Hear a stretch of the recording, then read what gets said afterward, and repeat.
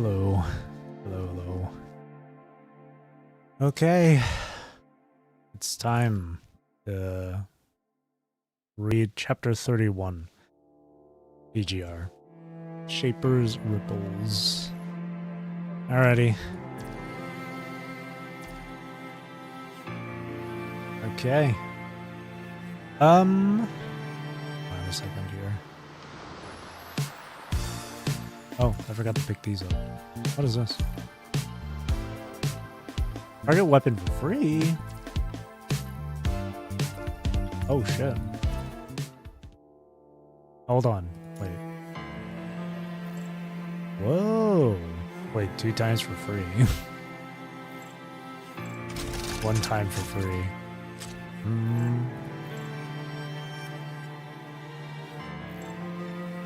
Twice for free. Only for 1? I'll just keep it on me for a while. Alrighty. Shaper's Ripples. Oh, there's... Oh shit. What is this? Ah, this is for Yatta. This is Yatta's story, right? 19 nodes. Okay. We're not here for that, we're here for Shaper's Ripples. Normal, normal, normal, normal. What is this? Wait, what? That's a lot. Commandant first. 30 nodes total. This is a lot to read through. That's why I have part 1, the title for this one. Because, well, I don't want to spend like 10 hours reading through this. So, I'll just read like the first half of it. I'll go up to like 14, like the 14th node or something. Probably right here. From like when I unlock the second normal part here, I can read from, I guess. Or stop. So I'll stop at node 14, and then the rest will be for tomorrow, I guess. I'll do that. Oh man. It's gonna be a lot to read through though.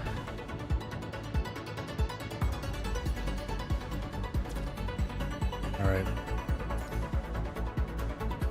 Look at the butterfly. Alright, 31-1. Echoes of Nightmare. To them, the worst outcome of this battle would be no more than a hero's burial. Some would not walk alongside them into a world reborn from the ashes. It would be a victory paid for with sacrifice. Hang on, let me take a sip of water before I... Okay. Let's do this. The hero finds a raw primal joy in their own destruction. They could yield to the decadent comfort that pity brings, but they continue to dwell on the exact price of that ecstasy, trapped in their pain. In Socrates' time of ruin, a stark tragedy stands as the only beacon of hope. Harry Eagleton, Radical Sacrifice.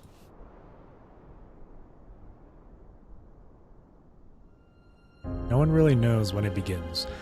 Not you, but you, as Grey Raven Commandant, keep having strange dreams. In the dream, your vision drifts free from your body, floating over the world like a ghost. Sometimes it slips back into the body it's bound to, letting you personally relive the distant past of her chaos. Occasionally, the dream faithfully replays a companion's memories, revealing the life she once described. Or it might show a tranquil, stable world that feels both comfortable and strangely alien. But more often, you find yourself relentlessly chased by eerie shadows, your body slowly dissolving, forcing you to turn away from the light and plunge into darkness. You ascend this strange staircase, pushing onward until you reach the very top. Again and again, you glimpse the genuine end.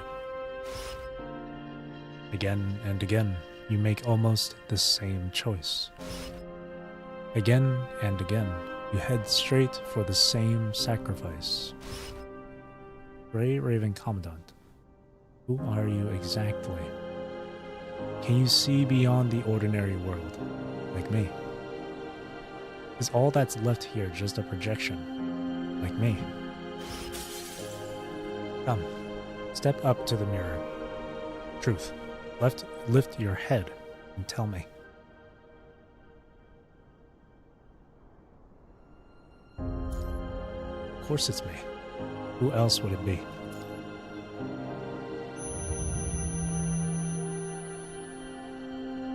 Shaper's ripples. What? Why? How? Your vision is murky, and the buzzing in your ears just won't fade. You awaken from a long nightmare to find an unfamiliar street in front of you. It seems there's something you should remember, something scattered at the far edge of this darkness, still slipping away from your grasp. Where is this? What date is it today? You can hear your ears ringing as you glance around, realizing once again that you've ended up somewhere totally unknown. Why am I here? Commandant. Before the nightmare's icy grip reaches your spine, warm hands settle gently over your face. Lucia, grab her hand. That same familiar face, that same familiar voice. Unlike those solitary nightmares, her touch in your palm feels so real, so warm, just like she is. Are you alright? Her question draws your attention to the ground, where you notice tiny drops of blood coming from your nose. Wipe it with your hand. It's just a bit of a headache. Lucia fumbles through the medical kit with worries, pulling out a piece of gauze. After staunching the nosebleed, she carefully inspects the situation again. How did we get here? Lucia hears that question and momentarily freezes, oblivious or obviously caught off guard. Commandant? My memory's kind of hazy. I feel like I know the reason, but I can't be certain. She wears a conflicted look, unsure how to start. Beneath it all lies a worry that words can't fully capture. Is this still about the side effects? Side effects. When we use the key to rewind time, it affects both of us, though it's more severe for you. At first, it's just dizziness, but then you lose a small chunk of memory, or can't figure out if it happened before or after the rewind. So, what's your side effect? The mind shift and overload issues. They aren't a big deal as long as the mind connection stays intact. So don't worry only about me. Could you help me piece together my memories? Why are we here right now? We ended up fighting Agent Vonnegut inside the Inver Hetero Tower. Tap the underlined text for details. Whoa! Inver Hetero Tower, the mysterious tower and main story spiral of Kronos that initially only the hyper-real frame was allowed to enter. Lee had gone through long exploration and sacrifice in the tower before finally changing the red core that brought the disaster, giving it the power to purify the punching virus like an Inver device, hence the name Inver Hetero Tower. Whether it is a hetero tower or not, the time inside and outside it is different. No matter how long you have spent in it, when you are back to reality, the time of the real world is determined by the deviation at the exit. If the deviation is low, then for the outside world, you have only gone for a very short time. The key can change your arrival time in the real world to some extent. It's time to bring this drawn-out feud to a close. Vonnegut's voice flashes through your mind. Drawn out. One by one, those memories triggered by that short statement flood your mind, each wave bringing a sharp jolt of pain.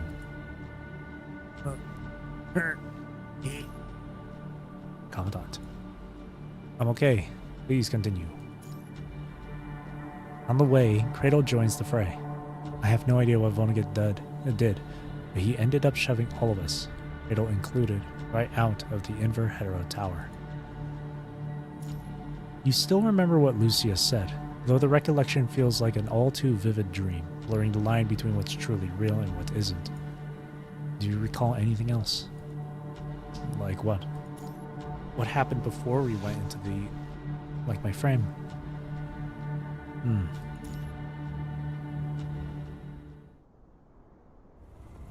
You follow the thread of your memories and recall March 30th with ease. By then, it was already been about a year since Lamia carried the egg away from the depths of the sea. Egg. A special hetero creature spawned from Vonnegut's plan. The egg Lamia took away that holds Cinderella's dead memory. It has lost all its original features and only contains Cinderella's memory. We finally finished refining the Omega weapon, and Lucia's frame is now fully adapted. She's set to switch into her new frame before April Fool's Day. Omega weapon.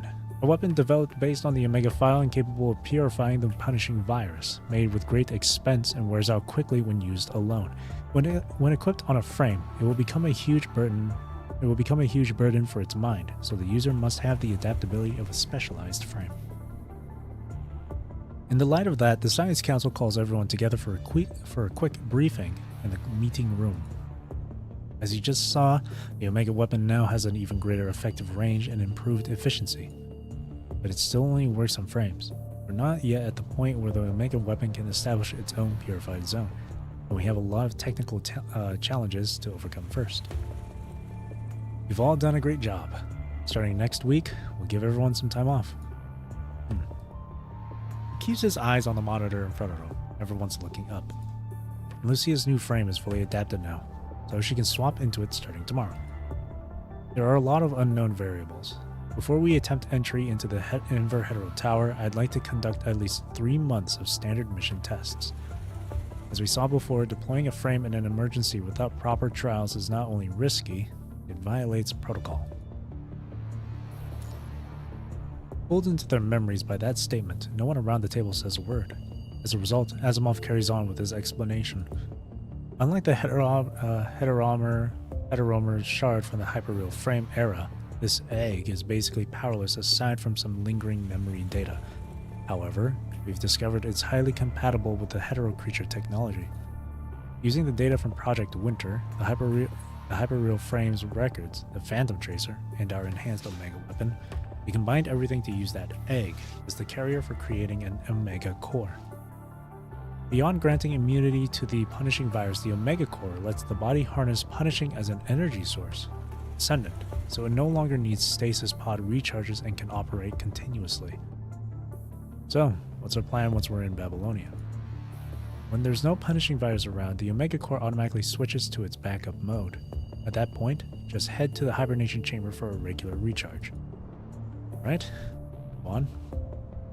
By building in technology from Phantom Tracer, the Omega core lets the user tap into some of the data carried by the punishing virus, much like we saw before with Liv's Dawn frame. It's also easier to control whenever you don't need that data. You can switch the feature off at will. When they say Dawn frame, do they mean Imperia? Were they supposed to mean Imperia? In addition to the Omega core and upgraded combat features, this frame can turn completely invisible, making it ideal for stealth missions. It packs numerous features, most of them cutting-edge tech used for the first time, so I'm asking for at least 3 months of testing to ensure it remains stable. Thank you very much, Asimov. From behind the screen, he raises his exhausted eyes, only to lower them again. We currently know next to nothing about the Inver Hetero Tower or its internal design. Based on our findings, we suspect it has a strong connection to the punishing virus at its source. He must be fully prepared before stepping inside. Once Lucia completes her transfer to the Pyroth frame, we will bring Plume back in for another round of repairs and upgrades. If anything seems risky, she can switch back to her old frame anytime. On March 31st, after Lucia successfully transitions to Pyroth, the Science Council starts an extensive testing phase, steadily fixing any issues that surface. Like Asimov says, throwing an untested frame straight into combat is loaded with hidden dangers. In the first 3 months, to put the frame through its paces, all our missions involve simple exploration and rescue tasks. Thanks to that, those 3 months become a rare and laid-back time spent with Lucia. During this period, you also went on support missions to hot springs, tree planting, and wine brewing, and visited a variety of scenic spots you'd usually never have the chance to visit. Recap this for Lucia. Do you remember what happened afterward? From that point on, the world steadily marches deeper into the abyss. It seems like we overlook a crucial problem and don't prevent it in time. Then everything unfolds so abruptly. Just like Julia Forest Park. At first, we're only assigned a straightforward, safe operation.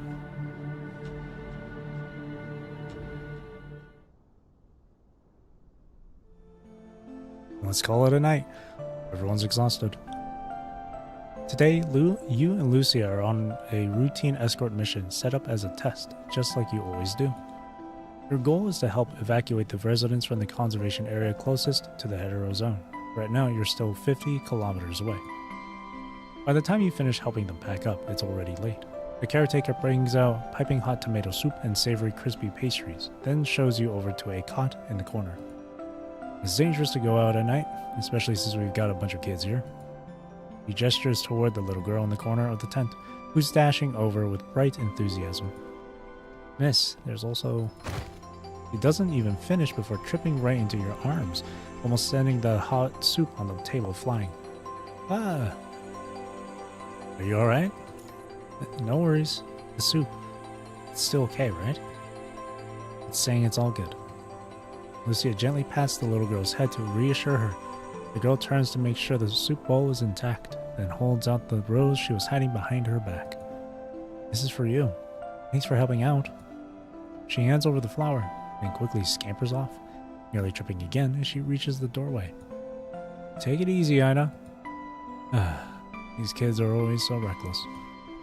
Commandant, hanging out after dark really ups the danger. Besides, our mission is slated for tomorrow. Alright, let's head out again first thing tomorrow. Sounds good. Let the others know. Don't forget to drink your soup while it's hot. Thanks. No need to say that. We're the ones who owe you our thanks. The manager chuckles as he rubs his hands, his broad smile deepening the lines on his face.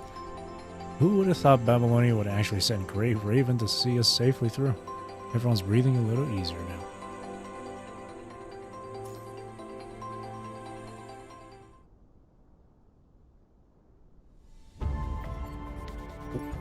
I'm guessing that night, no one in the conservation area senses the coming catastrophe. Uh-oh. Nor do you, lost in your own nightmare. All the building's detectors seem tampered with, so not a single alarm goes off. Text goes by so slow. In that moment, everything descends into tragedy. A red tide pours out of the hetero zone like a flood, racing across 50 kilometers of wasteland. Lucia picks up on the threat, but there's no way to save everyone in time. After flooding the conservation area, the red tide presses on, taking out the vehicles meant for evacuation.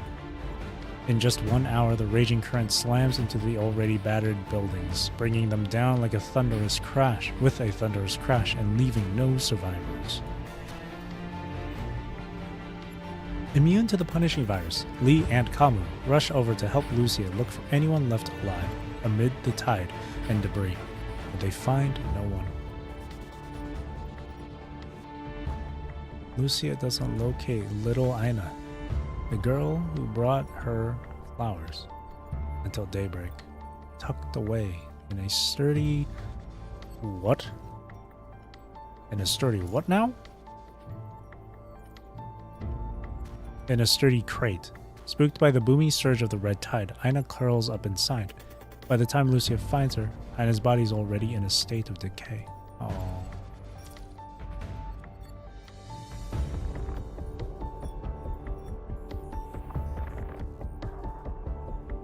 Had everything gone according to Asimov's plan, the tests would have concluded in late October. But now, there's no point dwelling on what might have been.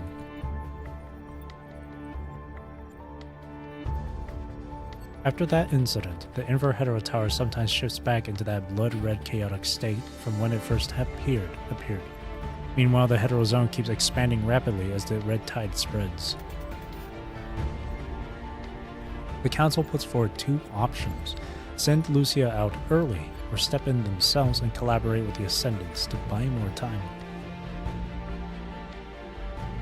Let's go now. We've already lost the clean zone, and we can't let what happened in Puglia Forest Park repeat itself. But just when Lucia ignores her incomplete entry tests and prepares to go deeper, the Inver-Hetero Tower abruptly returns to its calm state. After weighing the situation, you decide Lucia should hold off on diving deeper and stay in the tower's upper levels for more testing. To contain the red tide, you reach out to Luna for the very first time, hoping she'll step in to stop it or help investigate the Inver-Hetero Tower. But she soon discovers she's been sealed out of the tower entirely. The entry rules have been changed. Agent Zero's whereabouts remain unknown. She be connected to the Inver-Hetero Tower's anomalies. As Lithos mentioned, Vonnegut is missing too. I suspect he snuck in while you weren't watching. Luna coils a lock of hair around her fingertip and makes a proposal. I'll help you keep the red tide in check, and buy humans some time to retreat. In return, once my sister is ready to enter the Inver-Hetero Tower, I want you to share whatever intel she uncovers with me. You've been in there once already. Why would you still need intel on the tower? Back then, its core was toxic to me. Just approaching it gradually robbed me of my agent abilities, so I never got the chance to dig deeper. And now the tower is changing. It's not the same as before. And I really want to know who can bypass a core like that to seize control of the Inver-Hetero Tower. That's how things stand. Right. As Luna and her team of Ascendants have managed to buy us some time, we need to kick off the new intake plan right away. The clean zone was shattered when A1 Air Terminal and its contaminating mimetic went down, leaving Babylonia as the only secure spot. Babylonia can't hold too many people. We took in quite a few during the last Puglia Forest Park operation. Based on our previous records, I've put together a screening process. It takes a moment, making sure no one has any objections. The criteria are pretty straightforward. Candidates must be under 36 and have at least one strong skill or exhibit copolymer adaptability. Should we consider using the Longinus Arsenal again to disperse the red tide? The rate the Hetero Zone is spreading, it'd be pointless to try. Agent Luna also recommended against that when we worked together. She believes that once the punishing virus is airborne, it's even more unpredictable and uncontrollable. Based on Gestalt's estimates, how long until the Hetero Zone spread across the globe? Initially, we only had about a year. The region on the Arctic Route Union might hold out longer, maybe an extra 2 years. Luna's agreed to help push the red tide back, and our engineering squads can build defenses to slow its advance. That's bought us quite a bit of time. But in the end, we still only have 5 years. Whispers ripple through the dimly lit council chamber. This isn't a proclamation of defeat. We already know how to get into the Inver-Hetero Tower. Hassan's commanding tone quells the rising anxiety in the room. Grey Raven has never failed us before, and they won't start now. Didn't they miss saving a few people last time? In a council chamber that grows quieter by the moment, a sarcastic comment, meant to be whispered, echoes louder than ever. We'll carry out this plan right now. As long as we keep this mutation under control, we won't be leaving anyone behind.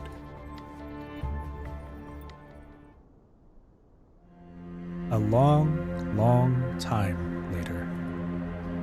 The Grey Raven Commandant, once again, faces the hetero creature, Chico, still shaken by today's events, and by all that follows. 5 years, and most people stand firm in their belief that's enough time for humanity to seize a lifeline from the ever-expanding Hetero Zone. To them, the worst outcome of this battle would be no more than a hero's burial.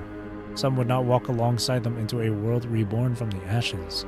It would be a victory paid for with sacrifice.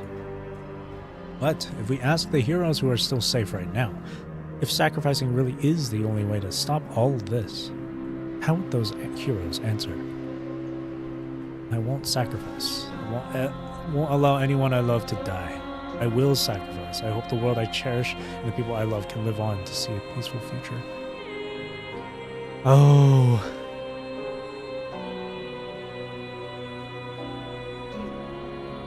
Damn. The reality of it is you can't save everyone. That's just how it is. Sometimes sacrifices need to be made. That's just the reality. But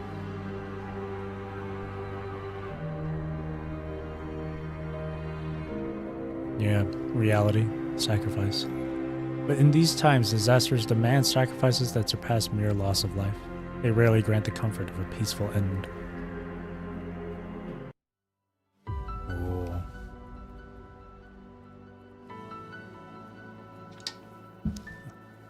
Caged bird in the court of time. -2. October 3rd. Jesus, why am I struggling with October? October 3rd, Jesus. The pyroth frame completes every test procedure, and with everything set, it's time to head out. Amid the bustling crowd, you check Dominic's invitation letter in hands again, now activated by the key Cervantes provided. Dominic's invitation. It's nice to have a little bit of a catch-up here. Dominic is the founder and CTO of the Science Council. To most, he is a hero of legend with his whereabouts remaining a mystery. Great Raven Commandant once received his legacy. After opening it with the device Nanami made, the Commandant saw a video of Dominic. In the video, Dominic invited the Commandant to carry on his legacy, join him, and upload the memory data to the Gestalt. After careful consideration, the Commandant refused.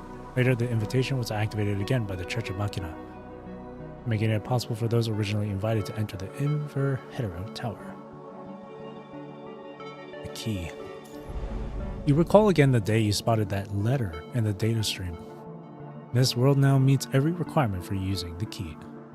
Keep in mind, once the invitation is activated by the key, it can no longer grant the invitee the power to become Dominic. With an activated invitation, you will be able to enter and utilize the Inverhetero Tower. If necessary, it can also be used to destroy and retrieve the tower's core. Please note that destroying the tower's core will have severe consequences. This should only be used as a last resort. A last resort. Did Dominic, the one who left that letter, already sense that the hetero zone would keep spreading? Hello, Grey Raven Commandant. A soft-spoken woman's voice interrupts the silence. She's dressed plainly, holding a bouquet of roses, and 4 others, dressed just as simply, stand behind her. She lifts her head with a faint smile. She's the same person Lucia saved in the shelter that day. So, there are only 5 of you left. Thanks for coming to send us off too. Yeah, we all really want to see our savior one more time. She gently holds out the roses she's been carrying. Please accept this bouquet. Thanks. I'm not totally sure what the Inverhetero Tower is all about. I just know everyone says this mission is critical. If it works out, I'll be saved. She grips the edge of her shirt, trying to find the right words. I've overheard some other stuff, but really, none of it was your fault that day. If Grey Raven had been there, none of us would have made it this far. Dad always said, if the mountains stand, you'll never run out of firewood. As long as you're breathing, you can still do what you want. So, you heroes need to take care of yourselves too. I will. Thank you. And please take good care of yourselves too. Take care of myself. Yeah. Seems like that's all I can do. What's wrong? It's nothing, really. I just remembered what Uncle Sean said last night. She smiles, scrunching her brow, her eyes brimming with a deep sadness. I wish I could tag along. Even if it gets dangerous, even if it could cost me life, I'd still go. If the mountains stand, you'll never run out of firewood, right? That saying's meant for the heroes. We're not the mountains. Uncle Sean says only the heroes are the real deal. It'd be great if we could be the firewood instead. Nobody wants to just sit around, useless, and end up rotting away. Our conservation area has already been wiped out, so now we'll have to bunk with a bunch of other people. It feels like we'll be able to do less and less. And don't worry, once we fix this mess, we'll rebuild that conservation area. We're all counting on you, and we'll be right here until you come back victorious. You nod at the young girl, give a quick wave under her serious gaze, and walk towards Lucia. Onward.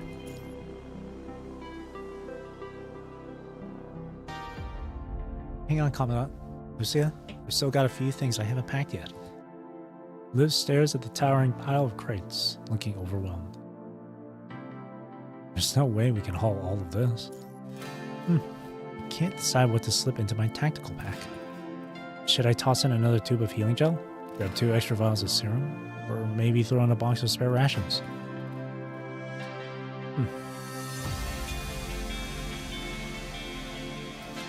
Let's give Lucia some healing gel. 2 extra vials of serum.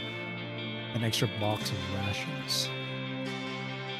I think we'll go healing gel. We should pack something that'll be useful to Commandant. Commandant, I'm ready. Our supplies are pretty limited, so if it gets too dangerous, please don't push yourself. Come back soon if you have to. Got it. The lady didn't spend much time in the Hetero Tower last time, so I'm sure we'll be back in no time. He stays silent, his face still serious as he keeps his gaze on the Hetero Tower in the distance. Don't stress yourselves out over this. I wish I didn't have to either.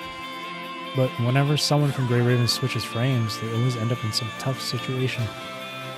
This time we've prepared thoroughly, and Lucia passed every test. She should be fine. Keep that optimistic talk for when you're back.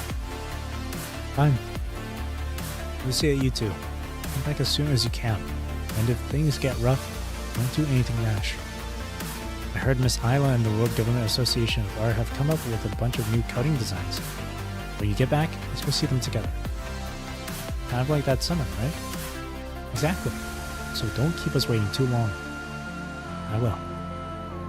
Lucia lifts her hand once more, inviting you to join her. Onward. Alright. What about you, Lee? Nothing to add? Lucia is our captain. I'm certain she'll protect you. Apart from that, there's really no use worrying. You can't enter the Hetero Tower anyway. Just come back soon. You take Lucia's outstretched hand and, with all eyes on you, make your way towards the Hetero Tower in the distance. The twisted rift, sharp like scissors, waits quietly for both of you. Is the Hetero Zone still spreading? Yeah, there's been a disturbance on the western edge of the Queen Zone. People are already dealing with it. Humanity is running out of time.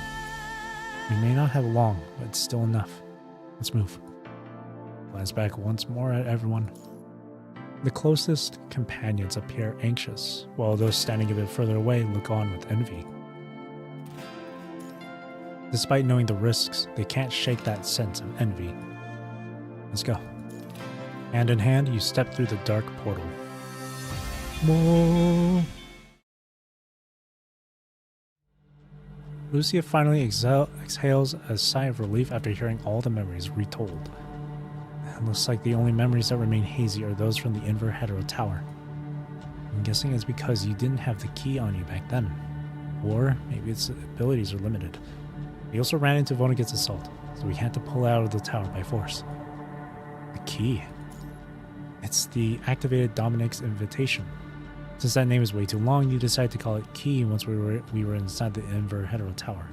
You read those, right? Yep. Yeah, it's way too long. Oh, right, now I remember. So, which thing happened afterward? Once we entered the Hetero Tower, we head deeper to look into everything. Over time, we figure out that the tower can send messages to my past self. But this only works for me as a construct. And only if that past self is infected does it actually get the message. The Pyroth frame can read the punishing virus which sets it apart. I remember all of this, but the details are fuzzy. Inside the Inverhetero Tower, the space is much larger than Luna described. It feels like you're slowly exploring a maze-like city on foot, and it eats up a huge amount of time. And then, from what we've uncovered, you figure the punishing virus actually has a fourth dimensional property. The tower's time-warping abilities rely on that very feature. We're trying to use this power to change the past, like preventing the conservation area from missing its relocation that night, or stopping the disaster at Pulia Forest Park, and everything that followed would live. Or even further, like something that happened during the Kowloon Metropolis battle. Most of those ideas don't pan out. Some barely help at all. Others make things worse. The people we try to save get ambushed en route, and the backup we call in always arrives too late. Suddenly, you said with confidence that the tower was acting strange. Then you used the key to intercept every message sent to the past, erasing all the changes we had made. I remember sending a message to the Lotus Frame. I can't recall whether Alpha got it or you did. For the Kowloon Metropolis battle too. Then...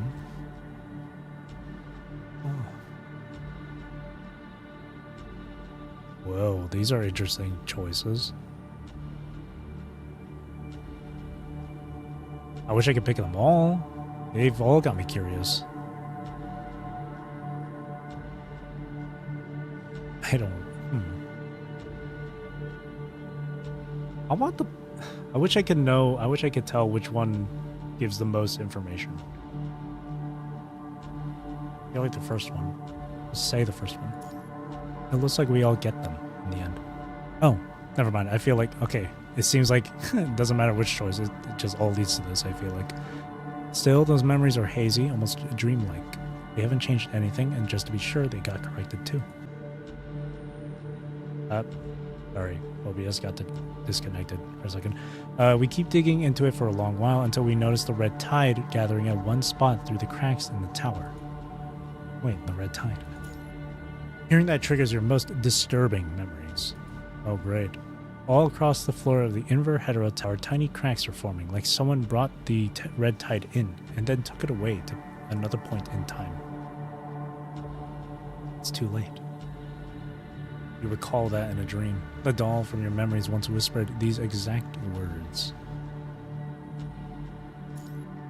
So, remind me, how many times have we used the key? 74. Lusa forces out the number, refusing to relive the tears and time lost with every rewind and death.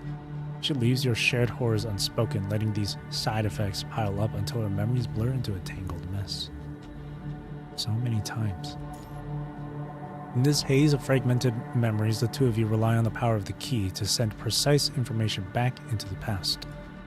The tower teems with strange creatures and baffling illusions, and Vonnegut remains in it too. He's forever seeking to fuse himself with chaos, leading to several clashes between them. Commandant. She softly calls you, her smile tinged with bitterness. It's alright. Please continue. Okay. As we pin down where the red tide converges, we uncover some traces of Vonnegut's movement. It looks like he's up to something at that convergence point. We still don't fully understand what he's trying to accomplish, so we grab a few samples and make sure to store our findings in the Phantom Tracer. Since we've done everything we can for now, we should probably head back and brief the Science Council. The return trip won't be easy anyway. After that, I'm pretty sure that's when the accident occurred. Oh, right. Do you still have the key on you? Yes. While I was accessing the data, it started shaking violently and fell into the red tide. I picked it up, so I've had it ever since. Lucia produces the activated key and passes it to you. Just making sure. Something so important is safer in your hands. You said the exact same thing when we first scooped it up from the red tide. She slips the downsized key, customized by Cervantes, into her camouflage tactical pocket. As she does, a small origami four-leaf clover pops into view. It's the same four-leaf clover you and Lucia folded while running routine mission tests. This is the one from back then? Yeah, we made it together, and since it's so light, I've kept it with me ever since. She carefully tucks away the clover origami and the key and looks up, pausing to stare down the street in silence for a moment. You remember what happened after that, don't you? As we approached the Inverhetero Tower's exit, you suddenly went missing. We searched everywhere but couldn't find you. Only Vonnegut was left inside. Hold on. You're saying I just vanished? We thought once you got through those setbacks on the way back, the only thing left would be your final battle against Vonnegut. But it turns out there's an even murkier stretch of memory you're forgetting. It feels like a soft breeze drifting by, only its touch remains, and you just can't hold on to the wind. I really thought Vonnegut took you away again, but then he told me that you were in the process of dying. The process, huh? Nothing about life, death, or even time is normal in the Inverhetero Tower. I'm not sure what he means by that, but I'm convinced he's involved in why you vanished. I was in a fight with him when Kratos suddenly dived into the chaos. She said she had realized that if she didn't kill us, she wouldn't finish what she set out to do. Cradle. All I can remember is how she abruptly turns on Vonnegut. But why is she in the Inverhetero Tower? I suspect she lurks in the tower all along and pretty more than once, though we never notice. After all, most of our battles here have been with those hetero creatures inside. The only person who appeared from time to time is Vonnegut. But do those creatures really answer to him alone? Her abilities are way beyond what we first thought. Neither I nor that agent can keep her under control for long. You think Vonnegut is still holding back? Could be. He is on high alert around her during that skirmish. By the way, do you remember how the Phantom Tracer digs up Vonnegut, mentioning the Agent Zero from another era? Agent Zero, the first agent born from endowing the contaminating memetic with personality. In the current world, the contaminating memetic had been locked up in the Gestalt by Dominic for a long time before it was released in main story Stars Ensnared, Chapter 30. It led to a series of disasters, including the crash of Babylonia's AI terminal, the contamination of the Inverhetero Tower, and low punishing concentration in the Clean Zone. I remember it. None of us really got what that meant back then, but after running into Cradle in the Inverhetero Tower, I couldn't help but thinking, is it pointing to her? Cradle is Agent Zero? What reason can Vonnegut possibly have to hold a grudge against Agent Zero? I thought they were on the same side. I'm not entirely sure, but the moment I met Cradle, she made her hostility crystal clear, both toward us and those humanoid hetero creatures at Vonnegut's side. She's got a grudge against Chaos, too. Chaos. So that little humanoid hetero creature goes by that name. Chaos, or as it says here, Kairos. A humanoid hetero creature created due to Lithos and Vonnegut's plan with Grey Raven Commandant's data. It possesses about 80% of Commandant's memory data. Whoa! Lucia furrows her brow, her expression darkening. How do you know her name? Wait, why didn't you tell me sooner? How can you possibly tell her you learned everything about chaos through dreams? And how do you let her know that in those dreams you always end up taking the same path? It's a long story. I mean, I knew about it even before we went into the Hetero Tower, but I guess I never really had a moment to fill you in. If I told you I found out in a dream, would you believe me? It's a long story. You mean before heading into the Inverhetero Tower? So the reason you're helping Vonnegut is tied to all this, isn't it? What? I'm helping him? You really don't remember? The whole thing's a bit fuzzy. I can only piece together a few random bits. We got into a fight with him and Cradle. He said some weird stuff. And then next thing I know, we are here. I was locked in a tense three-way standoff with Vonnegut and Cradle. The fight went on forever, and it was only by matching Cradle's attack rhythm that we finally pushed Vonnegut to the brink. But then, you shut up on the steps of the Inverhetero Tower, that humanoid hetero creature by your side, and you commanded me to join forces with Vonnegut. She sighs, like she just can't wrap her head around this outcome. What? Well, me? Command you? To help him? Pshaw, I'm just gonna... Exactly. I was having a really tough time accepting it, but you didn't offer any explanation.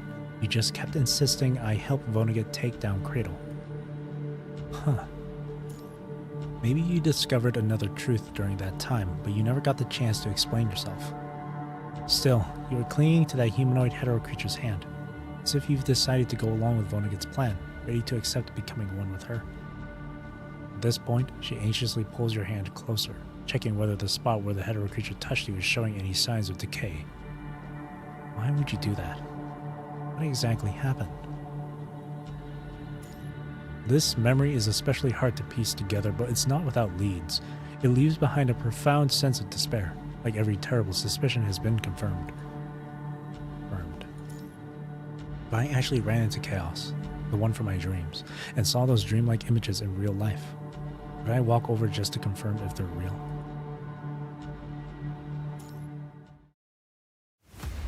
While you're lost in these thoughts, a familiar figure darts by in the distance. Chaos? What? Follow her. Together with Lucia, you follow Chaos as you step onto the streets of Constellia. You're not sure why, but Vonnegut's final words surface in your mind once more. It's time to bring this drawn-out feud to a close. For that agent, is this where the final battle will unfold? Interesting.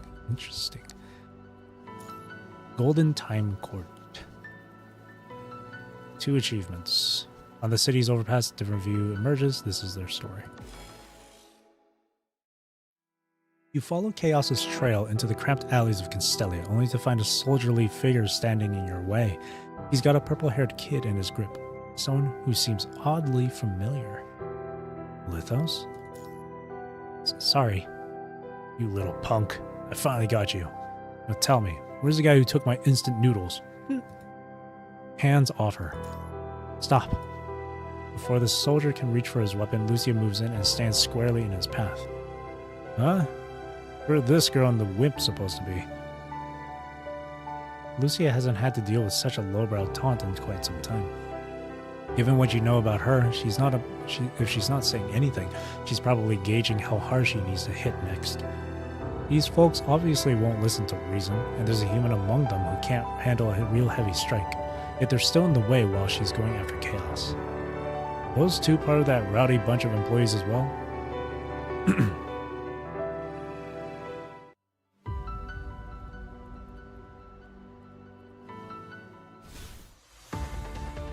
Oh, skip the stage or don't. Let's not skip it. Stelia, before the central building.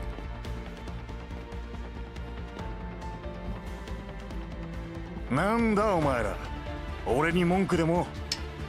派手なのと弱そうなのだな。歌ってダンスでもするか？見せてみろよ。腹ペコでダンスもできないってか？ Not yet. 了解です。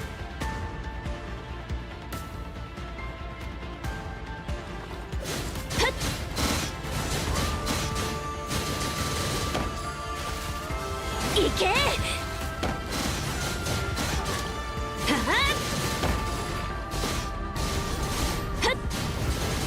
当たれ！わかったわかった。食料はやるよ。指揮官、大丈夫ですか？ Not bad. What about you? Do you need a deep mind connection?「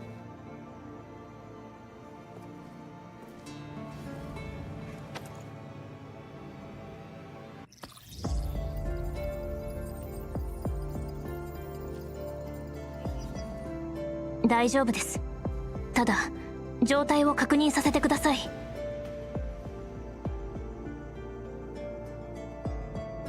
Where's this kid? Where is this kid from just now that looks like Lithos? ワクサ、お兄ちゃんを知ってるの？ワクサはあなたの兄なのですか？うん。お兄ちゃんに会った？もうずっと帰ってこないの。 Rose. What's going on? お兄ちゃんはグルート教授がいなくなったって。意識データをコンステリアに持っていくから迎えに来るって約束なのに戻ってこないの。グルート教授というのはき取ってくれた人。私たち孤児院にいたの。彼は亡くなったのですか？うん。引き取り手続きが終わる直前に突然いなくなって、家も差し押さえられたの。お兄ちゃんが探しに行って戻ってきて教えてくれた。もうこの世にいないって。 Would the managers at the orphanage let you guys out? 前はダメだった。グルート教授が里親になるって決まって何も言われなくなったよ。ワクサがいなくなったのはいつです？ Wait, Lucia. Tell Lucia what you remember. She is indeed related to Lithos, and she's going to become Rose's mother down the road, too. ロサ、アシモフのところの。Yes, she and Rand are the ones that bring the data back for the Plume specialized frame, if my memory serves me correctly. 彼女がEven if you're blood related, you're not be the same. But take it easy and play nice with her, right? ワクサ、お兄ちゃんがいなくなったのはいつの出来事ですか？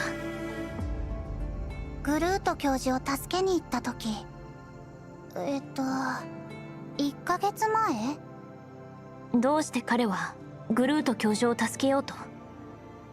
里親を申し出てくれたから恩返ししないとって。いなくなった教授は多くのことを残してくれた。教授の代わりにお兄ちゃんが完成させてあげるの。グルート教授から何を手伝ってほしいと言われました？意識データと関係してるようなこと。ワクサお兄ちゃんの話では、意識データは人の脳に保存された情報を全てデータ化して別の場所に保管してるんだって。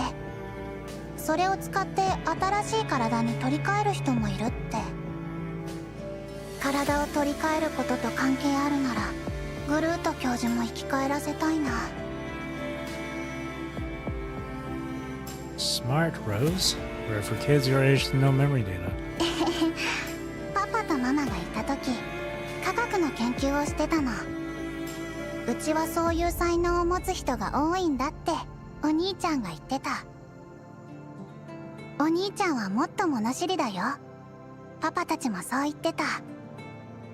もし体が不自由じゃなくて私と同じいいママから生まれなければとっくに引き取られてる。グルートはその才能を求めた。グルート教授はただ私たちをちゃんと学校に通わせたかっただけだよ。グルート、意識データ、ワクサ。ある人物が浮かびますね。Vonnegut? なんでその名前を？お兄ちゃんと私しか知らないはずなのに。He actually told me this name too. 教授から聞いたんだ。じゃあみんなグルート教授の友達だね。ローズ、もう一つ質問が。お兄ちゃんがグルート教授の意識データをコンステリアに持ってきたのはなぜですか？わかんない。多分秘密基地とか。その秘密基地は見つけましたか？お兄ちゃんはいなくなって私も外に出れないから。 Is there anyone else here? 美術館のところにいるよ。でも嫌な傭兵がよく物を奪っていくの。 Ain't that just rude? 指揮官、美術館の方へ行ってみましょう。カイウスが消えたのもそちらです。Whoa! Custom sensitivity. Wow. You see, that's why I switch. Only in commandants for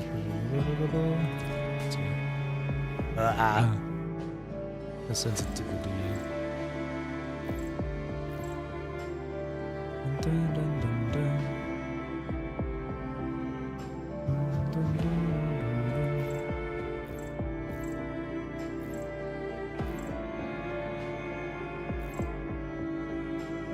camera shake intensity. I don't like camera shake at all, so I'm turning that way down. I gotta sort out my freaking. Oh, angle sensitivity. Change this to like 5. See how 5 feels.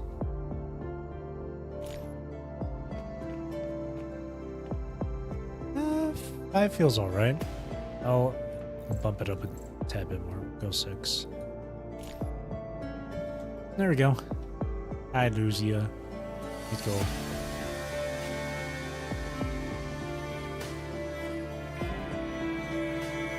会長、おそらくコレドールが近くにいます。この一帯には詳しくないですし、無防備な接近はやぶへびかと。別の道を探しましょう。Way around, eh? Over here? Done. It's a mercenary guard. フロートか。あれで上から都市の様子を見てみますか。私が連れて飛んでもいいんですが、ローズもいるので道中を考えるとあれを使う方がいいかと。権限カードが必要ですね。リーがいれば直接解除できたかもしれませんが。カイオス？あの人知ってる。少し前にショーに殺されてた。権限カードを持っている。カイオスが私たちにカードの場所を教えた。She's probably trying to familiarize us with this city. ただの異合生物に過ぎません。行動に善意は期待できません。確かにフロートカーの権限カードですね。これで起動できるはず。コンステリア北五館黄金辞典展示区へようこそ。美術館までご案内します。お子様は手をつないでしっかりお座りください。高いね。隣の高い塔は黄金辞典を代表する最も高い建造物です。輝かしい時代の旋律と人類の正解へ向けられた願いを象徴しています。塔内の床と階段、手すりなど全ての装飾品は触れることで異なる楽器の音を出し、塔の旋律と調和する仕組みです。美術館に到着しました。車両が完全に停止してから順番を守ってご降車ください。それでは黄金辞典をどうぞお楽しみください。 The dialogue was cut off at the previous box, so I tried to use my mouse to see if I could scroll down, but I couldn't.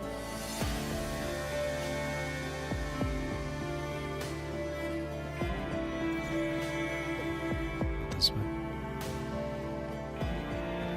カイオス？ She's just chilling.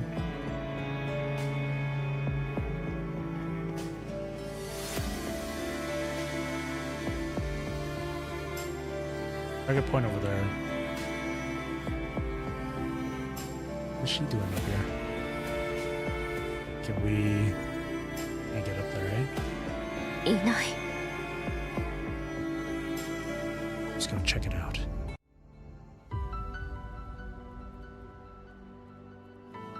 都市設備は全て戦闘とは無関係。生活設備も少ない。まるで隠居した芸術家ですね。Oh, the 体と text 魂を dialogue is cut off. 黄金辞典という主題に捧げたような。幼い頃に広告を見ましたが、来るのは初めてです。 Still remember the commercial? CM ソングが素敵だったので。歌詞はこうでした。歌おう輝く時代のメロディー、進もう広大な星の海。 I see. ずっと思っていました。こんな時代を指揮官と生きられたらって。過去の栄光は取り戻せなくても新しい未来は作れます。出発しましょう、指揮官。 That's the other achievement done. Nice. So how do we get over there?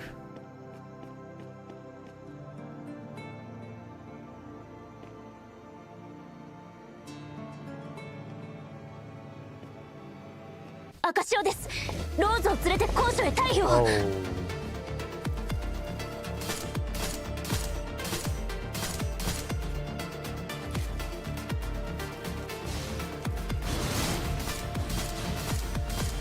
キリがない。移住強盗内でのコレドールの常套手段です。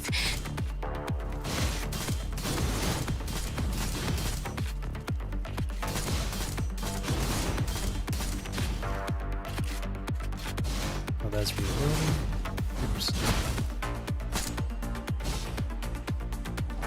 Let's get out of here before they wear us down. 消耗戦は不利です。撤退を。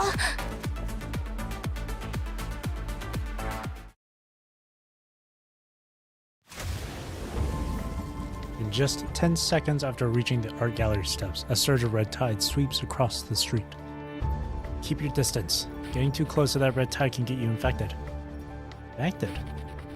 This must be your first time seeing the red tide, isn't it, Rose? She keeps her voice low as she cautiously peeks out from behind her clothes, looking at the street outside the exhibit hall that's now flooded by the red tide. Her slight silhouette briefly reminds you of the child who brought roses the other night. The Golden Age is caught in the red tide now, too. It must be because of the Inverhedro Tower. There's no other explanation. There has to be some link to that tower here, letting the red tide flow into the Golden Age.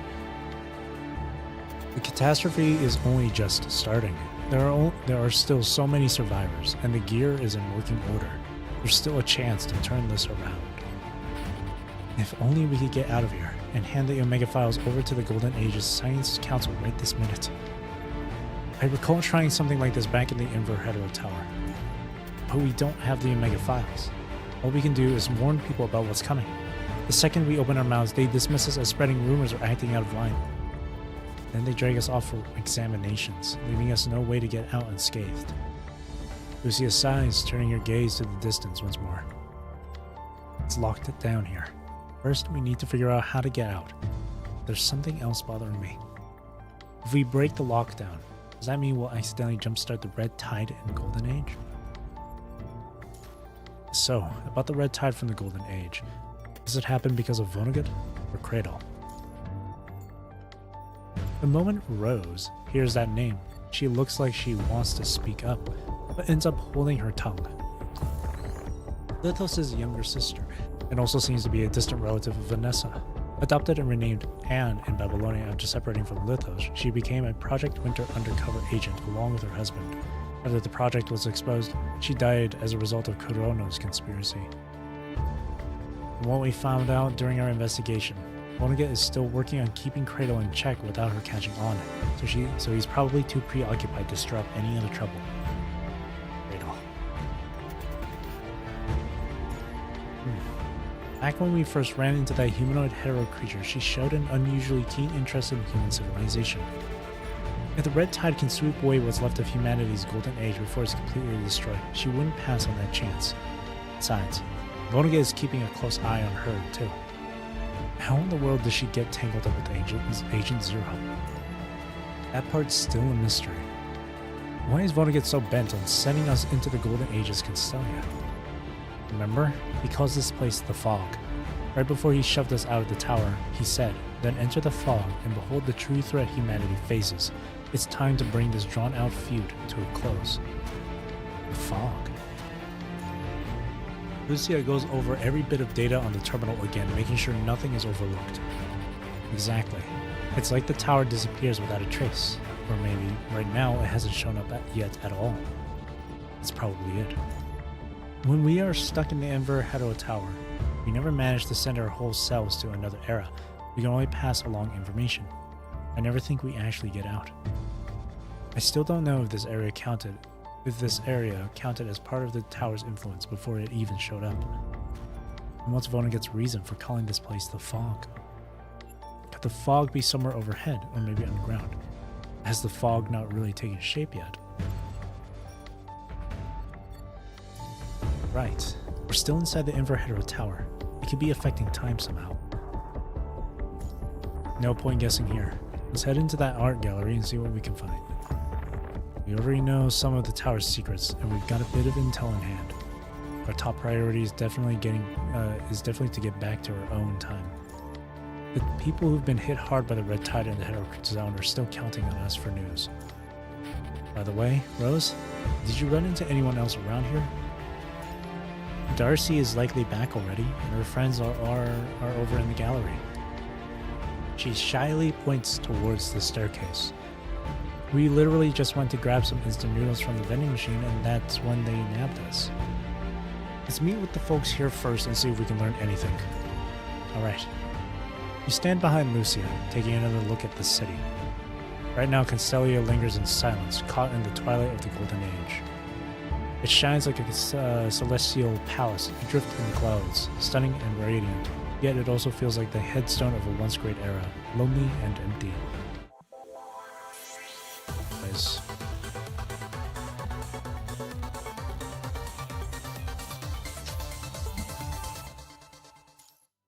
Cool.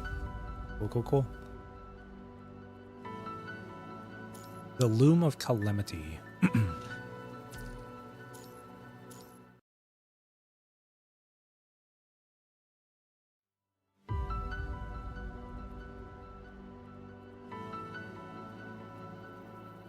Cradle. How would you describe this era? It's a time of peace with cutting-edge technology. Oops. Vibrant and resplendent. Growing up in this golden era, I sense there's more beneath its gleaming surface. Even a lush mountain can have its rotten wood. No matter how thriving the times, there will always be people who simply won't learn. If a flourishing era could truly wipe out human laziness and mediocrity, then we'd be marching straight into a dystopian future.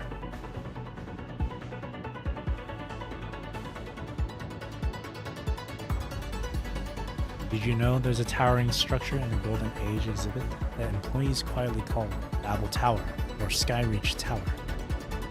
It stands as the tallest and most majestic edifice in all of Constellia. Inside, the spiral stairs are fashioned from piano keys and strings. Whenever someone sets foot on them, they guide a variety of instruments to create a mesmerizing melody. To stop a flood of footsteps from turning that harmony into a discordant mess, the tower only allows its music to be triggered in a carefully ordered sequence. Guided by the careful orchestration of multiple composers, the tower's theme changes with every person who steps onto it or lingers there, and yet always maintains a measured, harmonious flow. At the same time, it suggests, certain individuals, with certain steps, only create the sound of their own tread, discordant, unable to blend into the tower's majestic harmony. This, in my eyes, is the Golden Age.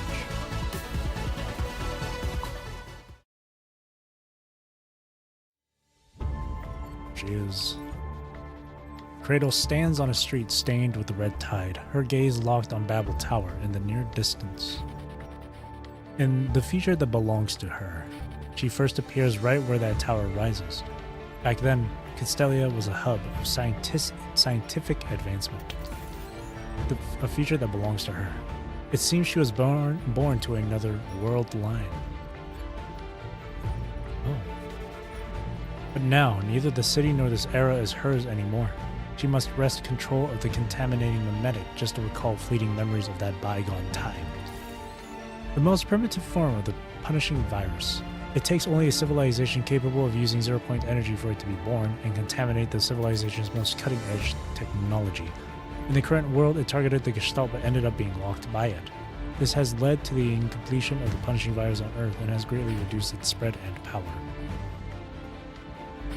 She recalls her descent, her imprisonment within the mimetic of human nature, and how she arrived in this world, broken and clinging to life in Cradle's body. Even now, much of her past remains lost. She can't remember what led to her last failure, and she's still influenced by human nature, feeling a surge of desire and praising the tower's monumental presence. It's breathtaking. She's put a lot in place here, intent on letting the red tide swallow every nook and cranny until the city is consumed by a sea of red. After all, reaping Earth's civilization has always been Agent Zero's calling.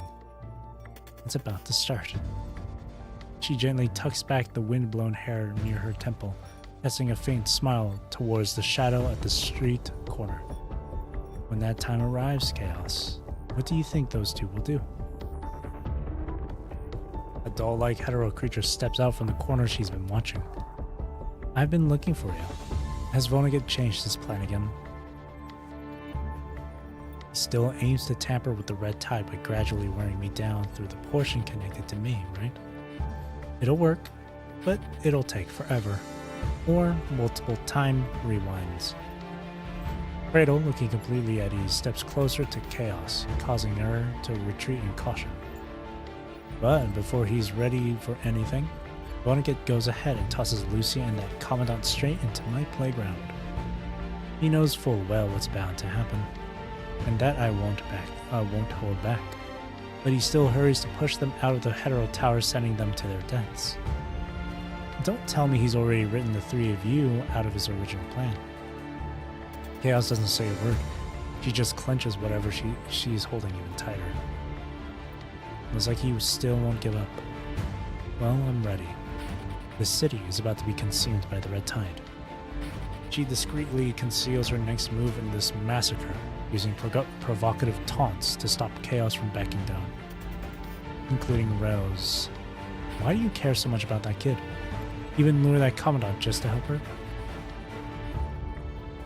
Oh?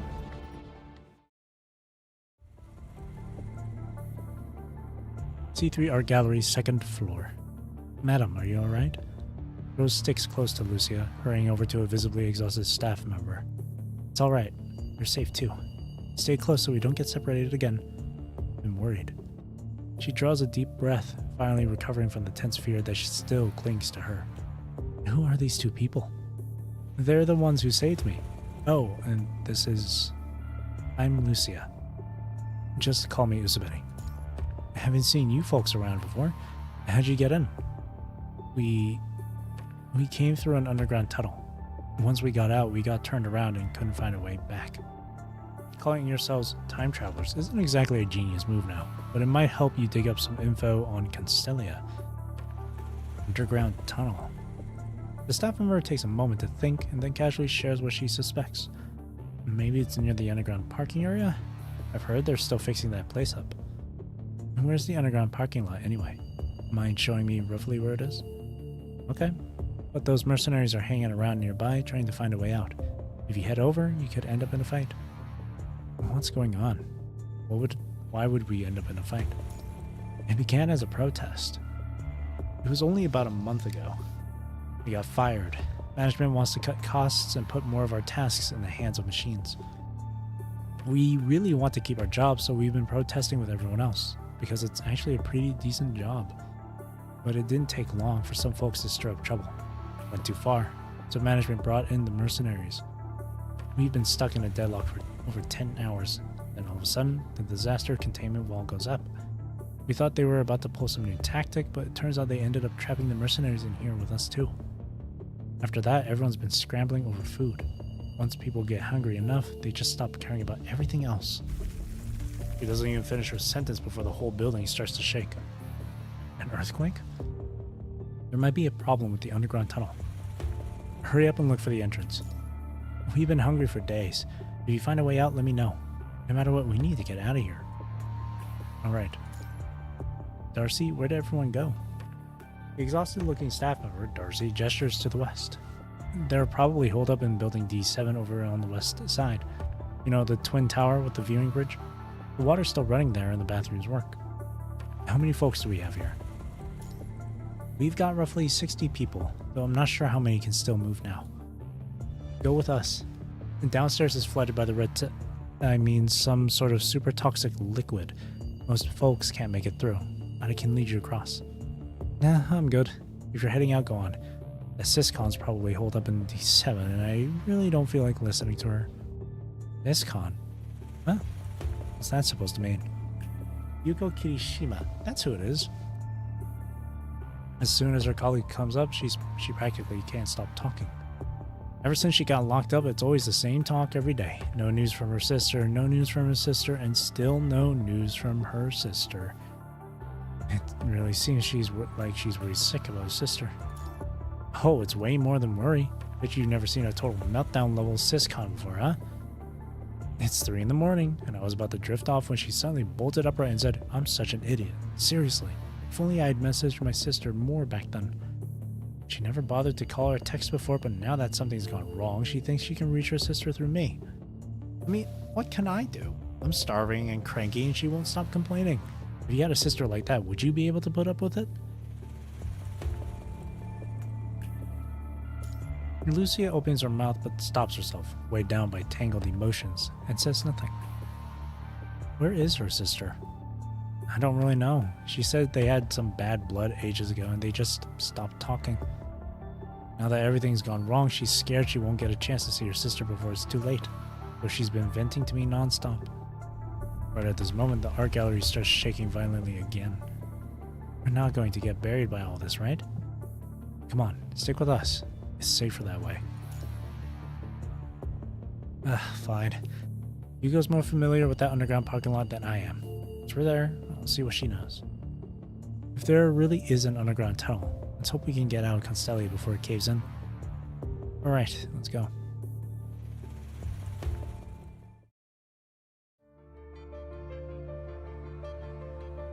Twin observation building, top floor. Why is everything shaking again? I've got a really ominous feeling. If we don't get the bleh out of here soon, more lives will be lost. He pops his knuckles audibly, then circles the hospital bed a couple times, clearly agitated. Yuko, you've been staring at the floor. It's caught your eye. Last message I got from my sister. Person A, Chico! Calms down.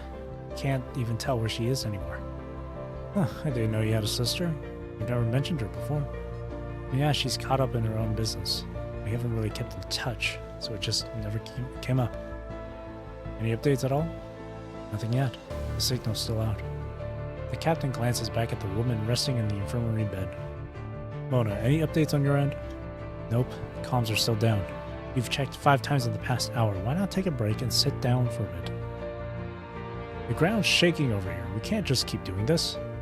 Yeah, it's not gonna work, but asking over and over won't magically solve anything. She rubs her shoulder, where she was hit during the protest conflict. If I'd known we were going to end up stuck in here, I never would have done this, or asked the boss to send you in for that matter. Hearing these words of regret, the mercenary captain grows more anxious, pacing back and forth in the infirmary. Come on, there's no such thing as if. You folks at Constellia built that wall so over the top we can't even crack it.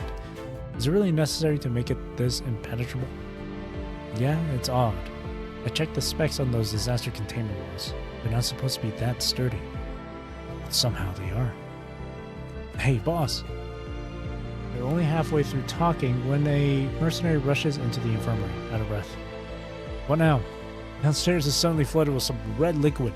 Anyone who touches it starts rotting all over, and the squad we sent to the underground parking lot still hasn't returned. Got a few folks with rotting legs. Some of ours and some of theirs. They're up on the 2nd floor, can't even stand.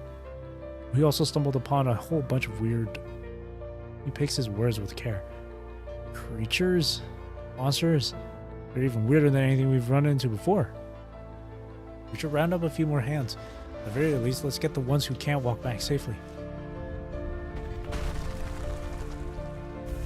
This isn't really some twisted reality show, is it? How did things end up like this? A reality show that triggers an earthquake. Good thing Constellia's construction is rock solid. There could be an underground lab below Constellia that's gone off the rails. That would explain the monster showing up again and all that red water. Then a little girl, driven mad by the experiments, crawls out of the facility looking for payback. Happens all the time in the movies. Don't scare me like that. Sure, your theory makes sense, but I literally went to that super accurate church last night and had a great luck blessing. There's no way I'm the one this is going to happen to. I guess a great luck still counts even if it's in your next life. You piece of... No matter what happens, we have to rescue them. Ugh, I know. We can't just abandon them. We can only secure this building and the one directly across. The streets are underwater now, so there's no way through down there. We'll have to go across the rooftop viewing bridge to reach the other side. Alright, let's split up. Chico, take 2 people and head to the building across the way. I'll go downstairs with the rest of the team. Alright.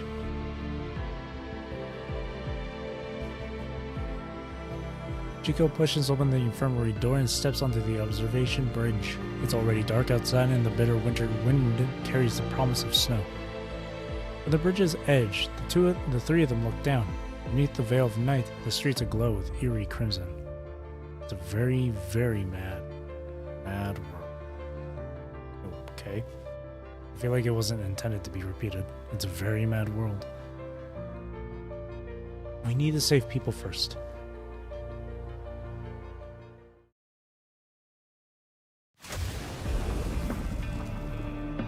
The crimson lightning's flash tears across the darkness and crashes into the raging red tide. 2 red tide header creatures remain locked in a vivid crimson struggle for over an hour now. Kratos' deft fingers glide over the strings, weaving a haunting melody that compels the header creatures to relentlessly charge at Chaos. Relying on the force field barrier provided by Vonnegut, Chaos focuses on defense and evasive maneuvers. Each time they collide, the underground tremors intensify, and the red tide lets out a sorrowful warning. I'll devour this city any moment now. Are you really going to keep hiding from me? The doll doesn't respond. It just grips the fruit in her hand as the music plays. No point carrying on like this. I've got more interesting things to do.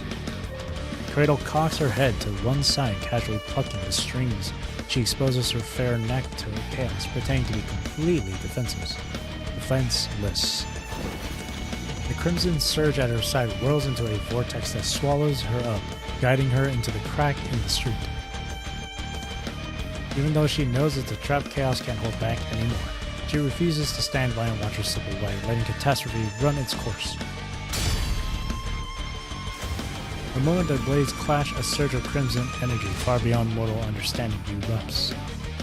The swirling current immediately engulfs both figures, born of the crimson surge, but it carries Cradle upward while trapping Chaos. Got you at last. She floats above, her eyes fixed on Chaos and the scarlet maelstrom below, like a faint moon watching its own reflection. Do you regret it? You had a better shot if you stayed out of sight. But here you are anyway. The girl lifts her hand in victory, ordering her faithful red tide to tear into Chaos. You're not going to answer anyway, so let's just finish this. She lowers her hand, but the red tide remains silent.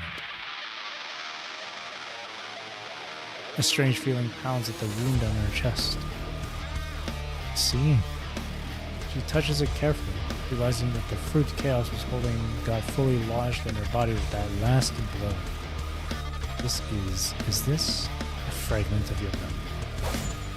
You put it inside me so you can share the Agent Zero's authority, right?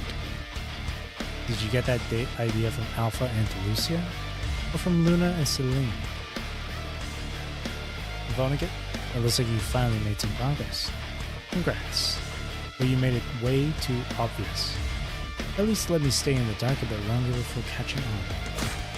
The girl lets out a sigh at her opponent's naive scheme. Smiling, she presses her fingernail into her wound and digs out the fruit that hasn't yet fused with her body. There's still a bit of residue left that I can't totally clean off, but this ought to be enough to handle you. Cradle plucks the strings again. Under her limited guidance, the red tide condenses into a dense orb of water. In the next instant, the street crashes down in sync with the deep cracks in the ground, echoing with a deafening roar.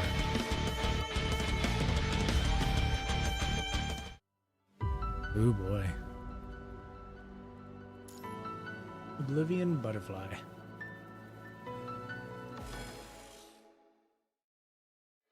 East side Golden Time Court near the underground parking lot, I guess.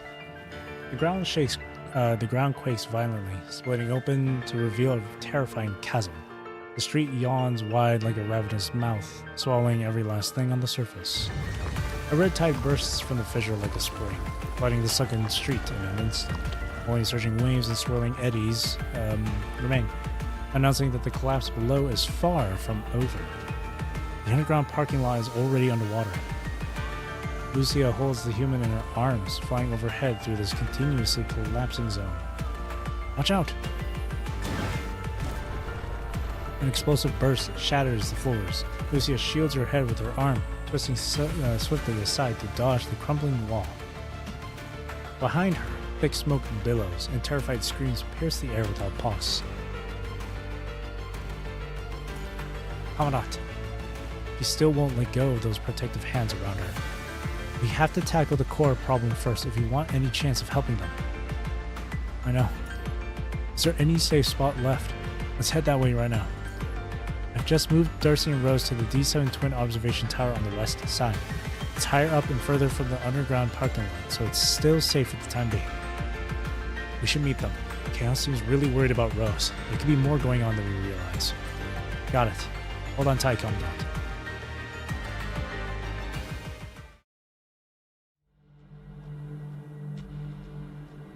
Built a second floor of the building. You reached the second floor with Lucia. Just as Darcy comes into view, the crash of breaking glass rings out overhead and everything goes dark in an instant. Watch out! Rose, Darcy! What's happening? Darcy's anxious voice echoes through the dark. Stay put, we're on our way. Switch on the terminal's light. The dim emergency lamp flickers, so you slow your pace and advance carefully. Oh. Lift the lamp. The glow lights up the path with every step. As you scan the hall, your eyes lock on splattered blood and bodies sprawled across the floor. Bodies. They're wearing the same gear and uniforms, just like those mercenaries looking for trouble earlier. Must be mercenaries of some sort. What happened? How did so many end up like this? Don't ask me. I was shocked coming over here. It wasn't here yesterday. Suddenly, a flash of lightning shoots up from below, heading straight for Lucia. She swings her sword in a smooth arc, slicing the lightning clean in half and exposing what it really is. A butterfly. What is it? It's hetero creature. They're coming in. Before Lucia can even finish, more butterflies surge from the shadows. Darcy, get behind cover with Rose. Pulling back behind Lucia, standing back to back with her, supporting her with your covering fire. A swarm of butterflies floods into the light, surrounding the two of you. Their assault is straightforward and delicate, relying on their small frames and sheer numbers to overwhelm.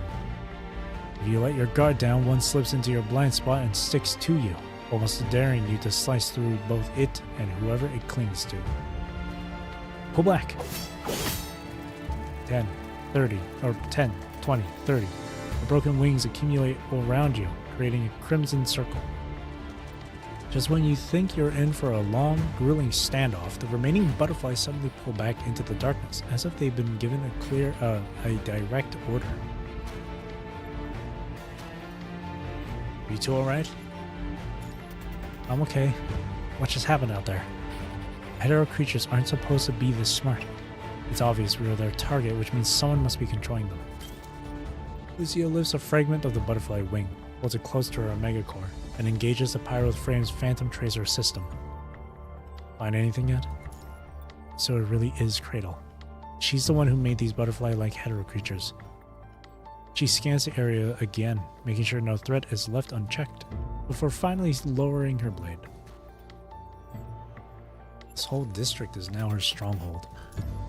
There must be an underground crack linked to the Inver Hetero Tower. That's likely why the red tide rolled in so fast. We won't solve anything by stalling. We can't keep the red tide at bay, so we need to head back to the tower. If it's really below us, submerged like that, there's no way you'll make it through. If it comes down to it, you head back to the tower first. No sense staying stuck here, right? Okay, I'll hurry and locate the rift leading back to the Inver Hetero Tower and find a way for both of us to get in. Let's split up then. Well, Lucia suddenly turns towards the east side of the exhibit hall. What's wrong? There's a live signal. Human, armed, heading upstairs. It doesn't look like this person is with the mercenaries. I'm also detecting other signs of human presence in the building. Could it be Yuko or other colleagues? Possibly. But aside from them, I'm picking up signals of other hetero creatures on upper floors. Lucia closes her eyes and concentrates, trying to sense the outlines revealed by her scans. They're acting strange. I suspect Cradle is close by. Let's divide our tasks. I'll take care of whoever's upstairs. The standard hetero creature won't pose much of a threat to me. We need to move quickly. Okay, let's establish a regional comm link. Whatever happens, don't cut off communication. Stay connected at all times. Alright. Once the comm link is up, Lucia goes over her gear again. I'm off. Stay safe, okay? Lucia's voice echoes from both ahead and through your headset, reminding you to stay on guard. Don't worry about me. Lucia? And the answer to those words is an unexpected hug. Commandant. It's obvious why she's worried. She spent so long reliving loop after loop in the Inver Hero Tower that her body is riddled with lingering side effects. Vivid memories of those shifting pathways, warped spaces, and the onslaught of mind interference and illusions, along with the looming threat of death, still haunt her. Now, completely unprepared, you've landed in a strange city overwhelmed by catastrophe, right into the enemy's carefully laid trap. No one can be sure what might happen next. As comfort and promises turn to lies, embrace and touch become the sole means to comfort one another. I'm right here. Arms around you tighten a little more. You protect yourself first. Just remember, only by solving the root problem can you hope to keep everyone safe. And she leans in close to your ear and softly reveals the most chilling truth. The key is about to get broken. I'd guess it has maybe 2 uses left. No, it might only have 1. I get it. My safety comes first, no matter what.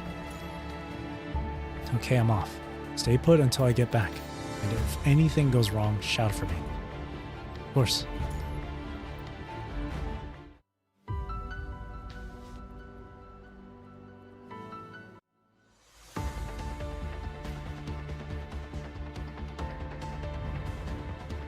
早く異常箇所をコンステリアが飲まれる前に。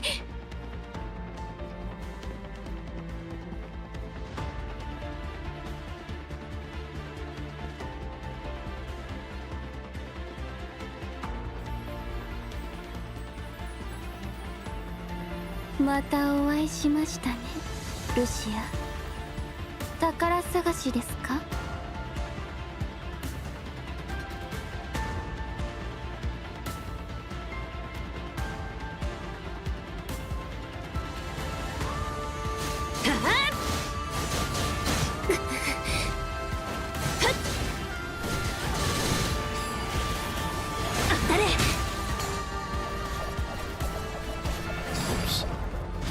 集え、暁の光。行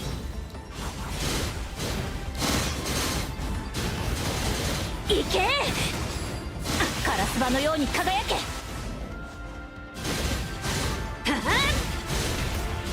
グレンのように咲き乱れろ。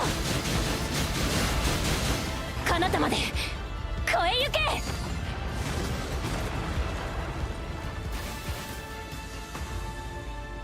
Okay.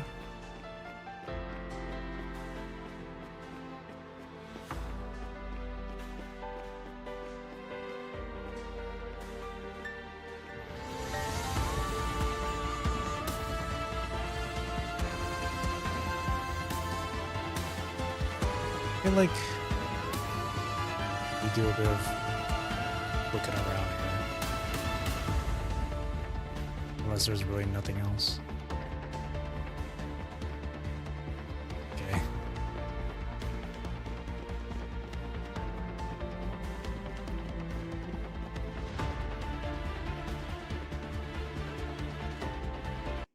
赤潮はここだけじゃない。本気で飲み込ませるつもりですね。いかがです？異常はありましたか？見つかったとしてどう対処します？指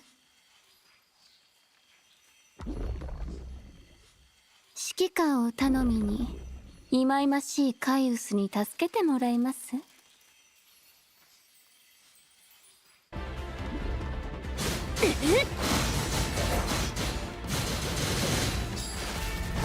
行け！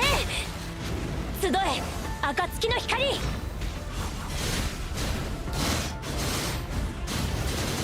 行け！カラスバのように輝け！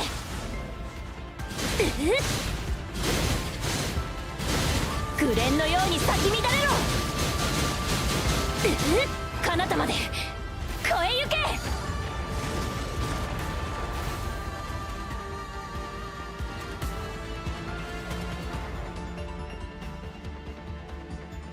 ！Lower side, I think. Yes. Oh. Connect the power. 扉が開きました。コレドールの証しを拡大を阻止しないと。ふっ、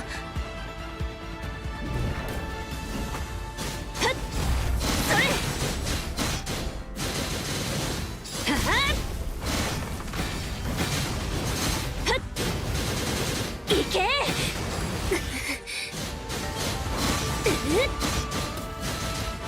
それ！集え暁の光！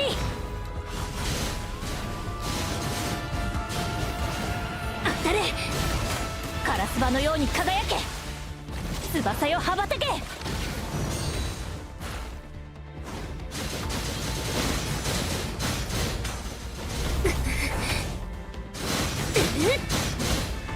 ！Oh, Jesus.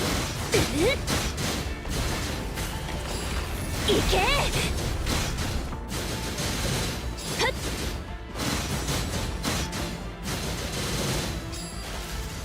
当たれ！集え暁の光！当たれ！カラスバのように輝け！はは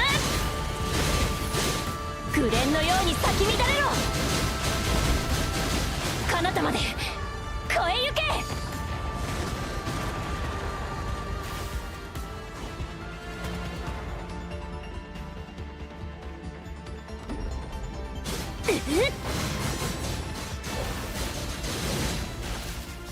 行け！集え暁の光！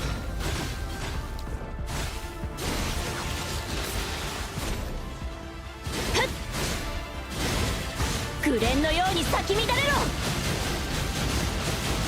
彼方まで越え行け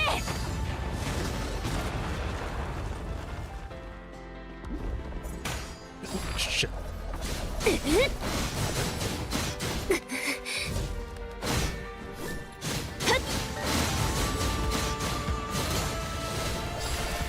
先に下がってください。集え暁の光！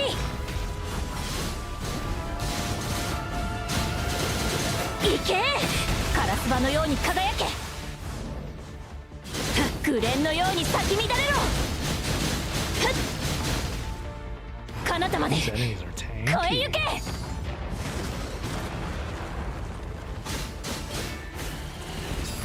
当たれ！それ！当たれ！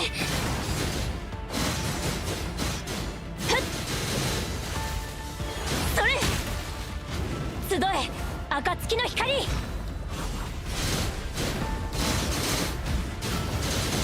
行け！カラスバのように輝け！黎明のように貫け！There we go. Wait, what? 大丈夫。まだ耐えられます。 Oh, I was not paying attention to my health. I was that low? それ！ふっ！当たれ！ I was that low on health? Huh.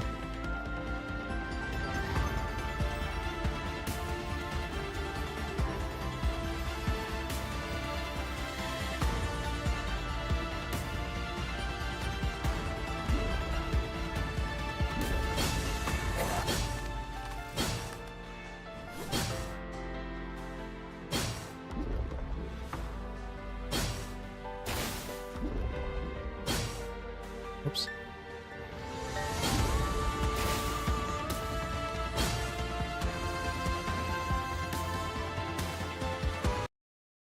一つご提案です。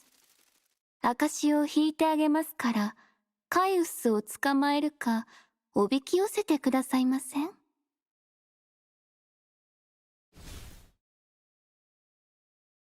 お断りです。あなたもカイウスもあの代行者も誰も逃しません。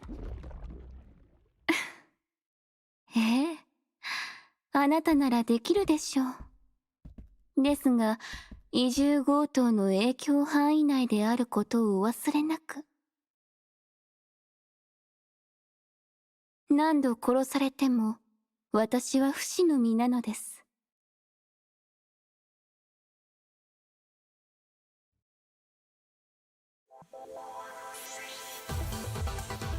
Cool.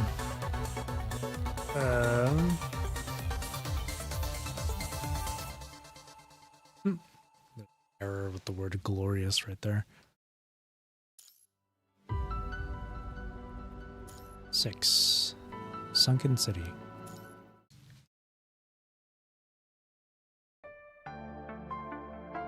Vonnegut remains quiet, his eyes fixed on the dawn that scrambles out of the rift and returns to the tower.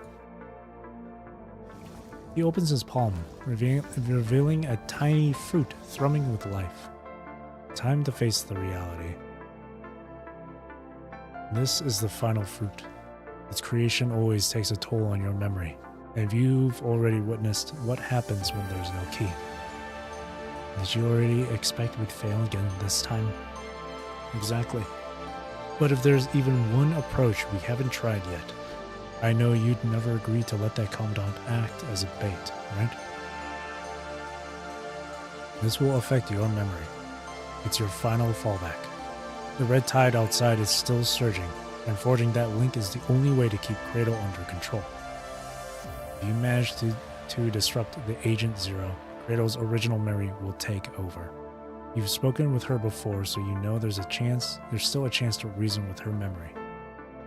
Even in the worst outcome, Lucia just has to use her key again and return to the moment you first entered Constellia. Her key has reached its limit. Nothing left to use. So have you. I can't handle her authority. It'll only send Agent Zero spiraling even more. Once those two see what happens, they won't hesitate to follow the route you seek, even if it means betting their own lives. So, do we have another option? Chaos closes her eyes for a moment, then walks up to Vonnegut and accepts the gooey fruit. It contains a fragment of Chaos's memory, throbbing in her hand like a warm, living heart. Why did it still have to end up like this?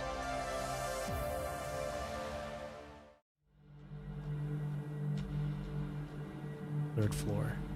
With the clash of combat echoing from the terminal, Darcy, Rose, and you make your way to the third floor. As soon as you set foot on the floor, a shaking woman jumps out, gun raised at you. Don't move! Release Rose. Have you seriously fallen so far that you'd use a young girl as a hostage? No, Enough with your excuses. She's got a little froggy keychain. Before you can utter a calming word, a muzzle flash flares from her gun. You dash over and knock the gun from her hand, the clang of metal on the floor echoing just as a bullet smashes an exhibit farther inside the gallery. You pin her down. Ouch. Hold on, that's Yuko. Darcy, don't tell me you actually let these people over just for a few cookies, even if you... We're not here to hurt you. We just want to team up with everyone and work together. Believe me, ask the person hiding in the corner to step forward too. Let go of me first, okay?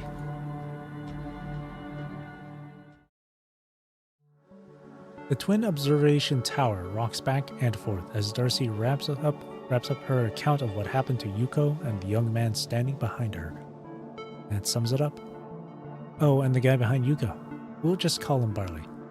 Poor guy's had the worst luck. He's from a well-off family and only took this job to see what it's like. He joined our protest just for kicks. And look where that got him. The young man hesitates, looking like he wants to protest but has no strength left to speak. Hey. The underground parking. Yeah, it goes pretty far down, up to the 12th level, I think. Well, most of it is still being built and isn't done yet. She rubs her freshly injured wrist and notices a swelling bump forming. Leon's totally flooded, so I guess that place is no-go. Any other way around? Right, so first, you happen to glance at Yuko's chest, where a tiny froggy hangs. Lucy is around, she'd immediately pick up on it. What are you staring at? It's nothing. Are there any other survivors nearby? Some employees are still hiding elsewhere. That leaves only those mercenaries, doesn't it? The red tide is still rising. Let's get to higher ground. What's the red tide? It's basically a thick red sludge. Its concentration doesn't stay consistent. Whenever it comes into contact with water, it thins out. No matter what form it takes, it's packed with viruses and can be deadly to humans. It sounds like a giant's germ-ridden snot. Do you have to make it sound so gross? Fine. Besides that underground parking lot we were just talking about, have you noticed any other weird spots lately? This place is weird enough as it is. Apart from the blockade walls, you sometimes hit this unseen resistance, like there's an ultra-clear, rock-solid sheet of glass right in front of you. So there's something like this on the blockade wall as well, huh? What against force field barrier? What? No, that's just my guess. My own guess. Wait, don't tell me you're actually investigators from the... Nice. From the Umbrella Corporation? The Umbrella Corporation? Afraid not. But from the way you're throwing out these guesses, it's like you know something. She leans down, scoops up the gun that was knocked aside, slips her finger through the trigger, and spins it around like it's nothing. Better let me keep that gun. Alright. Yuko lobs it over without hesitation. That was our final shot. I found this gun with just one bullet left inside. If you knew that, you really shouldn't have pulled the trigger so fast.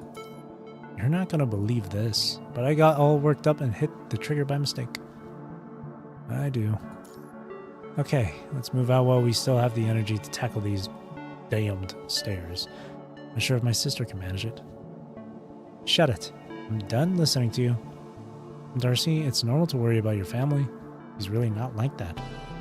Hey, you guys. The four of you are caught in a whirlwind of debate. Just before you stop, you make your way to the floor-to-ceiling window along the third-floor corridor and look down at the street.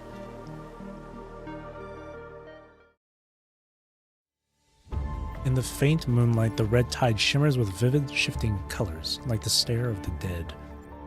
Since arriving at the D7 Twin Observation Building, the water has risen by roughly half a meter and is already swallowing the steps. Gaze into the distance. The red tide is held back by the disaster containment wall at the street's edge, with no sign of spilling through. So far, it hasn't spread beyond Constellia.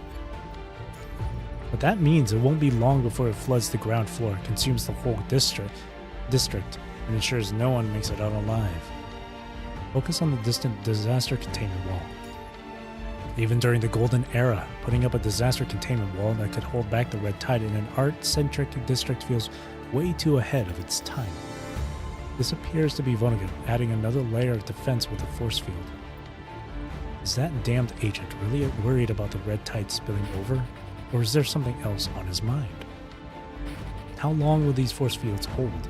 Do they run underground, keeping out any red tide that might seep through cracks after a collapse? The red tide, the golden age, Constellia. Every grim warning has come to life. Looking at how these fissures stretch across the ground, it really can send the red tide into either the past or the future. And when Jiu looks down, stays quiet for a few seconds, then goes on. When you were badly hurt and everything went dark, did you see it too? Yeah, it's almost dreamlike. I think the sudden red tide in Puglia Forest Park after that fight probably has the same root cause. It really did just spring up without warning back then, and we never saw it coming. like we missed something obvious. Just like that conservation area. If this keeps up, are things going to get even worse? I'm not entirely sure. The world's basically over, and you're still telling me to rein it in? Give me a break. You turn around, ready to tell those three to hurry up and head for higher ground, but they're too busy arguing to notice anyone else. Now I'm just wondering how you've got enough energy to keep talking. You haven't been sneaking food behind our backs, have you? Huh. So even a rich kid like you needs to worry about food or water just like us. Makes me think this whole apocalypse might not be so bad after all. We're all about to die and you're still caught up in that? How about figuring out how to handle this mess instead? Can't be fixed. Your mind suddenly drifts back to the Inver Tower where Lucia taps into her Pyroth Frame's power to find the traces Vonnegut never managed to erase, right at the heart of the Red Tide. This tower was originally her masterpiece, and my core is simply That agent's form flickers in those scattered records. Whoever he's speaking to remains a mystery. After Lee from Grey Raven altered the tower's core, it becomes almost impossible for her to get anywhere near it. She keeps reclaiming the that's rightfully hers in her own way. Even if we try infiltrating using the Red Tide, we can't match how fast she strikes back. If we let our guard down and she manages to us, she'll unleash that era's In the records, Vonnegut bows his head and speaks in a voice that's strikingly clear. After all, she is the first Agent Zero, named by Dominic, who descended upon our time. What? Cradle, Agent Zero, named by Dominic, another era, leaving countless unanswered questions in her wake. But after seeing her abilities firsthand, the claim that Cradle is Agent Zero feels much more believable. If that really is the case, then according to the scant clues in those incomplete records, the disaster she's set to unleash could be even more perilous than the Red Tide. It's so dire that even that overconfident agent, who always seems to have the upper hand, admits there's no way to solve it. Just what could it be? With Babylonia's current firepower and preparations, can they truly face a calamity that even Vonnegut himself couldn't overcome? It is too late. Amid these disjointed nightmares, you feel as though you've heard the answer to this question before. In the dream, a small, doll-like fusion creature kneels on the floor of the Inver Tower, her trembling hand tracing the cracks again and again. So I really can't do anything after all. Her voice resonates like a collective sigh, as if many are speaking in unison. Why? Why have I pushed myself to this point? Scarlet tears run down the doll's cheeks, falling into the crevices. Even in her panic, she keeps trying to mend those cracks, as if she could sew the Inver Tower back together and stop its blood from spilling. We're out of time. It's too late. Meanwhile, as Cradle warns, so long as she's under the tower's influence, she can't be killed for good. The fruit might still linger and Lucia has the upper hand in the fight, even though she's powerless against a creature that revives over and over in the Red Tide. The two battle for hours, and by the time night settles in, you find yourselves ushering in the new year to the creature's fading howls. Don't rush things. The Red Tide underground still isn't ready. You can't head down there yet. Even if you decide to leave, I'll block your way, and that commandant will be pinned down by a pack of useless, rotten wood. The only path you can take is the one I've laid out, unless you're ready to make a choice, Lucia. Team up with me and kill chaos. I told you, I won't let you or Vonnegut's people off the hook. Lucia grips her pyro katana and lunges again. Cradle quickly steps back several paces, her fingertips dancing across the strings. The music echoes like a moonlit lament, summoning the dead from within the Red Tide.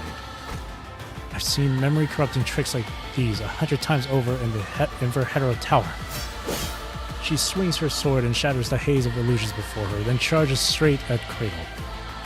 guess those never-ending illusions are all part of your trick, huh? That's right.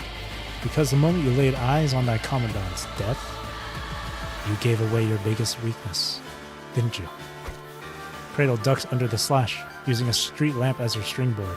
She circles behind Lucia with effortless grace and murmurs in a teasing tone. But if I'm going to finish off that target, I've got to get past you first. A little interference in minds can easily pull off the same trick, assuming there's no mind connection. Lucia's blade immediately skewers the head that's still grinning. The gleam of her sword chases the falling form until it disintegrates in a surge of red. At that instant, the entire street shudders. Cracks split the pavement from the collapsed parking lot and race straight to Lucia's feet. She's about to jump clear of the collapse when she spots what's below. Everything beneath the torn ground, those structures underground, has already been swallowed by the red tide. A perilous shortcut is right in front of Lucia. Cradle isn't back on her feet yet. If Lucia jumps into this red tide-formed abyss now, Cradle just might reach the Infer Herald Tower again. Commandant. She quickly explains that she's about to lose contact. I've managed to put Cradle out of commission for the moment. The entrance to the tower is probably beneath the surface, so I have to go down there before she comes back. Diving into the red tide will fry my terminal, but I promise I won't be gone long. Be careful out there. I will. Good lord. The Arc of Decay. And that Commandant will be pinned down by a pack of useless rotten wood. Rotten wood. You glance up at the folks Cradle labels rotten wood. They're all looking at each other, terrified. So, any conclusions yet? There's no way we have one yet. I thought just finding that corpse on the second floor was enough to freak anyone out. But seriously, that weird red tide hetero creature or whatnot just showed up downstairs. And now there's one on the 7th floor as well. And that person back there looks like they've been dead for days. Hold on. Isn't that the merc who sneaked in 3 nights ago to swipe our cookies? Yeah. I was wondering why he hadn't shown up for days to steal our stuff. But he's dead? Maybe the mercenaries turned on each other? My guess was the hetero creature. The torn spots on his clothes show rotting flesh. It's winter, so there's no way things would decay this fast. You seem pretty skilled. Are you a cop or something? Yes. I guess you could say that. So, what's your real reason for being here? If you're lost, this is your way out of your way, isn't it? Well, you barely know who they are, so there's no guarantee they'll buy into any of your time travel talk. It's all wibbly-wobbly timey-wimey. The bigger issue is, even if you manage to spell it all out and tell them what's coming, you can't begin to guess what that might lead to. When everything went down, we ended up stuck in the subway tunnel after the train shut off. We've been hunting for an exit ever since. The subway? But isn't that way too far from here? I'm not really sure what's going on underground. My terminal's lost its signal, and before I knew it, I somehow wound up here. They glance at the body on the floor, then exchange wary looks before finally turning their gazes this way. You're a cop, so you're probably better at investigating and taking the lead than any of us. What's our next move? Let's head for higher ground if we can. The red tide down there is dangerous. It's dangerous up there too. I even spotted some mercenaries who just died. Good. The fewer of them, the better. Maybe that fancy custom robot took them out. What? When we first got stuck here, a high-end custom robot shows up to talk with Yoku. Yuko? Right, it's been days since we've run into that invincible robot. Yoku, did she tell you anything? That is supposed to be Yuko. No, I have no idea. An invincible robot. She's kind of like... She's just a robot, you know? Some rich folks like to make them look like their favorite characters. Sometimes they'll even do chores or act as bodyguards, but that's pretty much it. Oh, really? I recall you had one with you. Wasn't her name Lucia? She was impressive, able to handle just about anything in a fight. Seriously? A robot that can take on anything? Even those hetero creatures? Yuko, who has been lethargic all along, suddenly looks up with wide eyes. She's not a robot. She's my partner. She's a person. Wait, are you serious? But that getup she's wearing. It's obviously a custom paint job, right? Plus it uses this year's hottest design trend. This year's hottest design trend? Yep, I've come across loads of these requests on freelance sites. I see. World Government Association of Art even said, this frame's going to bring back the Golden Age's glory when they were designing its coat, so Isla must have looked up some old data for inspiration. That robe, where's Miss Lucia now? She's downstairs taking care of the other hetero creatures and looking for an escape route. We just need to hold on a little longer. I'll handle whatever's upstairs.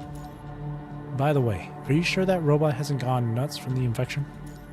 No, she's the same as Chaos. There's no danger for her at all. Rose, didn't I say to stop mentioning that monster? You know Chaos? Don't worry, Rose. Go ahead and tell me. I can't exactly say I know her. She's choosing her words with caution. I only spot her dashing and chatting now and then. I did ask her name once. Anything else? Rose scans the crowd, nervously shaking her head. Only now does she realize they're all glaring at her with revulsion. Has Chaos done something terrible to them? Why do you all hate that name so much? That's a monster. I've actually seen someone's skin decay the instant they touched her. I mean, it's a hetero creature after all. Yuko says that monster is far more dangerous than the occasional street creatures or those berserk work machines. Didn't you just get here? Then how do you already know its name? I heard Rose mention it when I got here and caught a glimpse of her. I never had the chance to ask. Rose tilts her head to the side like she's trying to recall whether she ever mentioned Chaos by name. Luckily, she doesn't ask any further. About that robot. Anyway, getting this news while we're stranded is a lucky break. Any idea where she is? Another set of hands would be a big help. Yuko, you're close with her. Got any leads? Yuko turns her head away and remains silent for a long moment. It's only when the building starts to shake again that she finally speaks, her face set in a cold expression. I don't know. You two aren't fighting, are you? Fight with a robot? Well, it's an advanced custom robot with personality data.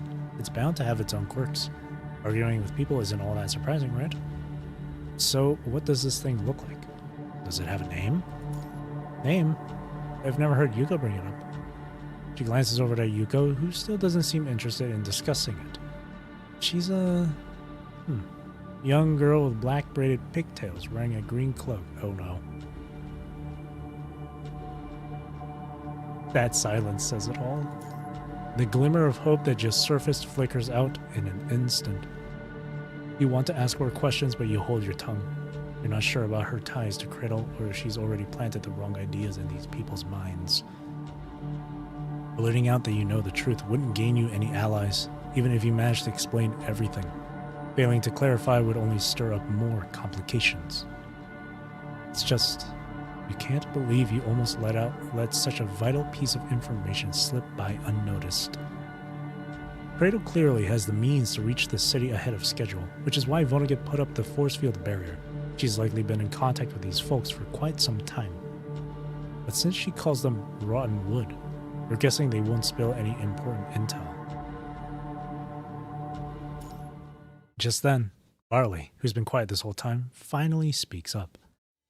You look like you know that monster pretty well. Hey, don't you think this is weird? This isn't the first time we've run into those creepy, twisted hetero creatures. We ran into something like them a few days back, right? We still don't know why they appear. Sure, they look scary, but they haven't actually attacked anyone. And you, didn't you say these bodies were taken out by those hetero creatures? But wasn't it the dead mercenary who struck at us first? No, they were just... I don't care how these things operate. I wouldn't get it anyway. I've only got one question. Why did everything go completely off the rails the second you appeared? Do you understand why your squad failed the rescue simulation? You might say it's because human nature is ugly. Fine, think that if you want. But unless you grasp the real cause, you'll repeat the same mistakes in actual combat. The tougher the conditions, the more people start mistrusting everything. Their fear and suspicion will turn even would-be rescuers into threats in their eyes. So what's waiting at the far end of fear? Anger. It's a built-in survival instinct. Anyone can reach a breaking point under enough pressure. Calm them down first, and everything else will fall into place. Savannah, you performed well this time. You'll be in charge of the next simulation test. Unknown threats, fear, anger. It's true. I've been so focused on the red tide infiltrating the golden age that I haven't explained anything yet. And that commandant will be pinned down by a pack of useless, rotten wood. So this is exactly what you had in mind, isn't it, Cradle? They really are just ordinary people. We shouldn't involve them in such complicated matters. Besides, messing with what's already happened could cause serious problems. While that idea isn't wrong, we shouldn't skip communicating with them either. Alright. With everyone looking at you uneasily, you let out a small sigh. You're just about to say, I really should explain a few things to everyone, when the twin observation towers suddenly start shaking again. This quake hits especially hard, causing the lights in the exhibition hall to flicker on and off. Hey, did you guys hear that creepy noise? In the dark, Darcy's voice is shaking uncontrollably. We found out your secret. You're gonna shut us up for good, right? How? Aren't you the one who killed the lights on the sly and then blamed me? Hang on. Be careful. Those footsteps belong to the Hero creatures. I can hear them on the upper stairs. Tap, tap. Sounds like they're on the 10th floor coming down. Now, with the whole place shaking, you can pick up a rushing noise like a wave about to crash. Quick, head upstairs now. There's something freaky up there. The red tide below is even more dangerous. Stick with me, I'll take care of those creatures. What makes you think we have to listen to you? I'm the only one who knows how this monster works. I'll fill you in once we're safe. Or, fine, say her if you want. I don't care. No, I'll say the first one. Swear word! Even though they're unsure, they push on through the darkness. Hold on. Inside the exhibition hall, the lights finally catch a break, once again illuminating everyone gathered. It's like every disaster is colliding at this exact moment, with Yuko's horrified look signaling that something terrible is about to unfold. Where's Rose? Where did she go? Uh-oh. Could it be one of those Hero creatures? You don't think that monster called Chaos took Rose, do you? She can't have gone far. Let's split up and find her. Hurry up, we're running out of time. Seriously, we're half dead from hunger. How fast do you think we can move? Just making it to the stairs has already wiped me out. She yells this while splitting off from the others, combing every corner in search of Rose. Forget that kid. Keep this up and we'll all end up dead. Plus this might be some scheme to split us up. If splitting you up was my goal, I wouldn't have to try this hard. Just don't want to leave anyone behind.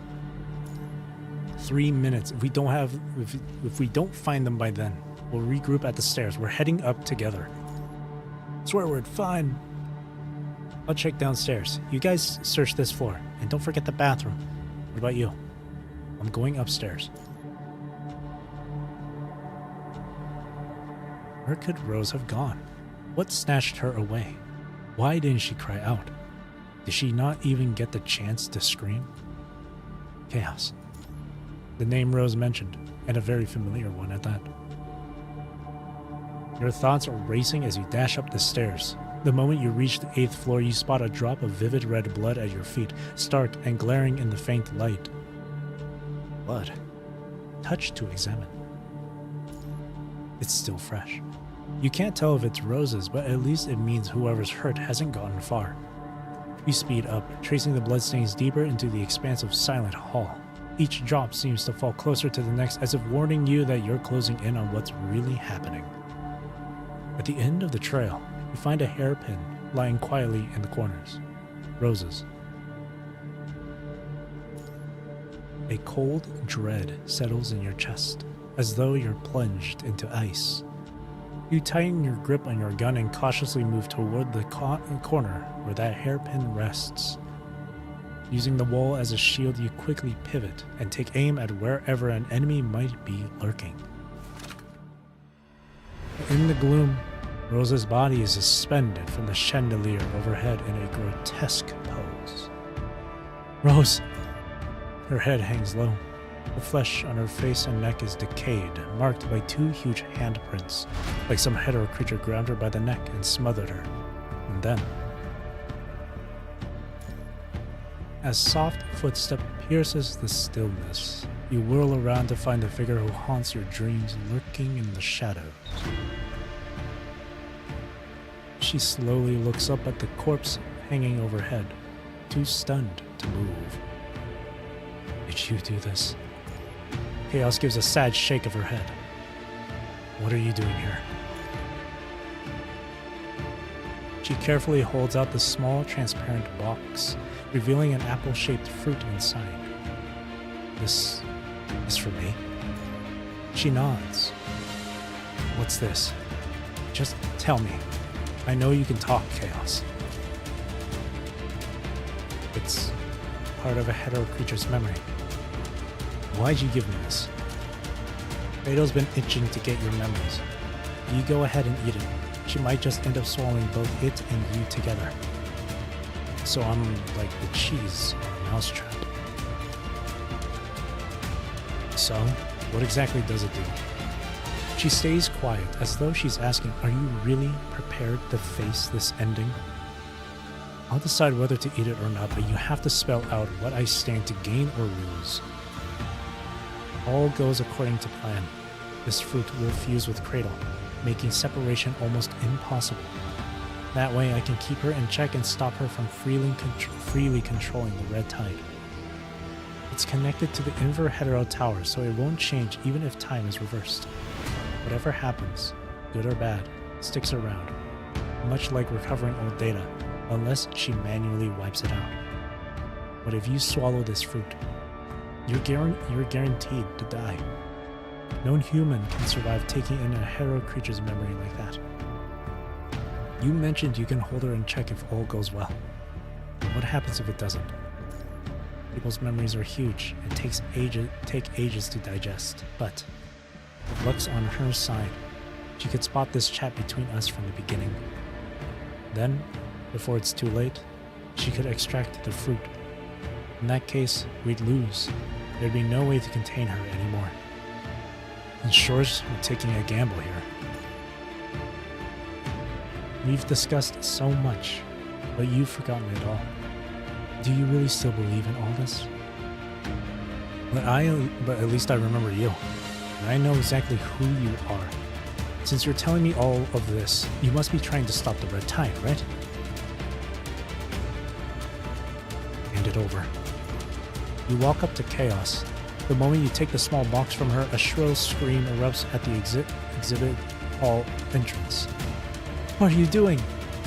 I was starting to worry about how long you were taking to get here. That red tide has already flooded the 7th floor. What did you get from that monster? That thing. Hold on, where did it go? Chaos is gone, leaving no trace behind. Where's Rose? Well, there's no time to say anything. Darcy spots Rose's body suspended in the air. You killed her? She was already... You took something from that monster and then killed her? Just listen to me. There's no time to get the words out before someone else's fist slams in. It's almost an automatic act of self-defense. In an instant, the attacker is already pinned to the floor. This jerk! Let me finish. When I got here, she's already... she's screaming. Starvation and fear drive him to the brink. Confronted by an unfathomable catastrophe and imminent death, his pent-up emotions erupt in a single furious impulse. He seizes the knife and turns it on you. Darcy, enough already! Blood sprays. The blade doesn't catch you, locked in your own struggle, but sinks into Yuko instead. I knew it. You really betrayed us. Those corpses, you're behind them too. Yuko doesn't deny it. She just clutches her side, wincing in pain as she staggers backward a few steps and positions herself next to you and Barley. Darcy breaks down completely, crying out as she dashes frantically up the stairs. Watch out, there are hetero creatures up there. Let's go, or let go. Go. I'm all ready. Let me carry you. The red tide is about to surge in. Still. Shut up. Barley, stay behind me. I'll explain everything about Rose and Chaos later. But not now. Pinned to the ground, Barley nods with gritted teeth. Yuko stops resisting and allows herself to be carried on your back. Let's go. Oh. The moment you lift Yuko onto your back, an agonized scream tears through the air from the stairway where Darcy is. It hurts so bad. Ah. Then there's the thud of someone rolling down the steps and vanishing into the red tide. Darcy! Come on, let's get the hell out of here. Of course you're getting the hell out. You two are nothing but monster-loving traitors. He suddenly whips out a gun from out of nowhere, aims it at you, then quickly tilts it downward, taking aim at the helpless Yuko. Go to hell! Suddenly, gunshots of a different caliber ring out all at once. Bullets rip through Barley's chest and back, and he drops to the floor with blood streaming from his mouth, nose, and wounds. Who's there? A figure dressed in a mercenary's uniform quickly emerges from the darkness. It's me. I noticed he was about to attack you, so... A mercenary? What are you up to this time? We need to head upstairs right away. The red tide's almost here. No, just go. I'll keep this guy busy. Yuko presses a hand over her wound and forces her upright, as though she's about to pour all her pent-up anger into the figure before her. Yet the mercenary just stands there, eyes fixed on Yuko, not moving an inch. Go, hurry! She staggers forward, almost collapsing at the mercenary's feet. Only then does the mercenary finally take off her protective mask. Yuko, it's me. Yuko, why are you here? Isn't it supposed to be Chico? You mean Chico? How can you transform into a butterfly? -8. So far, 2.5 hours. I'm making good progress, actually.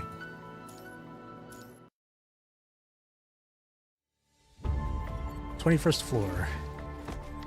Having dispatched the hetero creature in front of her, Chico carefully lowers Yuko, who's been on her back, and pauses for a quick breather. We've got 14 more floors before we hit the highest observation deck.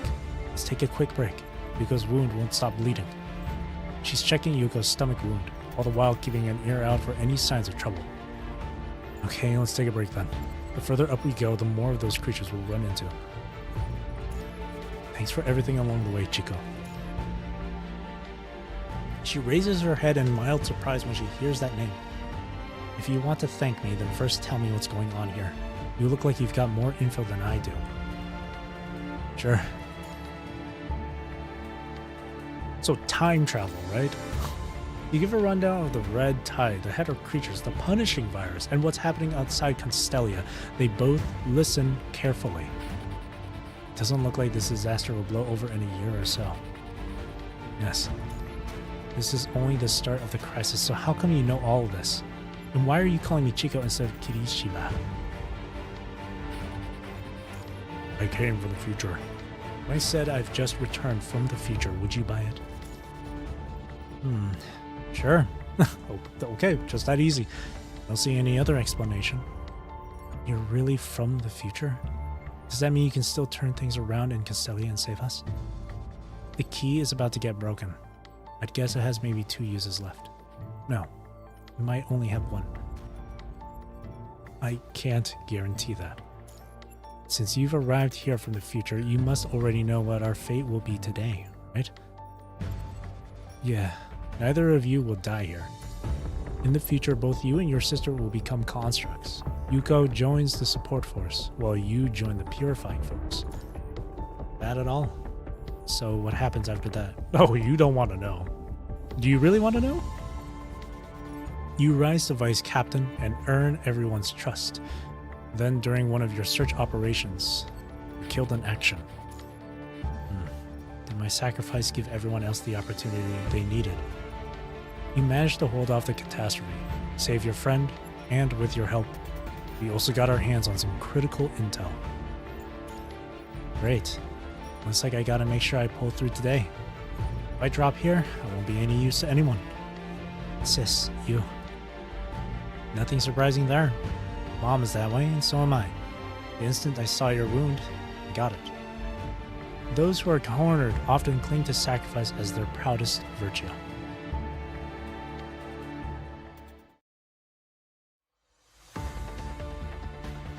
Constellia Underground Level 6. Dense red tide floods the tunnel below, leaving Lucia nearly blind. With her senses dulled by the punishing virus's intense concentration, she follows her scouted route and presses forward through the roiling tide. Even with all these hurdles, a familiar red silhouette breaks through the tide with ease, surging straight at her with murderous resolve. Cradle!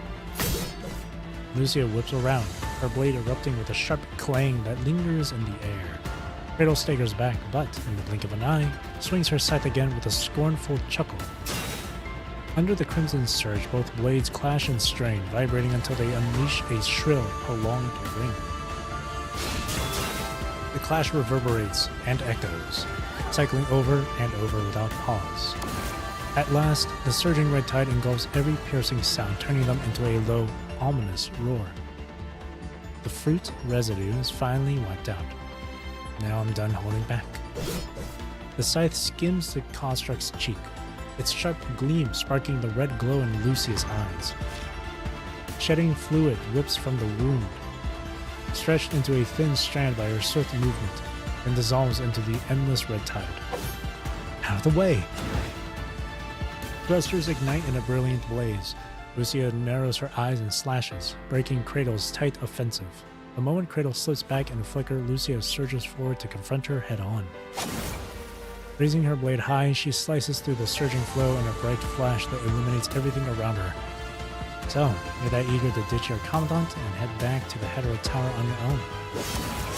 Lucia stays silent. Her blade flashes like a fierce storm, tearing through the water bit by bit, only for it to surge back together as if mending a wound. The deeper she goes, the heavier the pressure of the red tide becomes. Cradle scatters when their blades clash, leaving behind a derisive laugh. When the enemy disappears again, Lucia adjusts her stance and dives even farther down. But the red tide quickly swirls into a new human shape, a curved scythe once more poised right behind Lucia. You really think that Commandant is safe just because I'm here? A savage surge of murderous intent tears through the construct's awareness. The device on its spine flares a bright, warning red. Flames roar non-stop, propelling it away from the foe in a flash. This time, Cradle refrains from charging in. She flicks her wrist, sending her scythe into a sweeping arc while her body tilts backward under its weight. All the while, a radiant grin remains fixed on her lips. Come on, show me whether the blood you've wrung from the Hetero Tower can flood every corner of Constellia. Red tide. In the midst of her swift descent, Lucia abruptly stops. A katana materializes in her left hand as she whirls around, bringing both blades up in front of her. Overhead, Cradle's features lie shrouded in darkness. A swirling crimson current wraps around the scythe's blade, just as the construct raised her blade. The humanoid hetero creature now hefts her weapon in the same manner. Bam! The attack reverberates through both blades, demolishing any defense with a resounding crash. The scythe's tip tears open a savage gash across Lucia's chest. Her complex mechanical systems rupture in an instant, shards flying from her torso. Looks like today's the day you meet your end. Lucia grips her sword hilt firmly, her stare fixed on Cradle's face. Every clang and echo around them fades into the relentless roar of the red tide.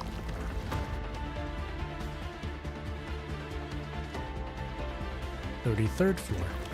You three forge ahead, your weapons rattling with every strike. You and Chico trade off the severely injured Yuko as you ascend the exhibit's stairs without pause. We're almost at the top floor. The tide behind you rushes up the stairs in a flash, its roar thunderous. The red tide is closing in on the top floor too. A harsh roar echoes through the air as the building's front wall splits open and a twisted giant claw wedges itself into the crack. A deafening roar tears through the air again as the hetero creatures lunge straight at Chico, who is still carrying the wounded Yuko on her back. Open fire to cover Chico. The creatures snarl in pain as they crash to the ground and tumbles into the relentless red tide. Stay close to me. 2 shots echo across the field, sending the hetero creatures in the way toppling off to other side. The red tide swallows and dissolves its creation, steadily eating away at the skyscrapers. The route to safety climbs endlessly upward, with only the echo of footsteps shaking the stairwell's silence. Lift, aim, pull the trigger. As the shot rings out, another hetero creature vanishes in an instant. The relentless gunfire leaves your arms tingling with numbness, and you mentally track the dwindling ammo and the distance to freedom. The wall on the left side gives way in an instant, and a nimble monster pounces with its claws outstretched.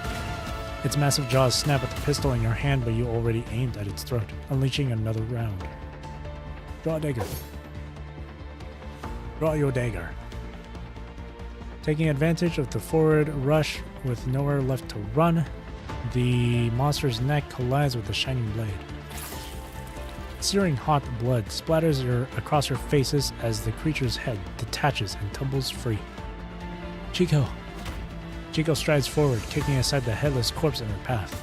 With one hand, she steadies the wounded person on her back, and with the other, she grabs your arm, hauling you clear of the surging red tide. Adrenaline spikes, powering your legs to drive upward in a swift kick. The exhaustion dissolves. You reload, aim, and pull the trigger. The bullet erupts from the chamber, tearing straight through the enemy's body. Bullets rip overhead, monsters cry out in torment, and panicked screams echo. Behind it all roars a blast so intense it feels like it could split your head open. These sounds unite into a sweeping, pulse-pounding symphony, while the tower's windows silently reflect the desperate scramble of those racing for safety. We're nearly at the top. As soon as we get through the door on the top floor, we can make it to the viewing bridge. This isn't a promise of hope. It's the final countdown when there's nowhere left to run. If the red tide rushes to the observation bridge, then what? Is there any higher ground left? Nope. That's how things are. And what are we gonna do? You look down at the box Chaos just gave you, where a throbbing hetero creature's fruit is alive. If all goes according to plan, this fruit will fuse with her, making separation almost impossible. That way I can keep her in check and stop her from freely controlling the red tide. Except, no human can survive taking in a hetero creature's memory like that. Are you really going to stake your life on this? The key is about to get broken. I'd guess it has maybe 2 uses left. No, you might only have 1. Behind you! You glance over your shoulder. Several monstrous hetero creatures are clawing their way out of the surging red tide, all vying for the exit. Fire! The ambushing creatures unleash piercing cries before tumbling back into the tide one by one. Scrambling to dodge their attacks, Chico loses her footing and goes rolling down the steps. The red tide surges even closer, now just a step away. At the bottom of the stairs, Chico's leg twists at a grotesque angle, leaving her unable to stand on her own. Sensing death at her heels, Chico forces herself up. Acting purely on instinct, she raises her arms and hoists her younger sister to safety. No, I'll pull you up. She struggles to stand, fresh blood leaking from her abdominal wound with each attempt. Both of you, take my hand. Your heart is racing and your voice quivers as you force the words out. Before help reaches the distressed figure, a swarm of shadowy butterflies bursts out from behind them both. Open fire for defense. Oh, I can't read that. It glides gently across the churning water, settles near Yuka's ear, and conveys its master's command in a barely audible whisper.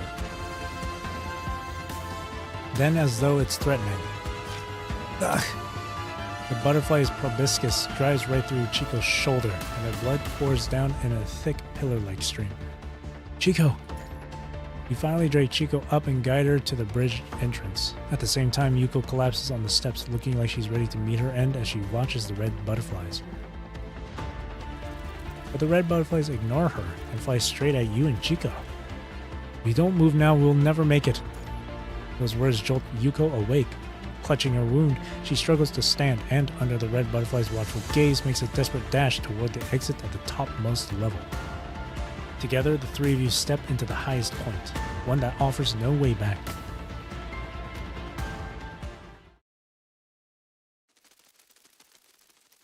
The night remains dark and oppressive. On the windless observation bridge, red butterflies swirl in the air, looming as close as the bloody tide below. They make no move to launch a futile attack. Instead, they seem to linger on the bridge, observing what final stance the trio would take. In the end, you're backed into a dead end, like there's no escaping this grim fate. Dazed, it feels like you're already trapped in that endless inver-hetero tower, facing the same desperate chase and bloodshed. Yeah, I've been killed like this more times than I can remember. But at the end of each tragedy, Lucia is always right there beside you. Over time, she goes from panicked to calm, ready to take everything in stride. Then the moment finally arrives, and her face stays locked in a mix of grief and fury. Where is Lucia now? Did she get into the inver-hetero tower? Is there any way to roll back time before she stepped inside? If the tower's timeline is in sync with yours, then once you're pulled back in, does that mean Constellia will remain swallowed by this red tide for good? You tried to distract yourself with scattered thoughts, but you can't shake off the darkest possibility. Will Lucia still be able to return? Without thinking, you clutch the fruit Chaos gave you. She warned you you'd die for sure if you ate it. There's a slim chance it could rein in Cradle. I'm at my wit's end. Maybe I should just do it here. And Lucia, am I really leaving her to handle this all by herself again? Yuko! You hear her cry and see Yuko down on all fours at the bridge's edge, surrounded by swarms of butterflies that seem to hold her hostage. Stay back. I can't. She suddenly swallows the rest of her words, letting them spill out as tears. Easy, Yuko. They haven't gone after you yet. Don't provoke them. Speaking calmly, you clutch your dagger an inch closer. She trembles, gently shaking her head as her eyes dart between the two people standing in front of her. Get down! You fire a rapid series of shots to push back the butterflies around her, only for another swarm to surge in right away. Sensing your intent, the butterflies swarm over Yuko. In a single heartbeat of hesitation, one of them plunges its proboscis straight into her eye. Ooh. Stay calm, I'm coming closer.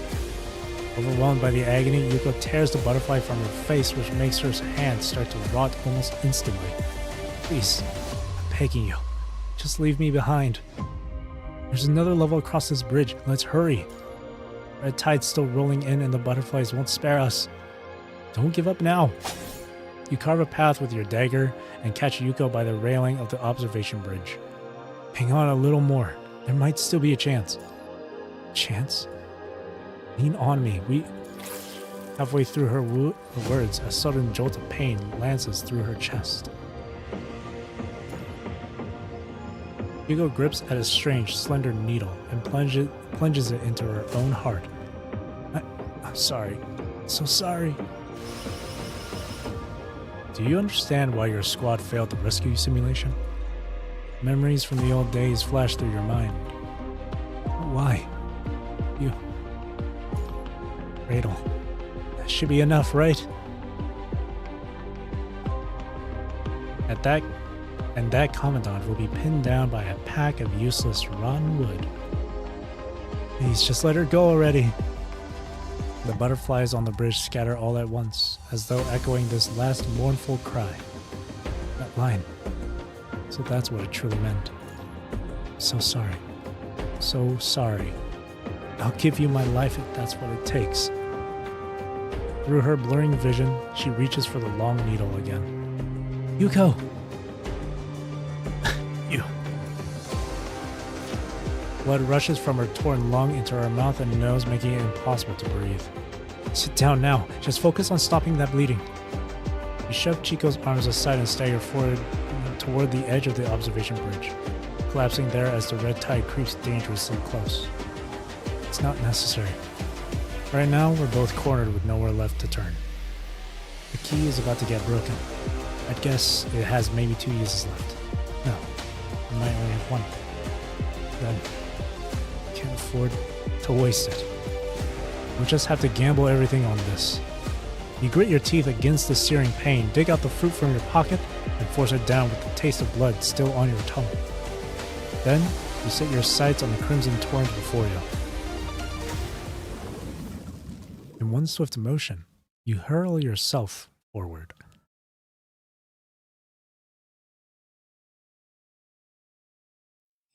You can't tell how long passes. How long time passes, but the thunderous crash of the tide slowly fades. Glancing upward, you notice snowflakes drifting down from above. No matter how you try to move, you can't feel the shape of your own body. It's as if your consciousness is floating in water, becoming one with it. You drift like this for what feels like an eternity, and your scattered senses slowly converge. Now you're able to perceive information, allowing you to sketch out the scene before you. It's January 2nd, 2161, the 3rd day since you arrived in Constellia. Chaos stands at a distance, using the fruit she planted to hold back Cradle's abilities. Cradle, perplexed, keeps checking herself, struggling to understand why the red tide has faded. It really has. Staggering footsteps approach the twin observation building, come to a halt in the street, then kneel down in place. She lifts a torn jacket from the red tide. It's Lucia. Commandant. Her voice quivers, and her fingertips tremble. Is this all that's left of us? Left for us?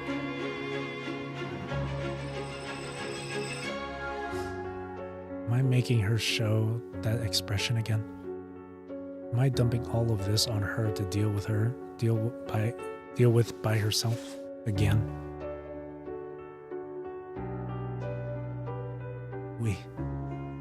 Is this the only option we have left? Amid the heart-rending cries, a single flash of clear crimson slips quietly into the butterfly's procession. Miracles and dawn remain just out of reach.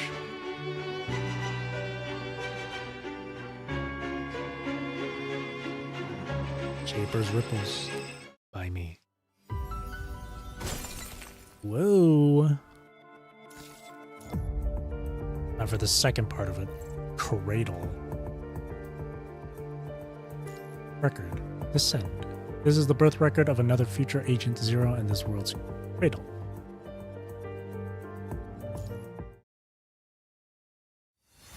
On that day, humanity once more stands at a crossroads that leads to its ultimate end. The moment Gestalt's data wall opens, the hall plunges into darkness. Only crimson warning lights frantically flash across the screen. The entire Babylonia begins to shake in sync with Gestalt's tremors. Violent crimson lightning crackles under the alloy shell as the punishing virus seeps out. These punishing viruses contract inward, forming a Tokarev about the size of the human eye. This is the core of that corrupting mimetic. It was always going to come to this, wasn't it? This time begins on December 20th, 2160. And there are only 5 days left until December 20th of this year, aren't there? Just as the Tokarev gazes upon Ishmael, she is also staring at the Tokarev that has been imprisoned for over 30 years. She sees the future of Tokarev. Corrupted by a twisted persona, she reclaims the mantle of Agent Zero. In a bid to regain her full capability, she is taken in by Celine, who wields a matching power. Going to be separated again, during the battle at Hetero Tower. As long as the punishing virus endures, Tokarev's authority will remain, forcing her to be both controlled and embraced. Ultimately, she transfers to the next suitable host capable of accepting her.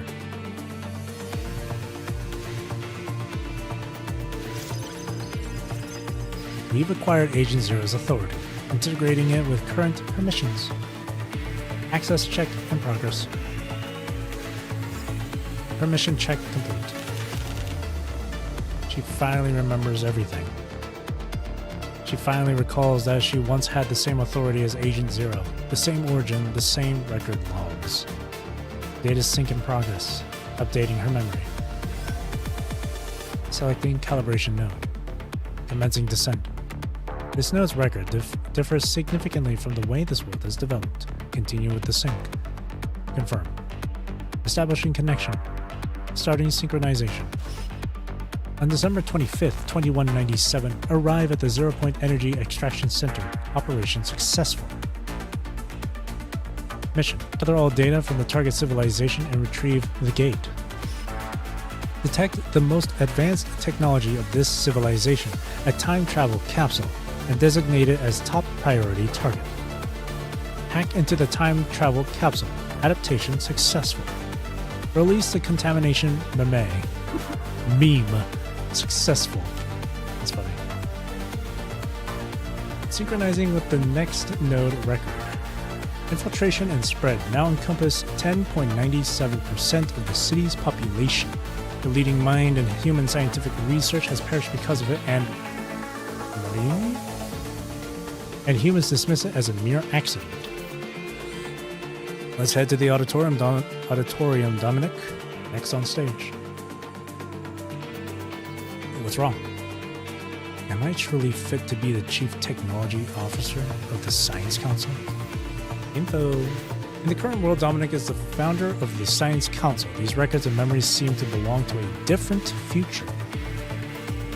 You're his only student, and you've made remarkable strides for someone so young. We all see your potential. Believe in yourself. Professor, so you're heading out next, aren't you? I'm old now. It's time I left the next steps to you and the others of your generation. Dominic stands in the dreary rain, mulling over the phrase young people for what feels like ages. How's Nemo doing lately? I remember back when we were in school together a few years ago. We had pretty decent grades. Hearing his son's name, the professor lets out a weary sigh. Since that incident, he's lost all enthusiasm for research. No matter how others try to persuade him, he won't listen. Last month, he went to the countryside, found a local hospital, and began practicing as a psychiatrist. Sounds nice. Come on. If we wait any longer, we'll be late. Humanity discovers the heteromer crystal. Hey, take a look at this. If you scan it, would you say it's a crystal? Where'd you find it? It was on the core's components. At first, I figured it was just dust, but recently, there's more of it showing up, and it really looks like some kind of crystal now. Gather that up and deliver it to the Science Council. Let Dominic figure out what we'll do. The human science leader begins studying the heteromer crystal.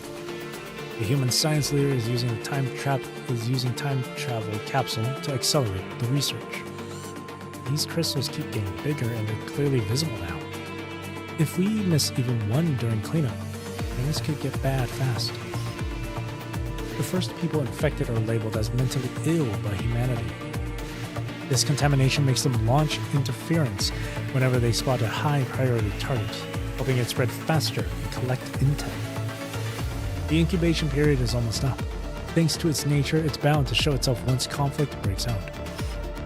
Humanity's leaders make a major breakthrough.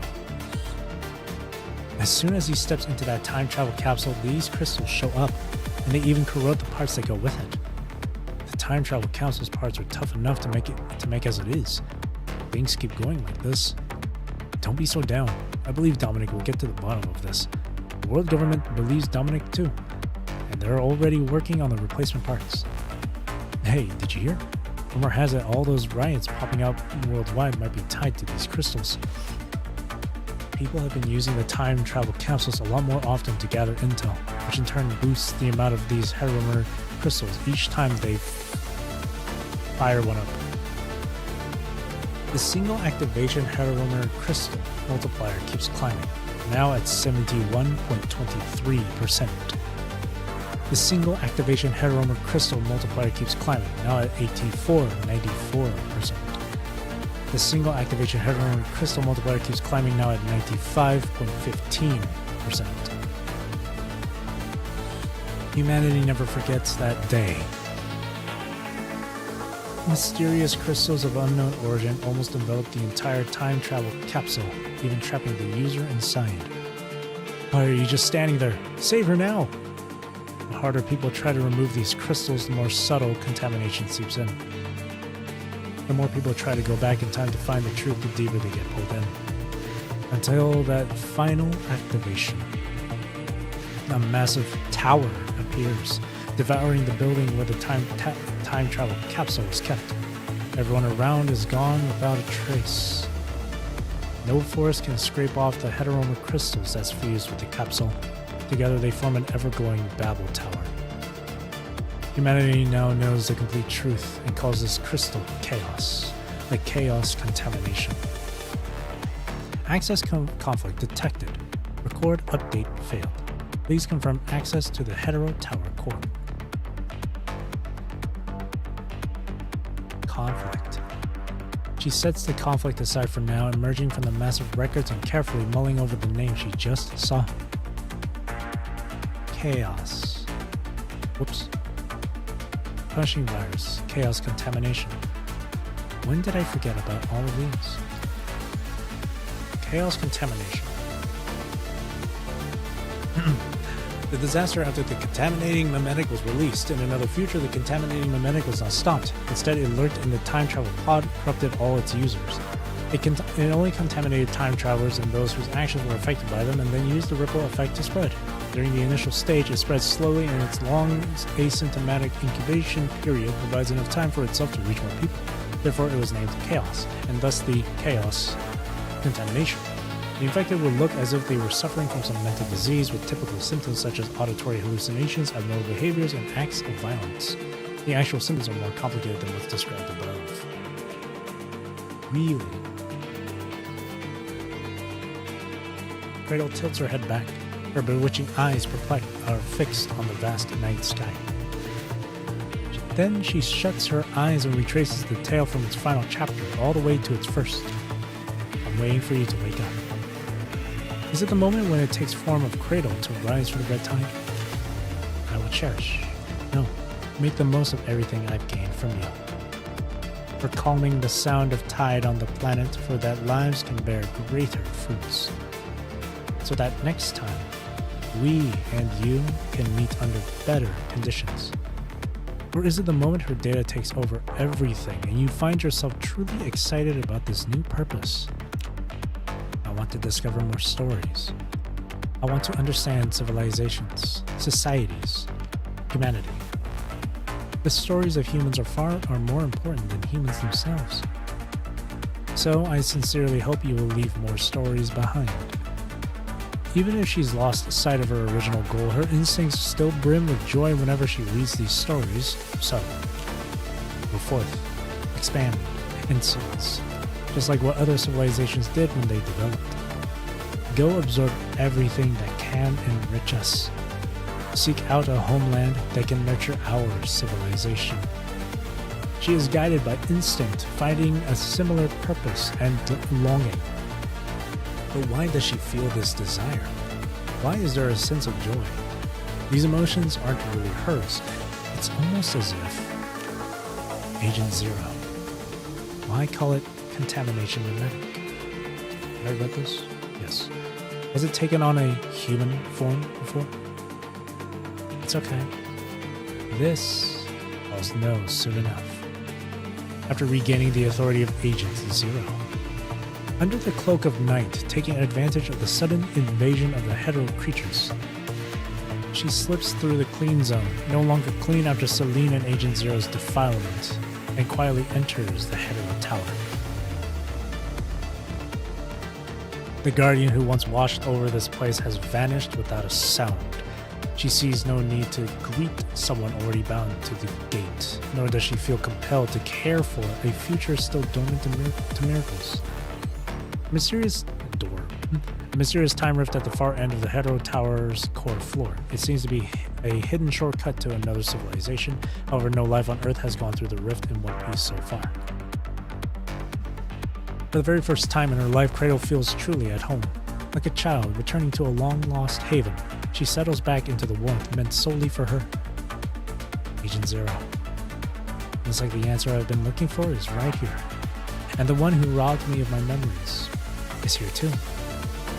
Cradle glances around the Hetero Tower, casually talking to this place she calls home, as if she's alone with her thoughts. So, is this the moment when someone's supposed to say, "Welcome back"? The core of the tower glows with a vivid blue light, but all it offers is silence. She moves in closer, then closer still, compelled by desire with her objectives just within reach. The moment Cradle assumes the tower's core is permitting her every action and reaches out to touch it. A sudden flash of light streaks across, devouring the hetero creature, Cradle's fingertips. Crimson radiance pours over her wide, terrified eyes, breaking down the barrier of curiosity bit by bit and laying bare her rawest fear. Is the Hetero Tower's core erasing me? Since there are established rules, and we know the language that powers them, overriding the tower's core logic can fundamentally change the way it functions. By shifting from release and activate to absorb and obliterate, the region once exposed to the tower's influence will be cleansed of any sign of punishing virus. This time, it's your turn to be used. In that moment, fear stirs the memories long dormant in her mind. Snapped awake, Cradle stumbles back, as though the stern young man still hovers at the edge of her vision. I remember now. This marks the start of the story. This is where everything begins. A young man knocks on the door of Gateway, rewriting the Hetero Tower's core logic. His timing coincides with Agent Zero making a long journey from her own future, determined to invade this world's Hetero Tower. The outcome is obvious. With the core altered, the gravely wounded patient is robbed of every chance of recovery. This world is already dominated by the punishing virus. There's nowhere for her chaos contamination to spread. Humanity has even branded the tower as inver-hetero, and it's no longer her loyal child. She's lost her throne, her memories torn away by the endless blue, leaving her to wander adrift and sink beneath the red tide. She remains still until her consciousness fuses with Cradle, slipping into a deep sleep. Now that Cradle has regained control of the Hetero Tower, she stands before her child once again. Even though this child has been rewritten, it still watches in silence with its bright blue eyes. So, what comes next? Cradle takes a moment to think, abruptly stops, then shifts aside and quickly hides herself. Right in front of the Hetero Tower's core, the dark agent stops in its tracks. The brilliant light also identifies him as an intruder, but it can't simply consume or erase him with the same method. Whenever a burst of light streaks by Vonnegut, a faint arc of blue light neatly neutralizes the attack. A finely tuned force field fits around the agent like a glove. There's something strangely familiar about it, as if she's seen it somewhere before. But where? Cradle tries to get a clearer look at these barriers and peeks out, but Vonnegut's eyes instantly lock onto her hiding place.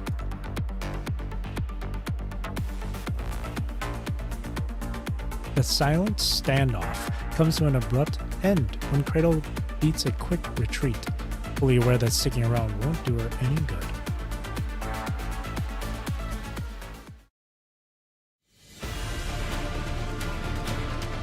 Armed with Agent Zero's clearance, Cradle moves unhindered throughout the Hetero Tower. Meanwhile, the agent, clearly on guard, stays put in the tower's central zone, keeping a close watch on her. That means if she tries to seize control of the core again or keep syncing data to learn more about that future, she's bound to collide with him once more. He is influenced by the blue core, but if Cradle goes near it, she'll be wiped out. Alright, let's give this plan a shot. Muttering to herself, Cradle stays at a distance from the core. Looks like I found the rat hole. I'm not sure who left this behind on their trip to another era, but since I found it, I'll make good use of it. A scythe lifts from her hand, its blade aimed at the quietly seeping crimson fissure. You're not going to object if I open a bigger portal here and bring in some backup, are you? A surge of red light tears through the tower wall, shaped by the punishing virus, sending shards skimming across the regret in Cradle's gaze. In a few pulses of crimson, the battered wall finally overflows with a watery sheen, and the red tide, like a newborn just opening its eyes, begins to stir. They flow, spilling into the depths, and forming a shimmering crimson stream. Reborn here. Cradle plunges her hands into the red tide, shaping it into a new pathway. My old friends.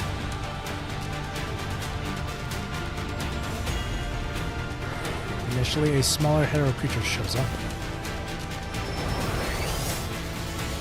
It barely sets foot on the core area's edge before a sudden burst of light erases it completely. Then come 2, then 3, then 4.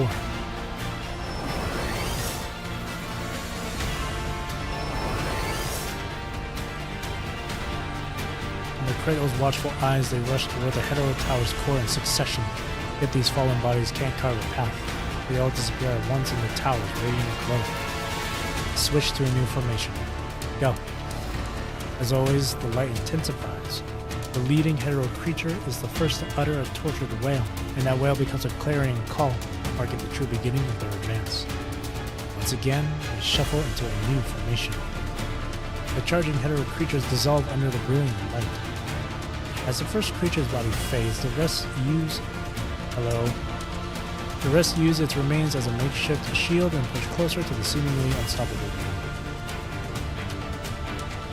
One after another, they disintegrate, die, and then reappear, racing through the fading heat of their fallen to reach the source. Let's see. You that much love? I miss you. Am I supposed to remember who you are? Because I don't. I'm sorry. Cradle tenses and eases up, satisfaction glimmering in her eyes, as though her curiosity has been completely indulged. She plunges her fingers into the hetero creature she's holding, fully feeling the red tide engulf her. It should work. If I just boost the red tide and turn out a few more of these creatures, I'll be able to reach the hetero tower's core. You're not going to stop me, Vonnegut? Vonnegut stands at a distance, ignoring the hetero creatures around him, his eyes never leaving the core or Cradle. Agent Zero. Exactly. Thanks for the intel from Mythos. After gaining Agent Zero's authority, I've started to remember things. At least a part of it. This hetero tower is my creation, and also where I came into existence. Child. So you want to reach the core by doing this. Yeah. It's a bit of a hassle, but all it takes is a small sacrifice. A small sacrifice. Vonnegut's brow grows tighter and tighter. Right. It's just some hetero creatures. This is my solution. But you, who exactly are you? And how do you, as an agent, manage to keep the course corruption at bay? And also, why are you so knowledgeable about the hetero tower? Keeping quiet isn't exactly polite by human standards. Besides, your story intrigues me. Alright, so can I count on you to keep watching from the sidelines like this? I'm getting my core back, no matter what. Child. Vonnegut snorts in disdain and strikes with lethal force. Oh. Looks like that line really struck a nerve. He offers no response, his gaze fixed intently on Cradle. Okay. The girl lets out a sigh as her scythe hangs by her side, its polished surface reflecting her opponent's figure. Looks like this is your answer. Well, I have to say, it's just as I expected.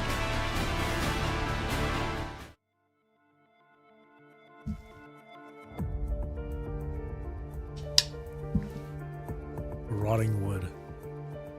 Unlike the other future, she has realized the value of rotting wood and wields its fire to burn away her obstructions.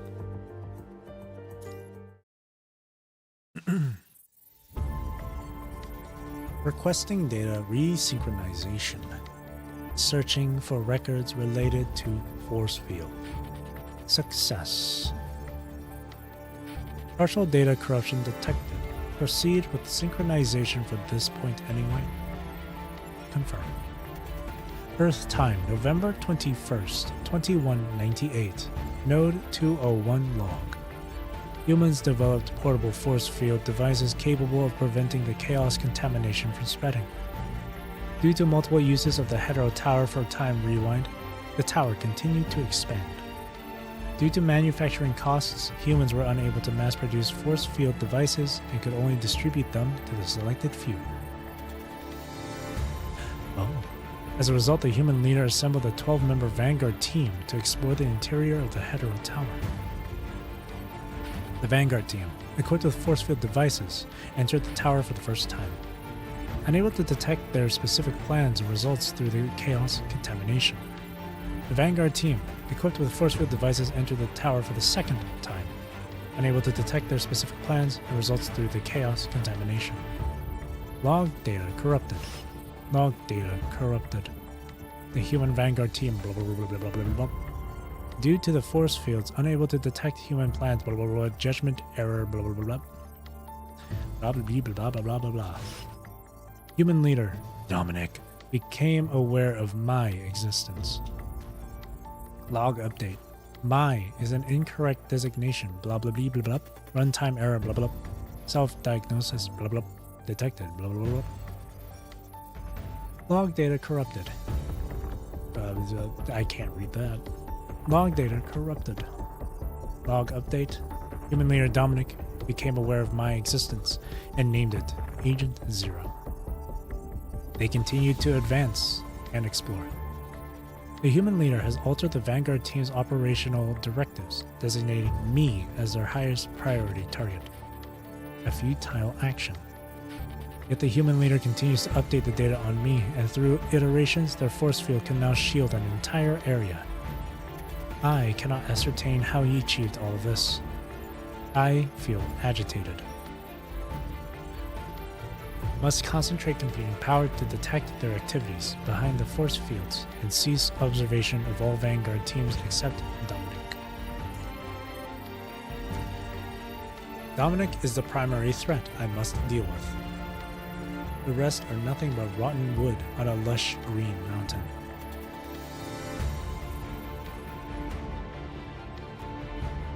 December 24th, 2160, Christmas Eve.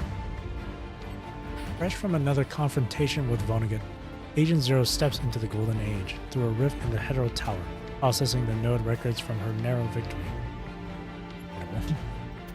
Amidst the towering golden forest, Cradle forgoes flight to stand upon the ground, overlooking everything from her elevated position.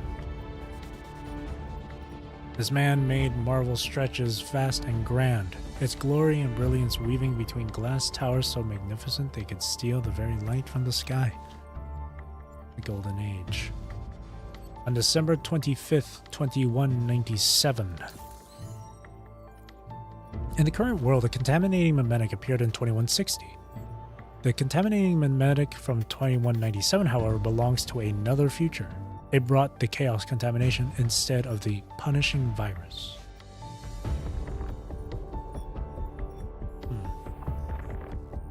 She descended into an era even more prosperous than this.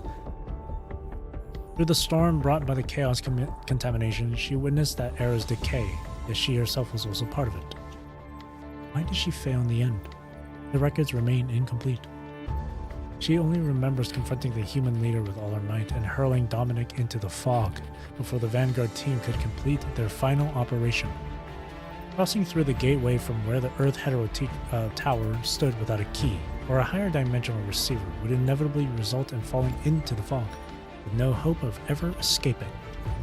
She remembers how the Vanguard team, after losing their leader, suffered a crushing defeat.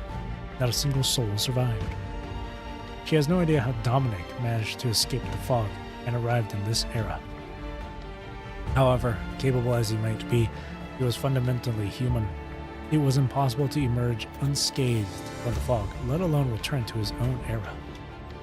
The subsequent decay was likely unrelated to Dominic.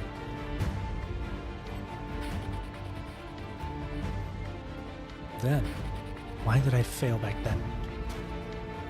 The opulent buildings offer no answers to her questions, nor do the service robots provide the responses she seeks. Sparse pedestrians cross the streets, their figures reflected in Cradle's eyes. This place feels overwhelmingly empty, with not a single worthy hero to be found. All her eyes catch is nothing but rotten wood.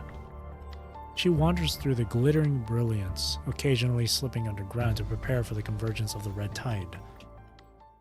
That very afternoon, with the sunset taking its time to arrive, she catches the sound of a soft, relaxed melody resonating from deep within an alleyway.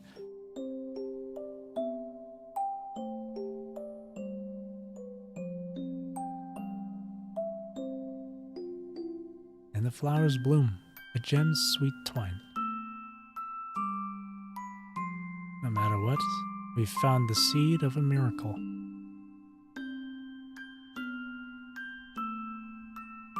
Near the great tree, a puppy frolics free. Not a clover of wonder, but a drowsy grandpa.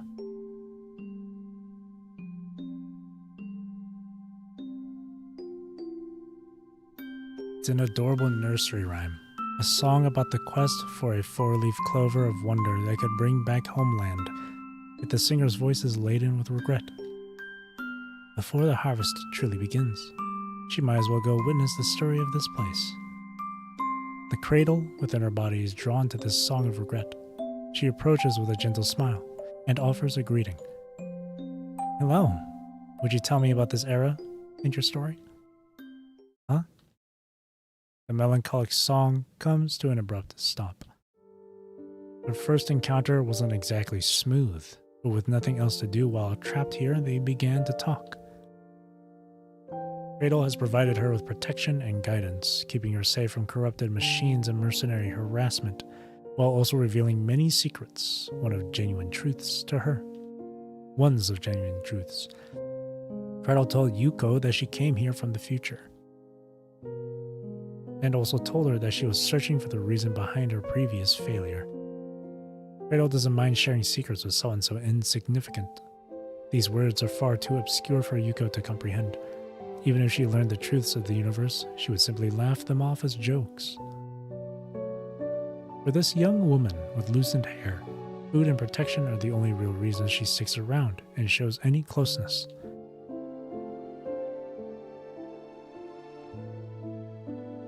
We've known each other for several days already. Would you share your story with me now? It's nothing interesting. You should go ask the real heroes of this era instead. I've already heard those stories. Think of this as a way to pass the time. Yuko lets out a sigh and settles onto the bench, her calloused fingers cracking open a can of beer. Fine, consider this payment for the beer. She raises her can in a mock toast with Cradle, and as her gaze drifts to the empty streets, she begins to tell what she calls an ordinary story. Remember my sister Chico that I always talk about? Naturally. Truth is, she's not my biological sister.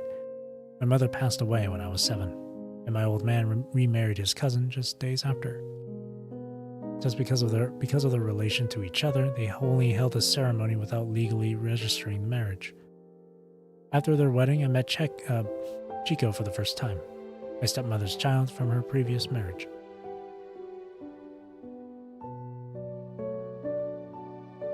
Hello, Yuko Kirishima.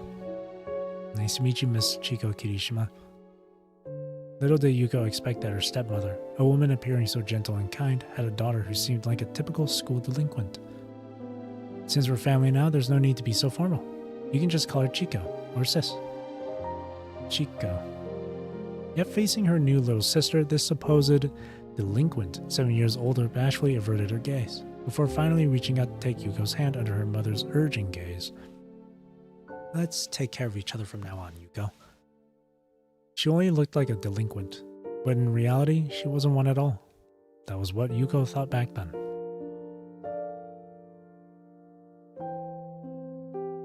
After the remarriage, both her father and stepmother remained busy with their own lives. The stereotypical stepmother's abuse she had feared never came, but neither did any love.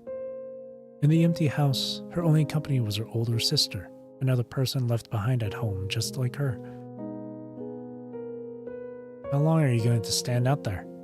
Come in if you want to. But you're still doing your homework. It's fine, just don't make too much noise. Can I use your terminal to draw, Chico?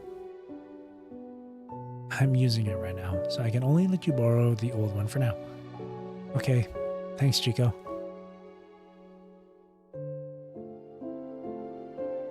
Is this a birthday gift for me? Go ahead, open it. Ah, it's a puppy I drew before. I saw your drawing when I was using the terminal earlier. Thought it was really cute, so I found a way to turn it into a plush toy for you. If I remember correctly, you've always been fond of these kinds of things. Yes, thank you, Chico.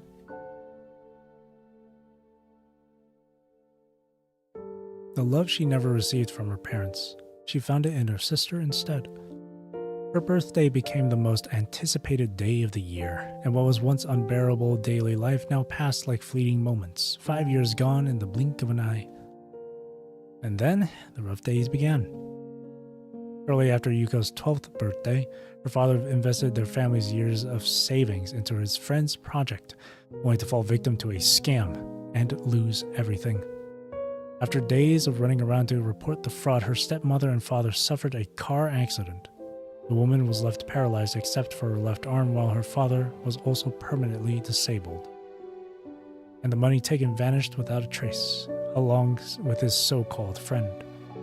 They became dissonant notes in an era of prosperity, no longer able to harmonize with the theme of the Golden Age. Fortunately, even as discordant notes in this prosperous era, they still found shelter under its protective embrace. Healthcare, education, food, and shelter all were guaranteed to every law-abiding citizen by the world government's regulations on minimum living standards, ensuring that even in times of disaster, her family wouldn't be left homeless. With their family circumstances promptly updated in the school records, free accommodation and meals were made available to both of them.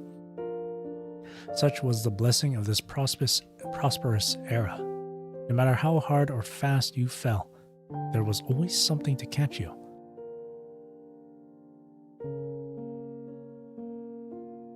Thank goodness for the welfare support we have now.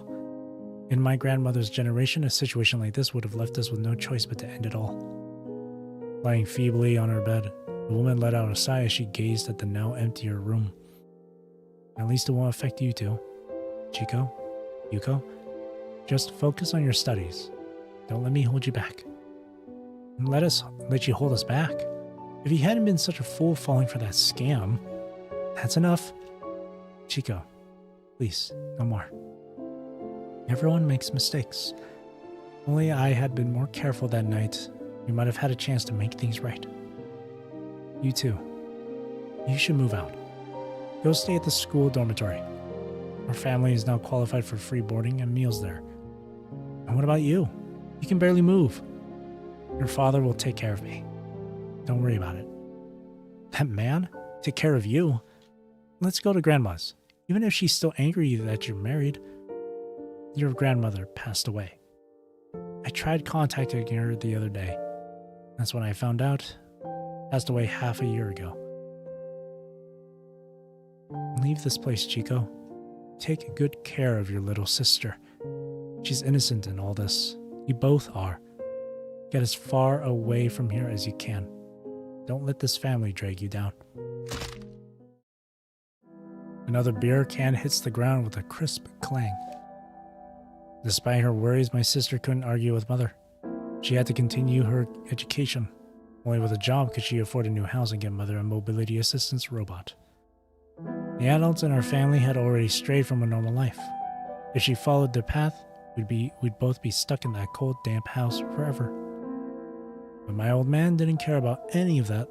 Unable to accept his failure, he turned to gambling, spending his days dreaming of becoming an overnight millionaire and achieving great success.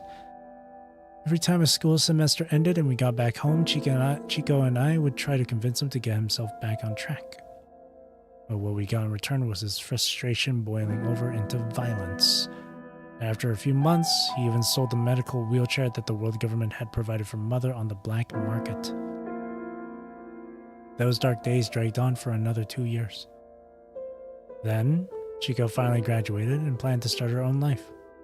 It was her only chance to take Mother away from there, but Mother said, "Chico, I won't be going with you. The public dormitory is too crowded for someone like me who can barely move. There's nothing good for me to be in that kind of place. You'll have to work, and you won't be able to take care of me.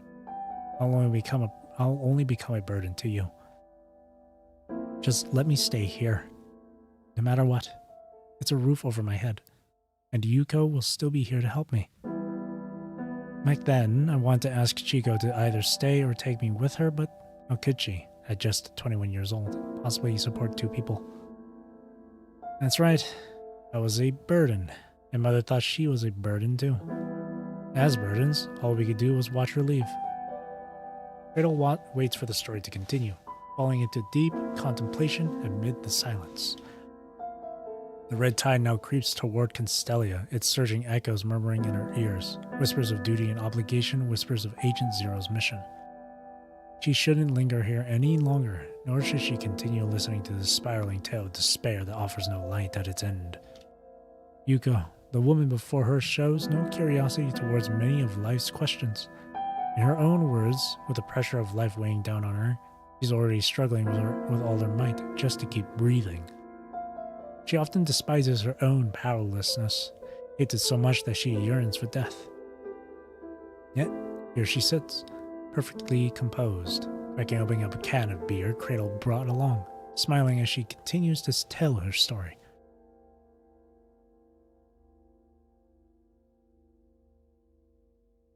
Yuko's first job was a private caregiver. This profession specifically catered to families who preferred not to use domestic robots, where she had to play the roles of a nurse, nanny, and beautician all at once. In this era, machines have taken over most jobs, but the world government offers generous welfare benefits, ensuring that even those without work receive a basic living allowance.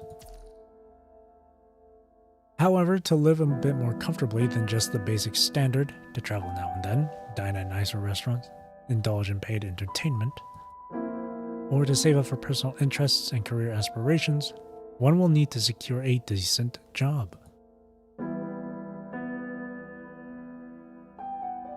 Chico, did you see my message from this afternoon? By the second year of work, everything seemed to be back on course, with the things worth complaining about no longer being life-altering crises, but rather minor inconveniences. Nothing much, just busy. Chico's voice carries a hint of weariness. Are you drawing, Froggy? Yeah, just doodling for fun. On the other end of the video call, Chico looked down to check the text messages Yuko sent earlier. You changed employers. What happened? They don't need a caregiver anymore, so I switched to another family. This new place is pretty close to where you are, so I'll come visit when I have time. You're not hiding anything from me, are you? Did you have some kind of trouble? What are you talking about? How could there be any problems with a simple job like this? I asked you to help my son with these problems. You can't even handle something this simple. I might as well just rent a domestic robot instead. Not that I don't trust you, of course. It's just that there have been a lot of news stories recently about families blaming their own problems on private caregivers, and it's caused quite a few incidents. No matter what job you have, the real challenge isn't just the work itself. It's dealing with people. That's true. But you know what makes us better than domestic robots? They've got built-in recorders. Can't pin the blame on them even if you want to. If you think it's necessary, you should turn on the built-in cameras in the household appliances while you're working. No, it's fine. I trust my employer. You've been secretly recording us? Fine. This might prove you didn't break that vase, but there's no recording of what happened last time. Don't you dare try pinning that on my daughter too. I'll pay you today and you can leave. We don't want someone as sneaky as you at our home. Did your last employer pay your wages? Yeah, they did. They pay through the agency, so they can't withhold my wages. I've sent your pay slip to your terminal. After deducting compensation for damages, you still owe us $300. Don't forget to pay it. What? Weren't you there when the agency assessed the damages and checked the purchase records? No, right. You weren't around that day. We already settled on everything. Take it up with the agency if you have questions. That's good to know. How's your new workplace treating you? It's quite nice. I only have to look after one person now. My old man just had surgery. My wife and I tied up at work. You'll need to look after him. Make sure you grasp the post-surgery care instructions from the hospital team, including, well, the more personal routines, just in case. There were some complications. He needed a colostomy surgery. He'll probably need to wear the bag for the rest of his life. Well, he's already past 50, so at least he won't have to bear it for too long. Oh, and try not to upset him. The old man has quite a temper. That's actually why the last caregiver left. That's good to hear. Only then did Yuko realize that her sister had been asking about her life all along, as if she was holding back something left unsaid. Take a drink of water.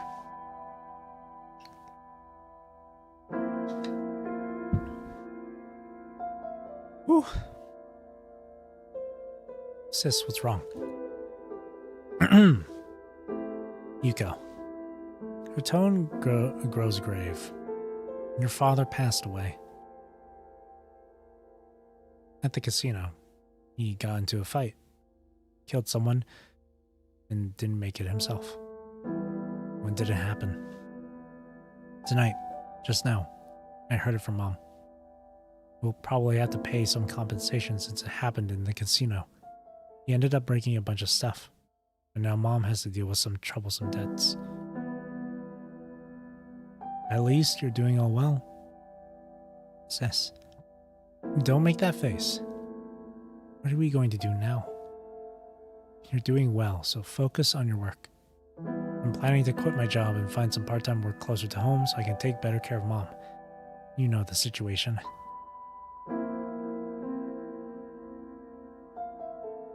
Yuko refused to let her sister bear everything on her own. After a long argument with Chico, she eventually came around and accepted her sister's plan. And so, Chico sacrificed her career prospects, quitting her job to return to her mother's side. To pay off the compensation, they had no choice but to sell their house. Their mother said that the house was bought with their father's savings, and now it seemed only right to use it to settle his debts. Everything had returned to emptiness once again. The two moved into free public housing built by the world government. Those dormitories were usually located in remote cities, which made it hard for Chico to secure suitable work. She had no choice but to take night shifts at bars and return in the morning to care for her mother. Even though Chico never mentioned it, Yuko knew all too well what it meant to live in cramped public housing while caring for someone who was completely paralyzed. She never complained, nor did she feel she had the right to. Families like hers would have faced far worse fates in any other chapter of history. She must be grateful for her current situation, grateful for how generously this prosperous era treated the mediocre ones like her.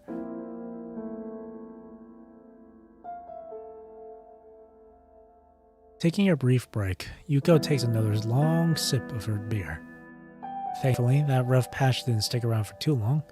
Life got back on track, and after the storm, there was sunshine again.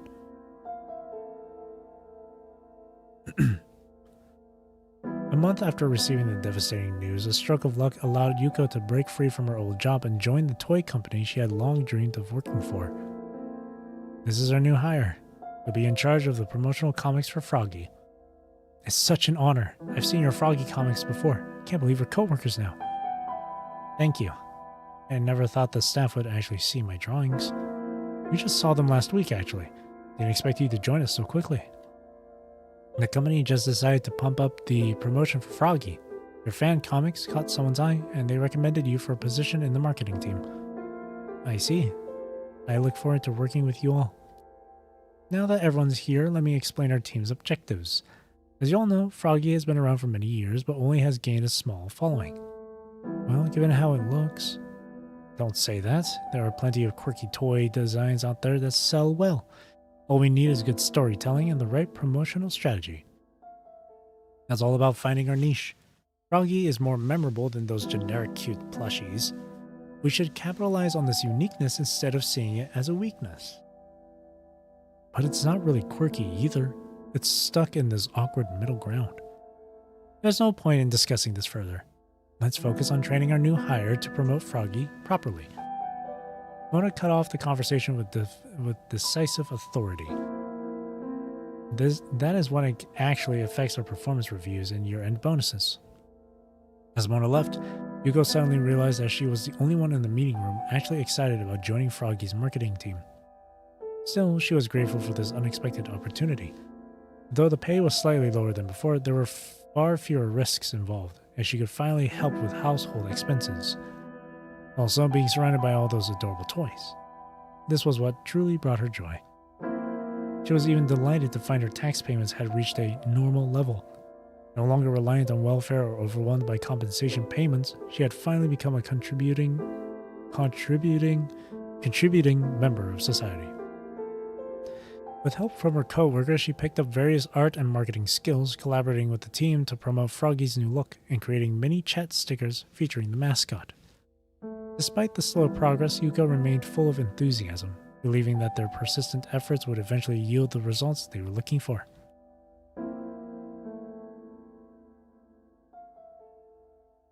Yuko, did you pull another all-nighter at the office? Sorry. I was not quite happy with the expressions in these stickers, so I wanted to make some adjustments. Take care of yourself. Your health is what matters the most. Yeah, I'll go to sleep once I finish this part. Thanks, Mona.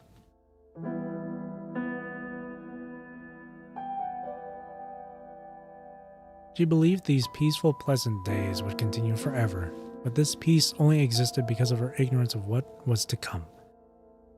3 months after hearing those words of concern from Mona, Yuko overheard a conversation between her co-workers at the next table in the company cafeteria. This afternoon, Damien told me that the department got another pay raise. Another raise? Didn't they just get one in the first half of the year? Well, it's no surprise, really. Their floor works on the Cinnamon Kitty. Sales are through the roof, and every department's been crushing it. With Froggy, you'd be lucky to even get a pitiful raise once every 3 years. They're also thinking about breaking off a section of the team for a new project. Big Boss has won a marshmallow theme specifically for this one. Sounds cute already. Maybe I could request an internal transfer? Sure, why not give it a shot? That day, for the first time, Yuko found herself questioning. Was there any real meaning in continuing like this? When she brought this question to Chico, she received unexpected words of comfort. Of course it's meaningful. While Froggy might not click with everyone, it'll surely touch the hearts of people just as special as itself. Oh, Lucia. That's precisely why the company wants to promote it, right? Nah, the higher-ups are likely just trying to salvage whatever they can. If it doesn't pan out, they'll probably scrap it. Yuko stood in the empty office, at a loss for words as she watched her co-worker pack up their personal belongings. All our past work has been uploaded to the database. We're going to have AI take over the drawing from here.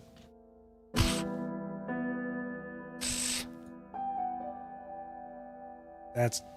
what a coincidence. It's crazy. Talking about AI taking over, Jesus. But then the story will become just another cookie-cutter one that never ends. Froggy will be forever trapped in this loop, never finding its 4-leaf clover. Who cares? Did your internal transfer request get approved? Yuko shook her head numbly. Better hurry up and find a new job then. I remember your family's having financial troubles.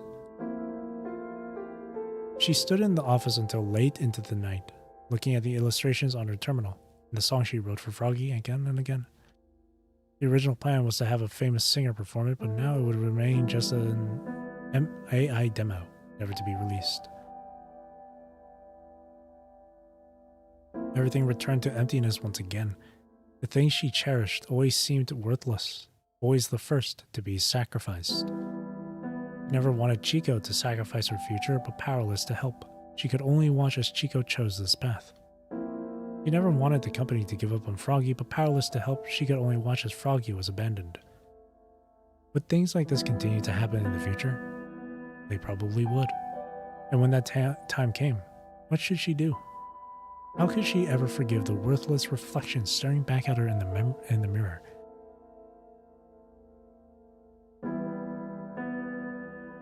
Unable to find an answer, Yuko packed her things and returned home, to the public dormitory where Mother and Chico lived.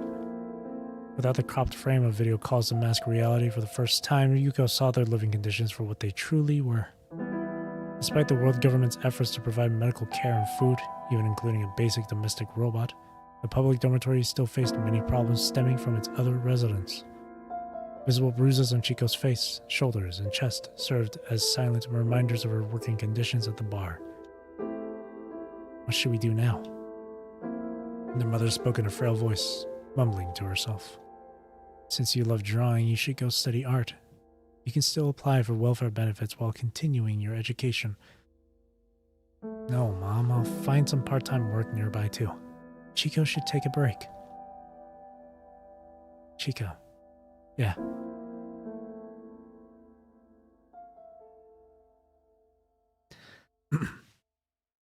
With it, Yuko lowers her head, falling into a long silence before she finally speaks again.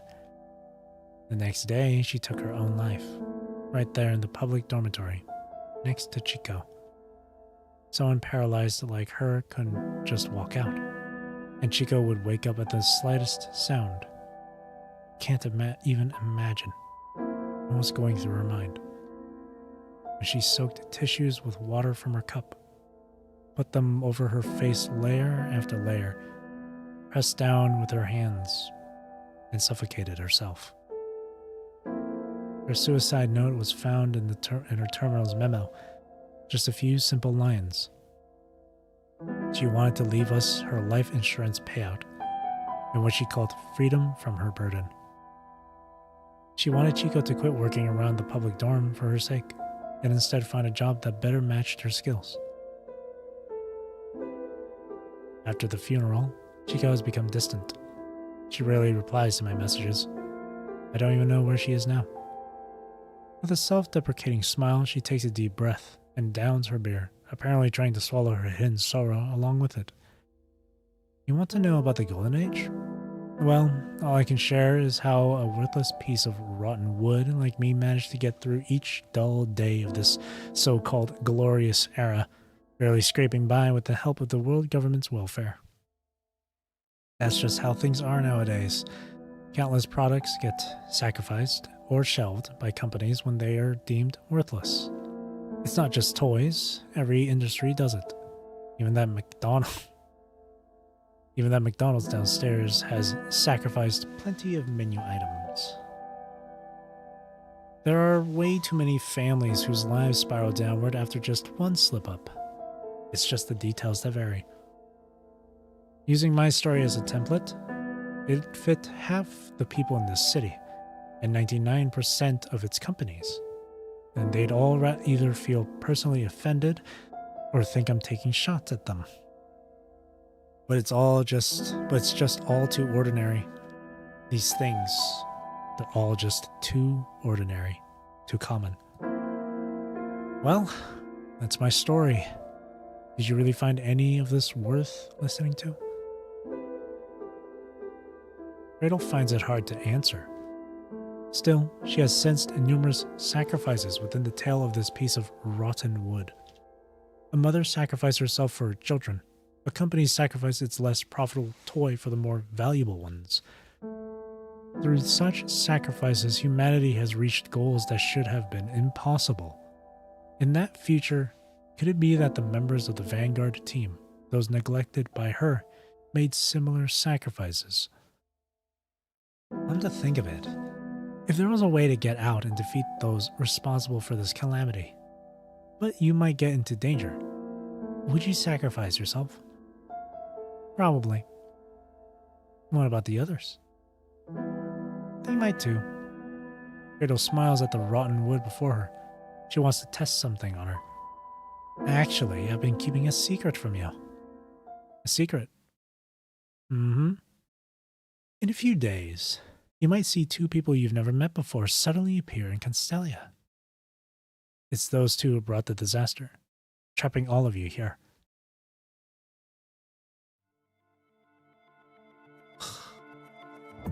That was a really long read. They fit in an entire backstory in one note. It was a good read, though. Now I know the origins of Froggy. Kind of. Record. Hero.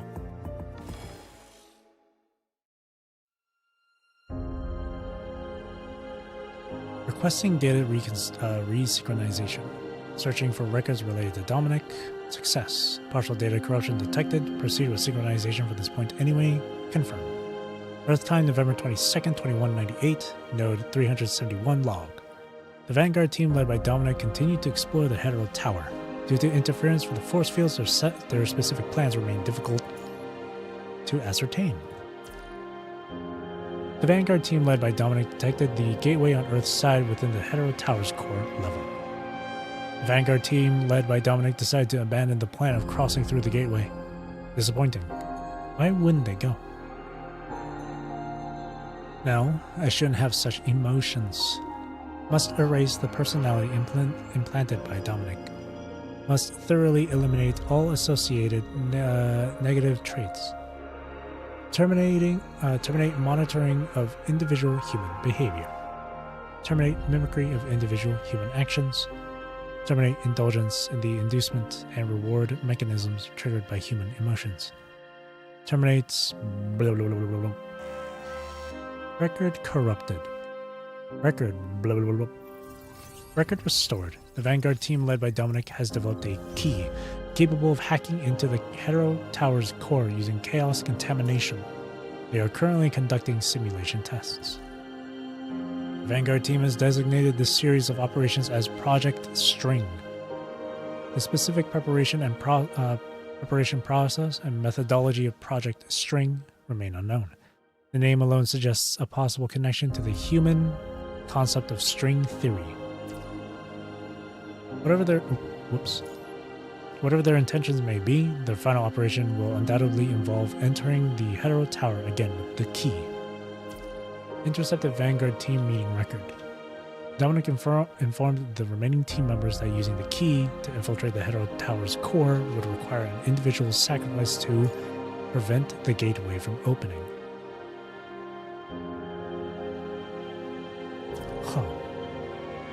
Vanguard team members number 7 Nemo volunteered as the sacrifice, while Dominic, who usually took the lead, chose to step back this time.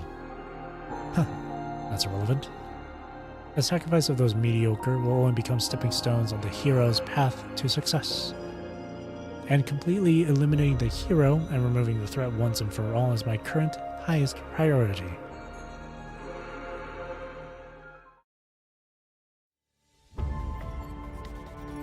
December 31st, 2160.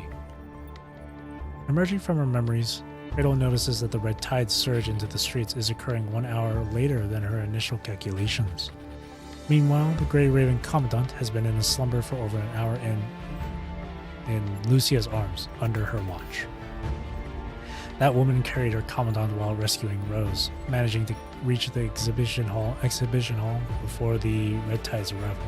That woman, Lucia, carried her Commandant, Grey Raven's Commandant. Cough. You, who are in Lucia's arms, finally awakens from the nightmare, coughing up a mouthful of blood. Commandant.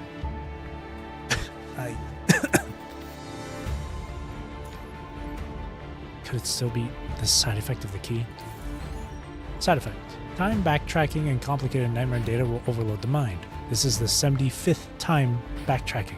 The two are back to the moment they just arrived in Constellia. So now the key got used. Let me take you to the infirmary. Commandant, do you remember who I am? I remember. I'm fine. Just had a long nightmare. Those dreams again? Yeah, but this time I dreamed about Cradle and Agent Zero. Me? Lurking in the shadows, Cradle halts her departure upon hearing those words. I think I understand her connection to Agent Zero now. And she must have said something to the people here. That's why they were so suspicious of us. The only good news is Yuko. Lucia tightly grips her hand, holding you in her arms and hanging onto your every word for fear of missing even the slightest detail. Cradle helped Yuko drive away some troublemaking mercenaries, or that was the plan at least. But those mercenaries were found dead, their bodies completely ulcerated. How did that person know about this? Because of the dream. A human's dream couldn't possibly contain such details. She probably didn't follow Cradle's instructions completely. There's still a chance. Taking the gauze Lucia offers, you clear the blood from your nose and mouth between coughs.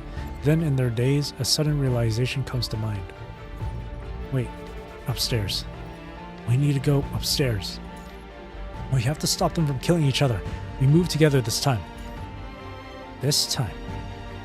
Have those two gone back in time? This isn't the first time this has happened? No, something's not right. I should be able to remember something like that. Why would I forget? The delayed red tide and those deleted memories. What did I forget exactly? When was I made to forget?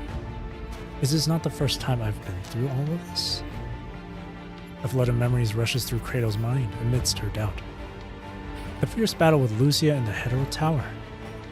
The interference from Vonnegut and Chaos?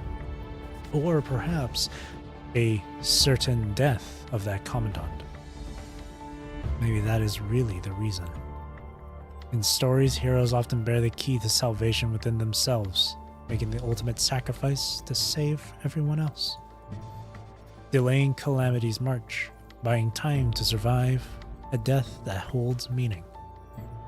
The girl floats silently within the red tide, her words a soft whisper.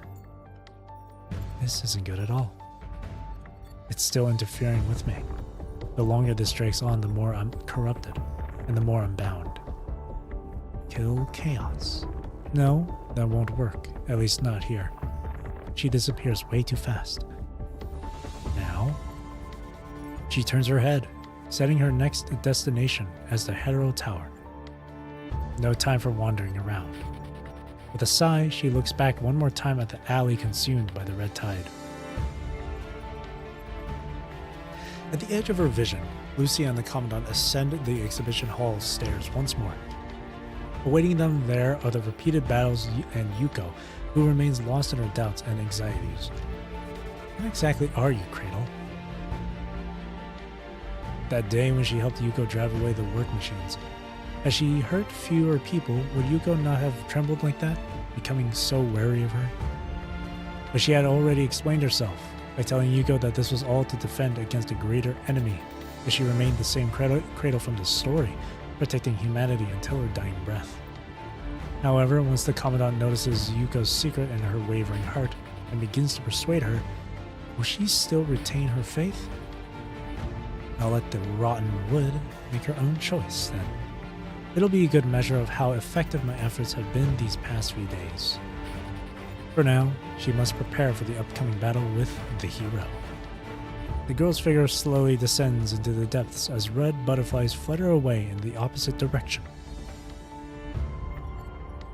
As butterfly wings veil Cradle's vision, in the world behind her, Lucia and the Commandant push open the gate to the exhibition hall, ready to step into the turmoil. Let's go, Commandant.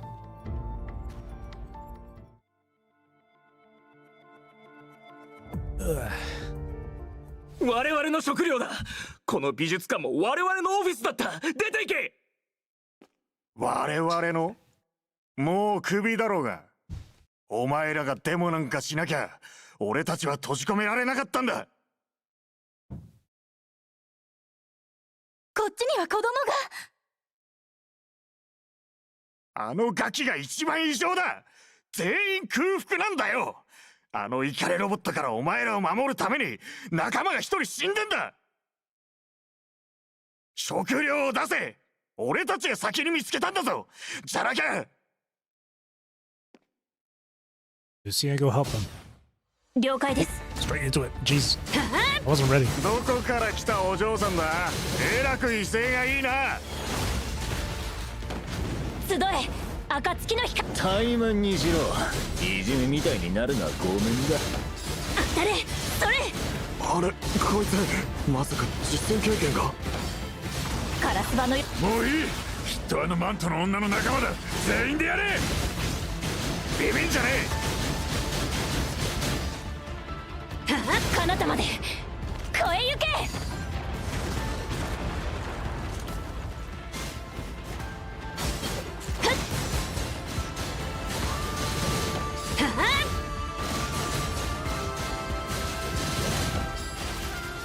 行け集え暁の光。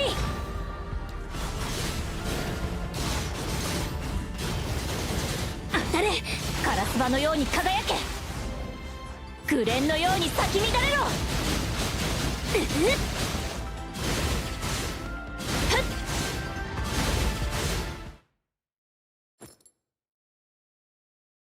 待て待て、話し合おう。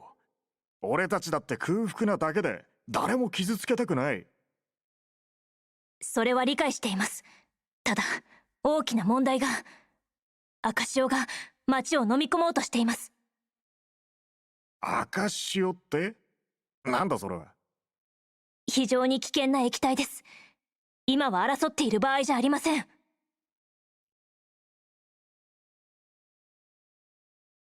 あ、おい、後ろを見ろ。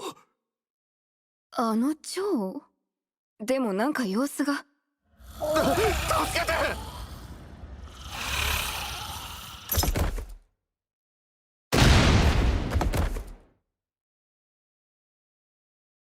撤退しろ。大尉、私が最後尾に。指揮官もお気をつけて。それ行け。当たれカラスバのように輝け。紅蓮のように咲き乱れろ。彼方まで越え行け。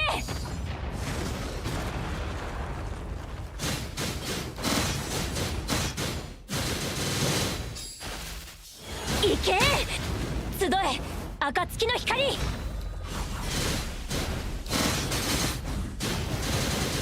けカラスバのように輝け。紅蓮のように咲き乱れろ。この化け物どこから来たの？蝶だけじゃないの？食料をくれるなら少しは守ってやるけどな。指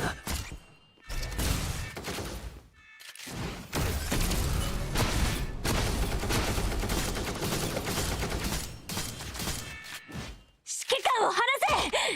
oh. Nearly straining to calm 大丈夫 down. ですか？医務室で薬を取ってきます。横になって。I'm fine. Let's calm everyone down first. 3階にまだ人がいます。そこにみんなを集めましょう。集合次第指揮官からお話を。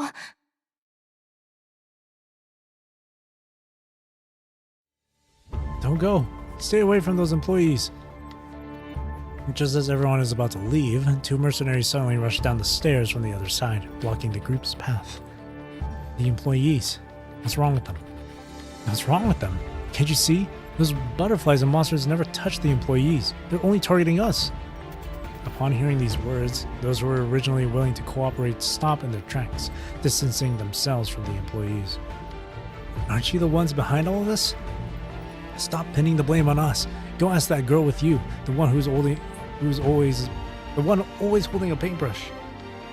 Anyone who crossed her got beaten up by that custom-made robot of hers. The injuries didn't look serious at first, but then they'd start feeling sick. And none of them lasted more than 3 days before dying. That can't be right. I've met that robot. She seemed nice enough. She even let me in on a secret, saying she was on the hunt for the mastermind behind these monsters. Didn't the girl mention any of that to you? No, she didn't. Let's go ask her. What do you want to know? Yuko stands behind the crowd that has yet to evacuate, maintaining her usual listless demeanor. Even in a direct conversation, her gaze stays locked on the shadows, vigilant for any red butterflies that may flutter into view. You've met Cradle before, right? Did she tell you that we're the ones who trapped you here? That we're responsible for all this? Yes, I did hear something like that. Huh? When did you? Do you have any blah, blah, blah idea what we've been through here? And you're trying to play innocent right off the bat? The enraged youth swings his blood-stained fist at you, but before he can even register what's happening, his body is pinned firmly in a twisted manner to the ground. Of course we know what you've been through. That's exactly why Commandant rushed here to save you, even risking his own health. Those hetero creatures infested by the butterflies, do they look friendly to you? Cradle is intimidating you. Aren't you doing the same thing now? That's because you attacked us first. If we truly meant harm, or if we really wanted to intimidate you into doing something... Lucia tightens her grip, drawing a sharp cry of pain from the young man. Commandant doesn't even need to do anything. I can handle it right now by myself. Q, let Barley go. Please let him go. We'll listen to what you have to say.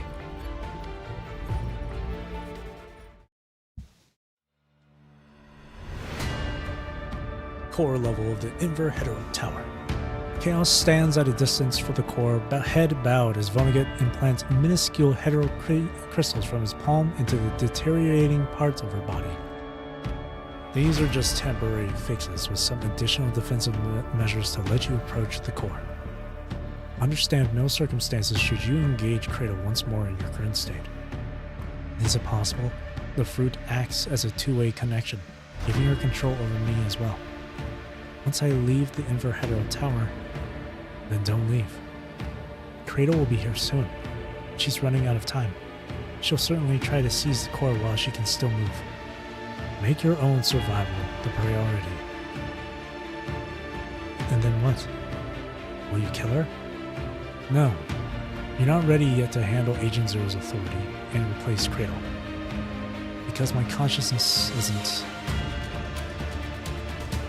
He withdraws his hands and gazes at the core before him with emotionless eyes. Do you know why I chose the Abandoned and the clones to make the key, despite the risk of Chaos's unstable consciousness? Because Babylonia offers no place for such people.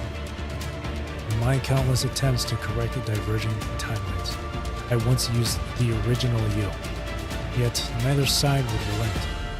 At those times, your primary goal would shift toward returning home, rather than seeking the future.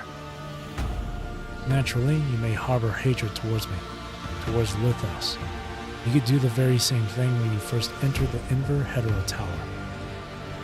Not anymore. That would only waste what few chances I have left. Even if I were to kill you, you would have to wait until everything is over. Except... Chaos clenches their fists, eyes burning with frustration. Why do others have to sacrifice themselves to complete my consciousness? Why? Why am I the only one who can't do it?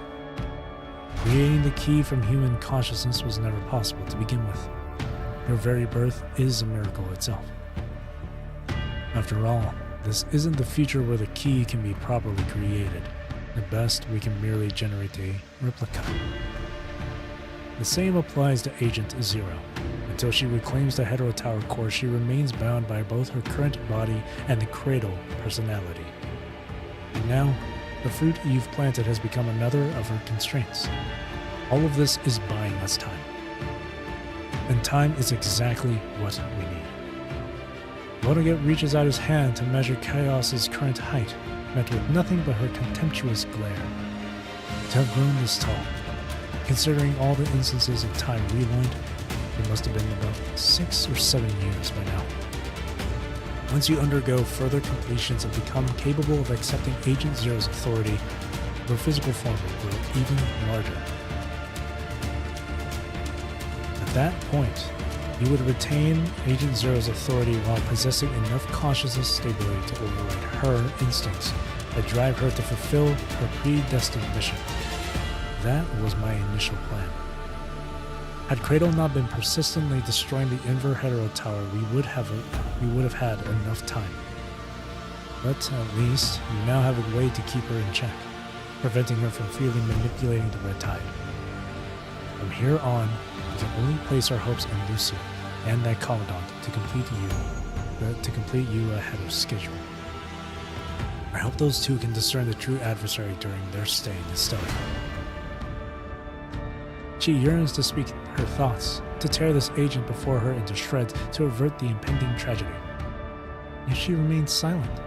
She has witnessed the truth with her own eyes, personally confirmed the unchangeable reality. Though she cannot agree with all of Vonnegut's plans, right now, this thorn-laden tightrope represents the sole path to the future. One misstep would plunge all of humanity into the abyss. Lucia's key is nearly depleted. If Kratos destroys it again, she won't even be able to return safely to the Inverhero Tower. The ever-reserved agent offers no answer to chaos. Vonnegut. The doll casts out his name, or calls out his name, her voice like an echoing lament.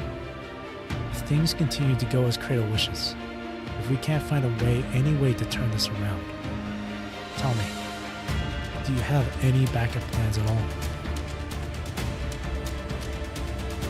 No.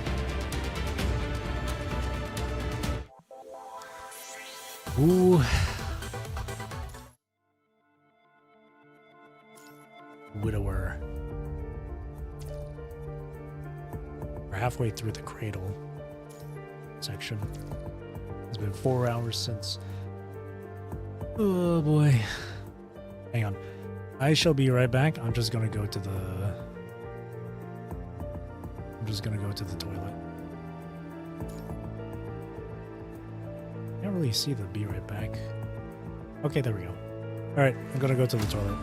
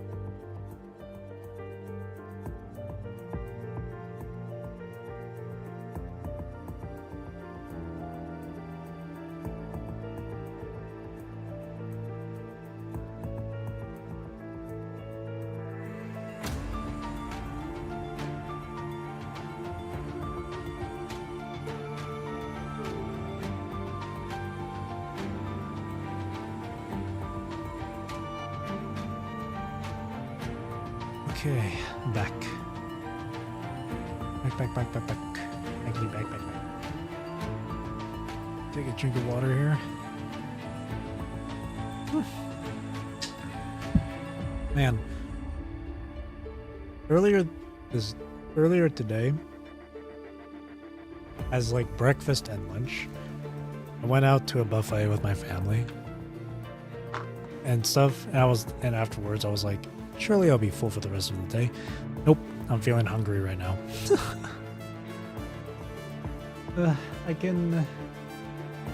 I mean, we're on node 12 right here, then 13 and then 14. 3 more nodes to get through for tonight. And I'll finish the rest tomorrow. I can just wait until after stream for me to eat. All right. Let's continue. 3112. Requesting data resynchronization, searching for records related to Project String. Success. Some data has been deleted by a secondary authority and is unreadable. Proceed with synchronization from this point anyway. Confirm. The Human Vanguard team completed the simulation tests for Project String and officially entered the Hetero Tower carrying the key. The key possessed by the Vanguard team is divided into an input end and a receiving end. The input end is held by team member number 7, Nemo, who is designated for sacrifice, while the receiving end is held by Dominic. A vulnerability has been detected in the key possessed by the humans. This could be our chance. The core itself is part of the Hetero Tower. Its mere removal would open the gateway. Their flawed key will serve perfectly to expand the gateway's range. Next, I will exploit the key's vulnerability to open the gateway and push Dominic and the entire Vanguard team into the fog behind the gate.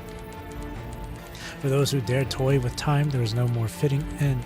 There is a no more fitting end than to be devoured by the fog, a place where time itself no longer exists. Humans. No, eliminating Dominic alone will leave humanity helpless. The others are merely collateral casualties. The moment you grasp that false hope, I shall bestow upon you true despair. Hacking into the receiving end of the key. Traction module preload completed. Countdown 3. Countdown 2. Countdown 1. The gateway has opened. Dominic has been successfully cast into the fog with no means of return. Judgment error detected. Must.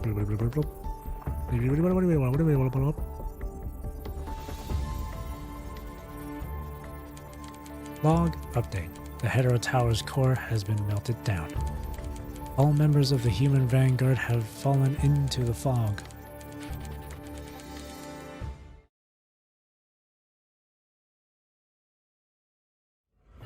Once again, Credo approaches the Hetero Tower's core, a sight she hasn't seen in a very long time. Directly ahead, Vonnegut's gaze fixes upon her.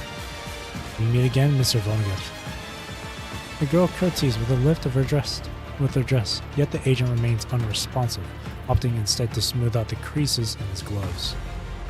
A pristine blue light shimmers silently behind Vonnegut, and the radiance emanating from the Hetero Tower's core elicits unmistakable displeasure in Credo's heart.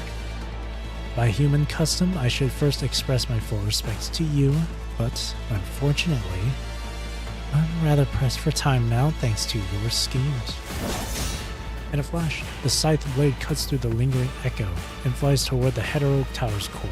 A fierce red light streaks forward, only to collide with a wall of brilliant blue. The thunderous collision heralds the beginning of their battle. Vonnegut remains perfectly still, merely turning his wrist to reposition the force field, once again intercepting Credo's assault. Sparks burst forth where blade meets shield, the flashing light reflecting in those eyes of deep gold and bright crimson. It's about time you tell me who you really are. How do you know my Hetero Tower so well? Vonnegut remains silent. The Hetero Tower's core continuously absorbs the punishing virus that fuels their actions. This deadlock only serves to drain both sides' energy needlessly. Moreover, the man before her shows no signs of fatigue. Only the punishing concentration surrounding him has slightly decreased from its previous levels. Upon this realization, Credo relinquishes her power and pulls back, steadying her sight against the ground to pause her assault. Just before this girl can steady herself, the agent gives a slight shake of his head. This subtle gesture sends countless possibilities racing through Credo's mind, but before she can speak with composure, her body trembles upon an instinctive warning of danger. She immediately looks down, only to find her own wide-eyed reflection staring back from the blade protruding from her chest. The blade, thrusted into her back, pierces straight through her chest. Before Credo can even react, the assassin behind her twists the blade and violently wrenches it sideways through her body. Watching as the blade threatens to slice her body apart, Credo has no choice but to grab the edge with her bare hands. Red tide seeps from her wound, washing over her deathly pale knuckles. The assassin's weapon shatters, its broken surface reflecting the girl's rare expression of gravity. Cradle realizes her strength is draining away far too quickly. Yet that gravity soon gives way to her usual demeanor as Cradle turns around with a smile, her blood-soaked fingers idly toying with the broken blade. You've finally shown yourself, Chaos. Cradle extends both arms towards Chaos, an invitation presented as an embrace. Chaos tosses aside the remaining half of the blade, using her small frame to slip past Cradle's interception and swiftly retreat behind the force field. Only now does Cradle notice that Chaos's body has grown considerably since their last encounter. Last time we met, you could barely walk on your own. Now look at you, no longer a doll, but something more human. This seems quite unusual. Perhaps her own abnormality and the gradually haywire red tide have something to do with Chaos. As these thoughts cross her mind, Cradle dispels her sight. The red tide, having come along with her, swirls around her legs, and from its boiling waters emerge numerous hetero creatures, their nascent forms taking first strides. No, I've been like this for a while now. The girl waits no longer, striking the newly manifested harp in her arms. The hetero tower yields to its original master as the red tide surges forth. Countless red butterflies and hetero creatures answer her call, once again surrounding the blue core. Meanwhile, the girl's eyes bore into Chaos like a curse, an unrelenting gaze that refuses to let go. You can erase my memories. No, you've consumed too much that's hard to digest. The chaos in your memories is just a side effect. So it's that Commandant. She can afford no further delay. The hetero creatures unleash another barrage of attacks, masking a fatal blow within their assault. Even a barrier of such formidable strength cannot withstand Cradle's full power unleashed within the hetero tower. Agent Zeros. Chaos swiftly glides behind Vonnegut, using his body as an impromptu shield. The steadfast barrier erected by the agent's hands remains resolute against the fierce onslaught. As the crimson light from the impact still lingers, Chaos leaps into the air, her fingertips pressed against Cradle's chest. The touch freezes Cradle in place, rendering her unable to move even half a step. That is precisely where the fruit has taken its deepest root, consciousness. A piece of... Chaos's lifeless eyes reflect Cradle's fury born of humiliation, a rather unusual sight. Her body rebels against her will, refusing to move. Cradle's eyes remain fixed on Chaos, who has already raised her other arm high above. The target is clear. Cradle's head. Enough. Let go, Cradle. Chaos's movement freezes at those words. This isn't the first time. Just as before, Vonnegut abruptly halts the attack once more. You weren't ready last time, so it's still the same case now. Well then. Even with her body immobilized, she can still broadcast commands as Agent Zero to the unrestrained hetero creatures. Kill her! The girl stands before the azure light she despises, her deafening command to her creations reverberating through the air. Chaos. The agent points to the evacuation tunnel constructed with the force field. His usually unshakable composure shows its first crack in the face of Chaos's reckless actions. So, now is the time. Cradle sits steady amidst a swarm of crimson butterflies, letting them carry her aloft. She soars past Vonnegut, who holds back the tide of hetero creatures as she launches herself toward the massive blue core. Gotcha. This is my real target all along. All rationality vanishes as her figure leaps toward the core. Chaos charges through the surging enemies, springing forward and leaping across countless heads to reach Cradle above.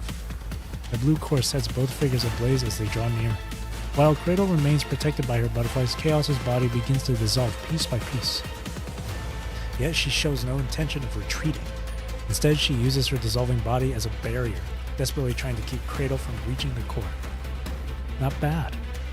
Under the dazzling blue light, the girl breaks into a radiant smile, but when her curved eyes widen, they reveal nothing but coldness.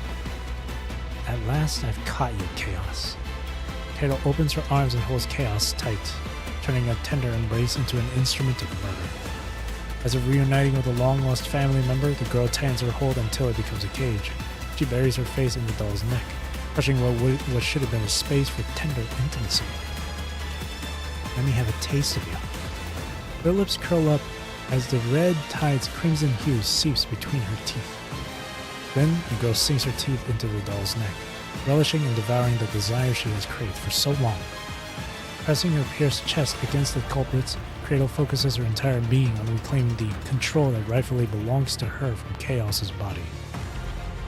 Countless fragments of information, along with Chaos's flesh and blood, flood into Cradle's consciousness. Some are memories from before the birth of the doll. Some are stories from her present existence. Deep within these fragments, a fleeting image surfaces of Vonnegut conversing with Chaos, sending an unsettling wave of familiarity through every fiber of Cradle's being.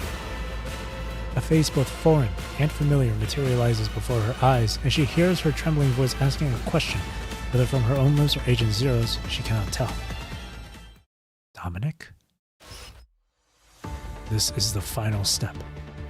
Sheltered behind layers of force fields, the human leader held up an inscrutable device and handed it to the Vanguard team member number 7 standing before him. Will this really work? Can this key made from Hetero creatures truly melt down the Hetero Tower's core? If we gain nothing from this and we lose another team member, keep your chin up. The simulation test was successful. Nemo. The Vanguard team member number 7, known as Nemo, pat his teammate's shoulder as a final gesture of comfort. But Dominic said even simulation tests can't provide absolute certainty. This is our only option left. We have to try it, whether it succeeds or not. Nemo waved his hand, unwilling to discuss it any further. We'll get going then.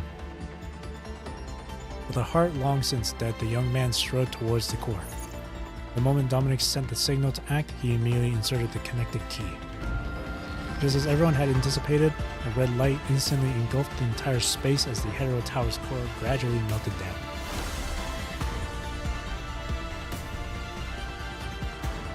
What ensued was a boundless white that filled their vision.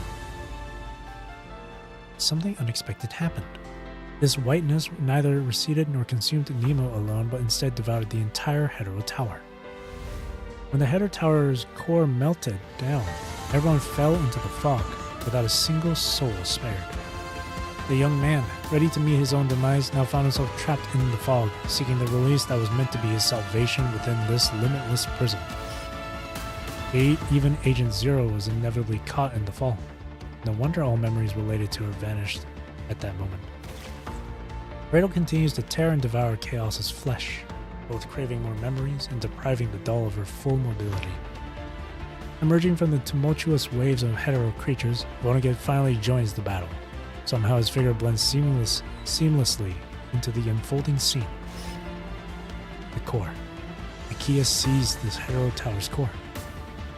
The young man clutched an eerie cube in his hands, the original form of Agent Zero, the crystallized remains of the Hetero Tower's core after the meltdown. Like a seed within a fruit, it stood ready to sprout into a new Hetero Tower any moment. Nemo knew with certainty, if there was a way to analyze and harness this seed, humanity would draw closer to the vast starry sky and to the gate itself. This was Dominic's plan all along. This is our only hope. I must at least send it back before I die. Chaos, don't waste the fruit's connection. Keep your consciousness stable. The doll on the verge of dissolving into the blue core heeds these words and desperately grasps Cradle's shoulder. Control her for 5 seconds. We're back. We made it out of the fog. Wait. Dominic. Where's Dominic? Nemo. What happened to Dominic? Before he could offer any explanation, the young man collapsed from exhaustion. Hey! Let him rest. We made it back for that place thanks to him and the key he carries. 4. The force field completely envelops Chaos, slowing down the Hetero Tower's core from devouring her. The doll silently clutches at everything within her reach, her silhouette gradually fading into a blur beneath the radiant light. Let's move out. Good luck to us all. As the next memory fragment unfolds before her eyes, Cradle sees the Vanguard members with new frames, their capabilities matching those of Lee's. This is no picnic. But what's there to be excited about? I'm not excited. This is our last hope. If we can pass through the gate, we might still have a chance to make things right. The gate. Last hope, huh? We said the same thing last time. We made the key, took the core, and got people to study it. And now Dominic's nowhere to be found. We've been going in circles. Even with the key to disrupt the Hetero Tower's rules, we haven't made any progress. We even had to rely on a kid like you to lead the way through the gate. Nemo, what's wrong? It's nothing. I'm just tired. I'm tired too, Nemo. But soon, there won't be any living humans left in this world. These replicated keys are our last hope. And you, who understand this technology better than any of us, are even more crucial. So this time, let us take the lead. We will definitely pass through the gate. Yep. 3. Seizing back the control, chaos pierces through Cradle's body once again. Yet the girl shows no fear at this assault. Instead, she looks past the doll, fixing her deeply playful gaze upon the agent. Thank you for coming to collect my belongings. There's a candy in the red box. I hope it helps sweeten the bitterness. Feel free to take a short break here, but it's not time yet to stop. Nemo, go find Dominic. Go find our hero. Go find the last hope. The young man clenches his fist and raises it high, but as he brings it down, all his strength fades away. Humanity's almost gone from this world. Why do we keep choosing to march towards our deaths? Why, again and again, do we search for a hope that has long become hollow? 2. The core of the Hetero Tower trembles, emanating an even more brilliant light. The young man closed his eyes, trying to shut out the countless scenes of utter defeat and despair. Then, slowly, he opened his eyes again, gazing at the destination of this long journey. A string of distorted text emerged into the center of his vision. He recognized this handwriting. It belonged to the Vanguard team member number 4. Like everyone else, I rewrote the rules of the Hetero Tower and became part of it. He really did it. Indeed, they crossed the impossible river on the sacrifices of their companions, stepped through the impassable gate over countless corpses, and now, 1. We're close to having our own secret tunnel. When that time comes, take everything we've left behind and go to Dominic's era. The solitary young man collapsed to his knees before the message, curling up in agony as if his very soul had been torn away. His tumultuous emotions twisted his body into knots, causing his already exhausted consciousness to quiver and shake. The sound that emerged from his throat began as an infant's cry before bursting into hysterical wails. No one to comfort him, no one to hear him. Only countless ghostly eyes watch him in silence. Cry as he should until both his voice and tears were exhausted. Only then would his crying stop. Through the blood-stained edge, Cradle sees the final line of the message. Oh, by the way, I want to name this tunnel extending from the Hetero Tower the Bridge Across Dreams. Doesn't it sound nice? And so, Crimson consumes all. Oh.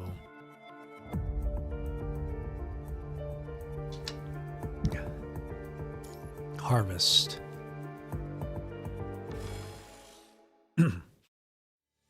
January 1st, 2161. Outside the Inver-Hetero Tower, time silently flows through the deep night, surging towards dawn.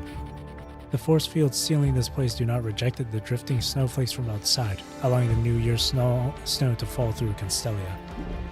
Cradle, after a long slumber, finally awakens from the stagnant red tide. The precious gain from this venture, the agent's past, is truly worth savoring, and she purses her lips in relish. Oh, by the way, I want to name this tunnel extending from the Hetero Tower the Bridge Across Streams. Doesn't it sound nice? The Bridge Across Streams. Huh, such a poetic name given to an illegal structure. However, if the keys they carried were similar to what I saw in the Hetero Tower back then, it could indeed alter some of the tower's rules, and even create a space of their own. Cradle paces back and forth anxiously within the red tide. This could very well be the reason why the Hetero Tower in this world transformed into the Inver Hetero Tower, when no one had the key back then. Did someone help? Or was that construct really capable of doing these things? Looking at it now, her previous failure was indeed caused by those Vanguard team members. But how did he manage to return from the fog? As she paces, turning thoughts over in her mind, she arrives at only one possibility. Perhaps he exploited a flaw of the key, allowing the input end held by him to seize the Hetero Tower's core. Could the Hetero Tower have appeared here as also because he brought the core over? Cradle breaks into a laugh as if having finally figured something out. Interesting. The Vanguard team ended up outsmarting themselves, and the same fate befell Agent Zero. History sure has a knack for repeating itself, doesn't it? The Dominic there vanished when seizing the core, while the Dominic over here disappeared after the burst of the 0-point energy. It's truly like an inescapable closed loop. But why? Why does a gatekeeper exist only before this gate? According to her recovered records, before the construct known as Lee could knock upon this gateway, a gatekeeper blocked his path. Like a deliberately placed safeguard, the gatekeeper stood as both a warning to those who would trespass beyond the gate, and a guide to those who came prepared for the challenge. Just what is the gatekeeper's true identity? Where would she take those who crossed the gateway? To the deepest gateway? Will she devour them? Or perhaps... Don't make me regret this. Such speculations lead nowhere, but she can be certain of one thing. The gatekeeper is not an envoy of the gateway. As for Vonnegut, it turned out that he was one of the Vanguard team members all along.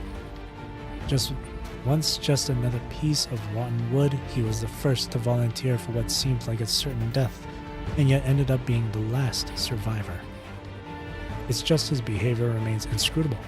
It neither fully aligns with Nemo's behavioral patterns, nor shows clear traces of anyone else's influence. What could be the reason for this? What if, like the red tide, multiple consciousnesses have merged within? Did Professor Trout tell you what it is that he needed you guys to do for him? I think it's got to do with memory data. Lithos told me that memory data is this thing that turns everything in the human brain into data and stores it somewhere else. Some people change their bodies using it. I hope it's something that allows people to change their bodies, though. I really want to see Professor Trout alive again. The girl's voice resonates in her mind, echoing Cradle's predictable line of speculation. Could this be when the consciousness of Trout merged with that of Nemo? Given the technological limitations of the Golden Age, could Trout's consciousness really have remained intact? There must be numerous consciousness fragments of others inside, preventing him from maintaining control according to his original plan. Just like the ship of Theseus. And I'm no different now. She touches the spot on her chest where chaos struck her. Even if she dismantles this body and reassembles it, as long as the red tide is used for repairs, chaos will know. There is no escaping this predicament. Red tide itself is a jumble of countless consciousnesses and chaotic information. That's why most hetero creatures display such erratic behaviors. Only a sufficiently stable consciousness can drown out the voices of others and maintain their sense of self. After such a fusion, whose wishes are they really fulfilling? What truly drives them forward? She suddenly feels a sense of estrangement from herself. Is she driven by the duty of Agent Zero and the coldness that should come with her? Or by Cradle's curiosity and her respect for humanity and civilizations?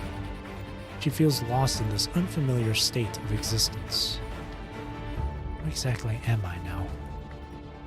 Once again, she recalls Yuko's pointed question. Forget it. Who cares anyway? No matter what she is, what needs to be done now is clear. It's time to stop those trying to approach the rift.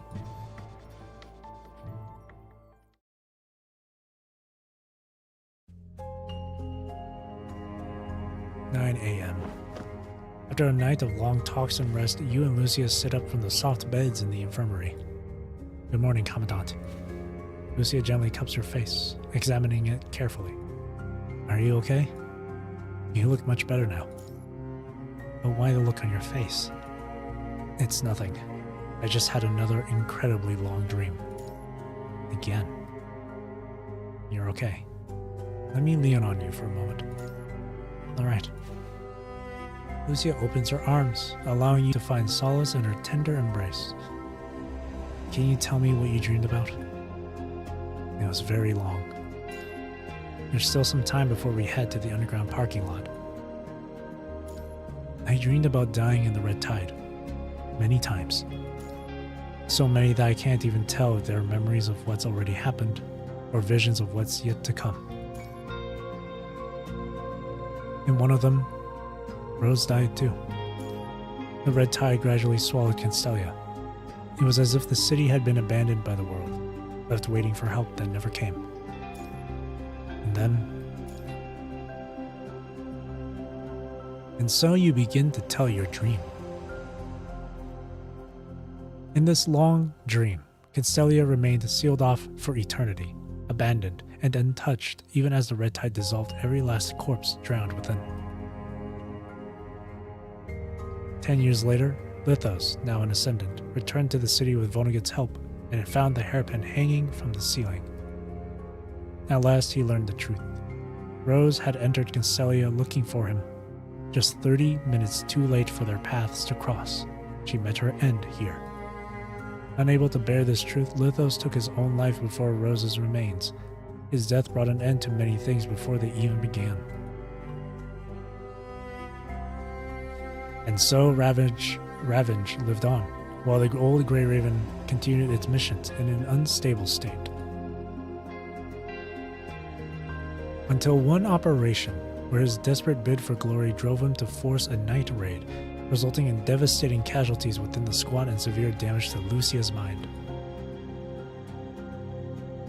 No longer able to fight, rejected by every squad, Lucia wandered between cities with only her sword for company, until Luna found her and brought her back to their old home, where she now spent her days staring blankly at the sunlight outside.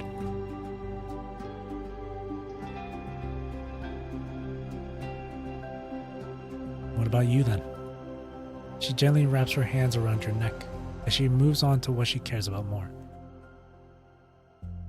I missed Grey Raven, and instead was assigned to Suzaku. Liv and Lee still joined me, though the squad captain was another construct. Who's that? Have you heard of Emma Copperfield? I have. She's the Copperfield's heiress. We saw records of her childhood when we fought that butler mechanoid guarding the Copperfield estate, right? Yeah, that's her. Why did you choose her? She was standing in the hallway, greeting me with a smile, saying she wanted to become Suzaku's captain. And then, how did the squad perform? Not particularly well. Emma was a support construct. Things are better with you around. We failed to notice many problems. In the Battle of Polia Forest Park, Liv never came back. She didn't even make it to switch to Imperia. The Red Tide was the same. It appeared out of nowhere, just like how Constellia's barrier was suddenly broken. And before we knew it, Commandant. She calls out in a gentle voice, as if trying to wake you from the lingering shadows of a nightmare. We still have a chance to change things. Yeah, we still have a chance to change things. You raise your head, managing a smile that isn't entirely forced. I've recalled some things that happened in the Hetero Tower. Yep. If I were to die in the Red Tide like that, you must bring the key back. Commandant. Contrary to her usual self, she interrupts your unfinished sentence, and after a long moment of hesitation, voices her request almost as a whisper. Do not die. Hold Lucia's hand. Lucia lowers her eyes and places her hands on yours in a firm but tender grip. Yeah, the dream is over now. Yes, and now we've been talking and, sorry, am I interrupting something? It's fine.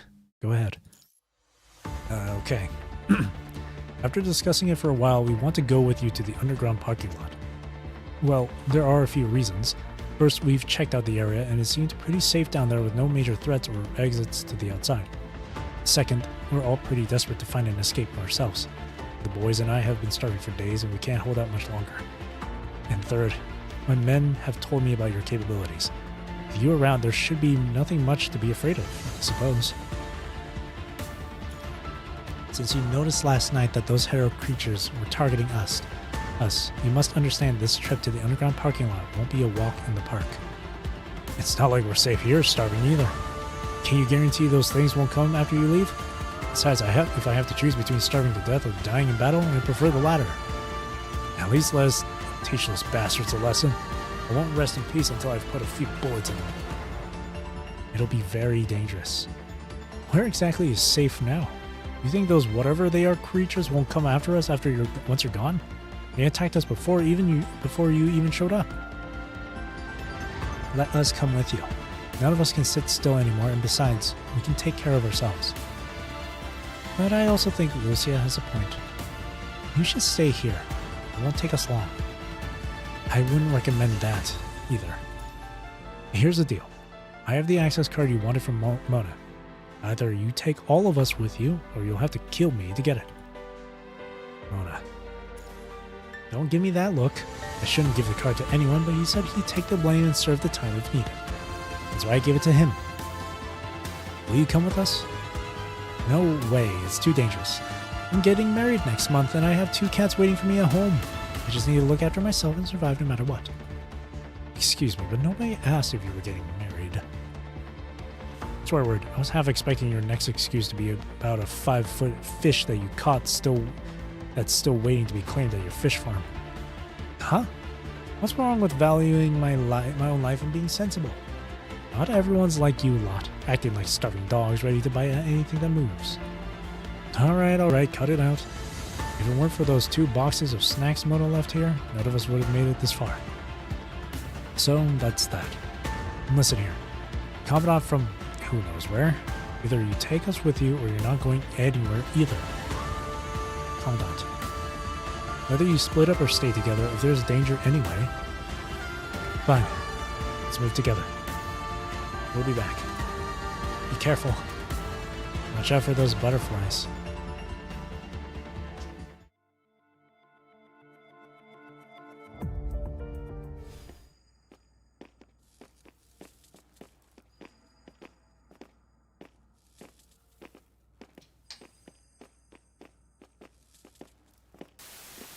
Uh-oh. なんでここにも死人が。ここにもあの蝶がいます。下で出口を捜索中に。驚かせんなよな。It's indeed because of those butterflies. 指揮官警戒を。 Damn, she worked fast.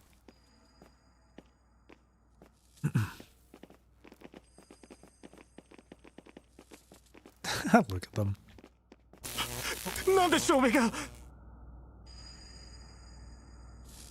Uh-oh. 気分が悪いなら先に帰っとけよ。触れないで。 He's at a high level of corruption. When did he become corrupted? 侵食速度が増した可能性は一つ。これ通りです。 Is it possible for those red butterflies to live off humans? はあ？規制？ふざけんなよ。蝶が口の中に入ってきて。痛い。腹が痛いよ。Do we have any serum left? Ooh. お前ら。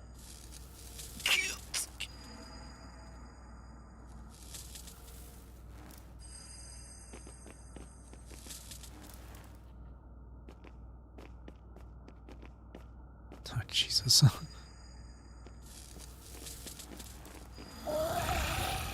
Uh-oh.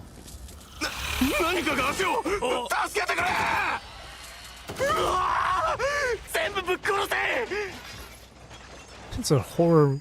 It's a horror game. I'll go check it out. 私も一緒に。他の皆さんは戻ってください。負傷者は帰れ。俺らは残る。地下の調査をすると言ったはずだ。もしお前らが何か見つけてトンズラしたら俺たちはどうすりゃいい。そうだ。それにこのままだと遅かれ早かれ全員飢え死にだ。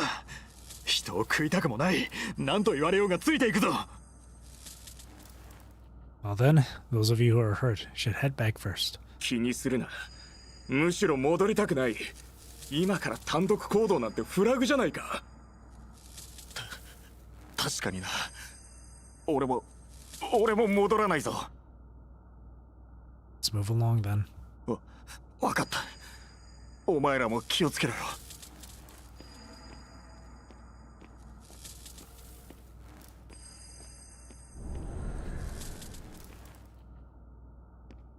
Spooky. Mercenary's Journal. Oh, that's a lot to read. It's 6 a.m. on December 27th, 2160. I didn't sleep last night. I've been trapped in this damn place for 7 days. The terminal still has no signal, and the electricity went off this morning. The instant noodles and cookies in the vending machine are gonna run out, and I'm gonna die someday. The only family member I have is Grandma. Now I can't go back. I wonder what she would think. When I was little, Grandma often told me I was lucky to be born in a good era. She was born in one of the most affected areas during the war. I didn't think so. Science geniuses, politicians, and entrepreneurs are blessed, but what can I do? My own job, just like all the other working machines? I'm a nobody. A good time is not enough to turn me into some genius or celebrity and put me on an aircraft bound for the galaxy, or make me drop the idea of playing games after work and study hard to become some great scientist. Moreover, it takes more than working hard to achieve these. It's the same with Mom. She wouldn't stay with her family and give up pursuing her ideal life just because it's a good time. Now I finally understand the feeling Grandma said. The feeling of having nothing to eat for days, and how important a good time and the subsistence allowances given to the poor are. I promise I will take a new look at my life if I get to survive this. So, can I survive this? When I lost sleep, I kept thinking about what I could do to survive and help others. I was so starved and sleepy that my mind was full of bad ideas, making it hard to concentrate. I feel wired and uptight. I only want to scream when someone says something to me. I need to rest, but how can I manage that on this cold floor? I need a good meal to think properly about what to do next, but where can I get that? I see grass and the flower. 前回はここまでひどい状況では。いえ、たとえ戻っても同じですね。前へ進みましょう。 Oh, Jesus.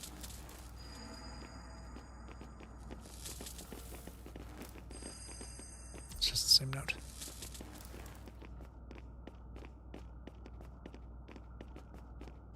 Oh, can't go that way. Can't go that way either.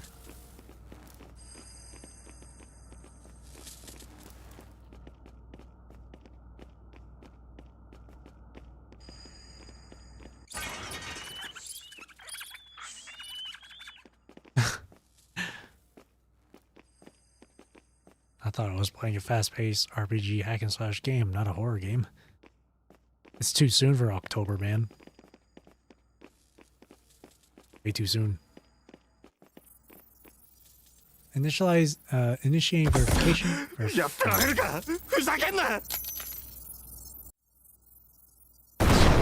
ますます不気味だ。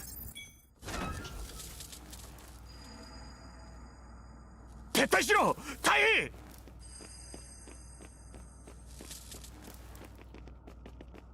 くそ。ショウが。うわ。口に入りやがった。囲まれた。俺はいいから先に行け。07. Trooper!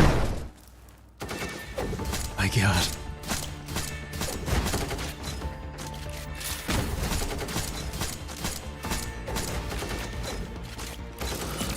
Yeah, this is the one. This is the one.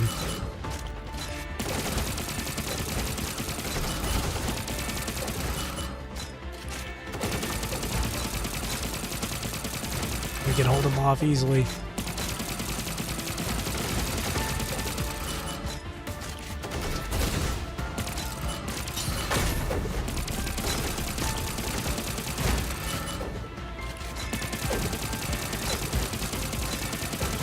God, this gun has so much recoil. It's pushing Commandant backwards.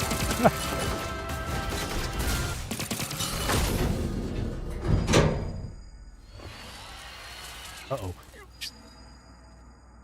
No, we're good. I'm not worried.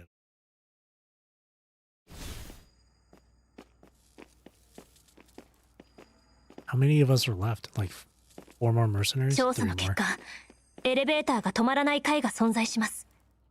私たちの上、おそらく B7 階と B8 階の間です。One of these mercenaries is Chico too, so. ここは安全で、蝶の気配もありません。まずはエレベーターがその階に止まる方法を調べてみます。モナによれば、下の方で臨時パスワードが手に入ると。Alright, be careful. Oh dear. I've been here before. Oh. Check info. Staff member's journal. Man, to access that special intermediate floor for decoration, every one of us has to get a unique passcode with the ID card and enter that code again in the elevator to make it stop at that floor. Do they have to make it so hard? 私たちの到着前に、ここですでに虐殺があった。彼の権限カードは使用した痕跡がありますが、もしやコレドールが。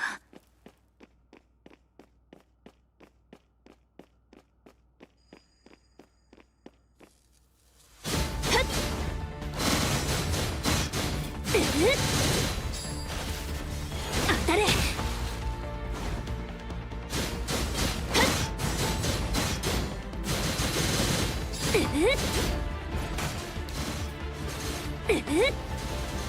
それいけ。当たれ。いけ。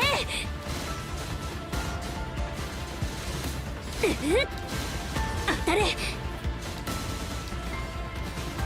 いけ。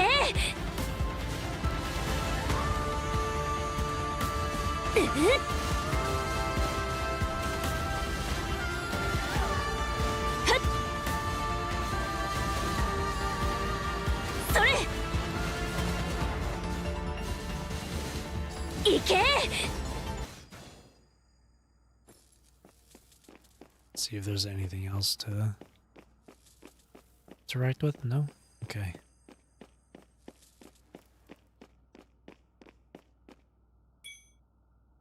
The truth always hides in dark, damp アクセス権限が有効化しました。 Oh! 臨時パスワードは973654。記憶しないと。 Elevator's here. Let's go. はい、すぐに向かいます。 No, that's not good. Ooh, you gotta go.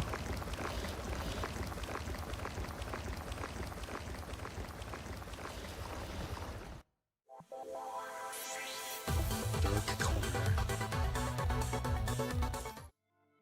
All right. This is the last one for tonight.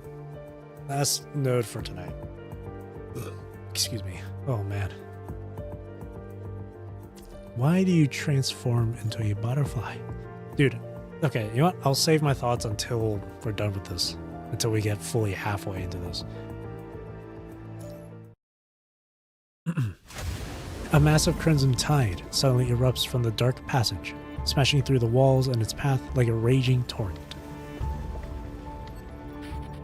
Everyone watches anxiously as Lucia finally steps into the elevator. The pale light casts an eerie glow on the flustered faces, while the roaring tide relentlessly chases you from beneath the ascending elevator. What do we do now? Don't tell me this thing's gonna flood the streets too. Let's get back to the surface first and assess the situation. Why didn't you tell us about this earlier? Even the emergency stairs in this damn place have collapsed. She warned us about it long ago, but we didn't listen. Should we try the hidden floor? The red tide surges up from below once again, its smash sending out ear-splitting sounds of destruction.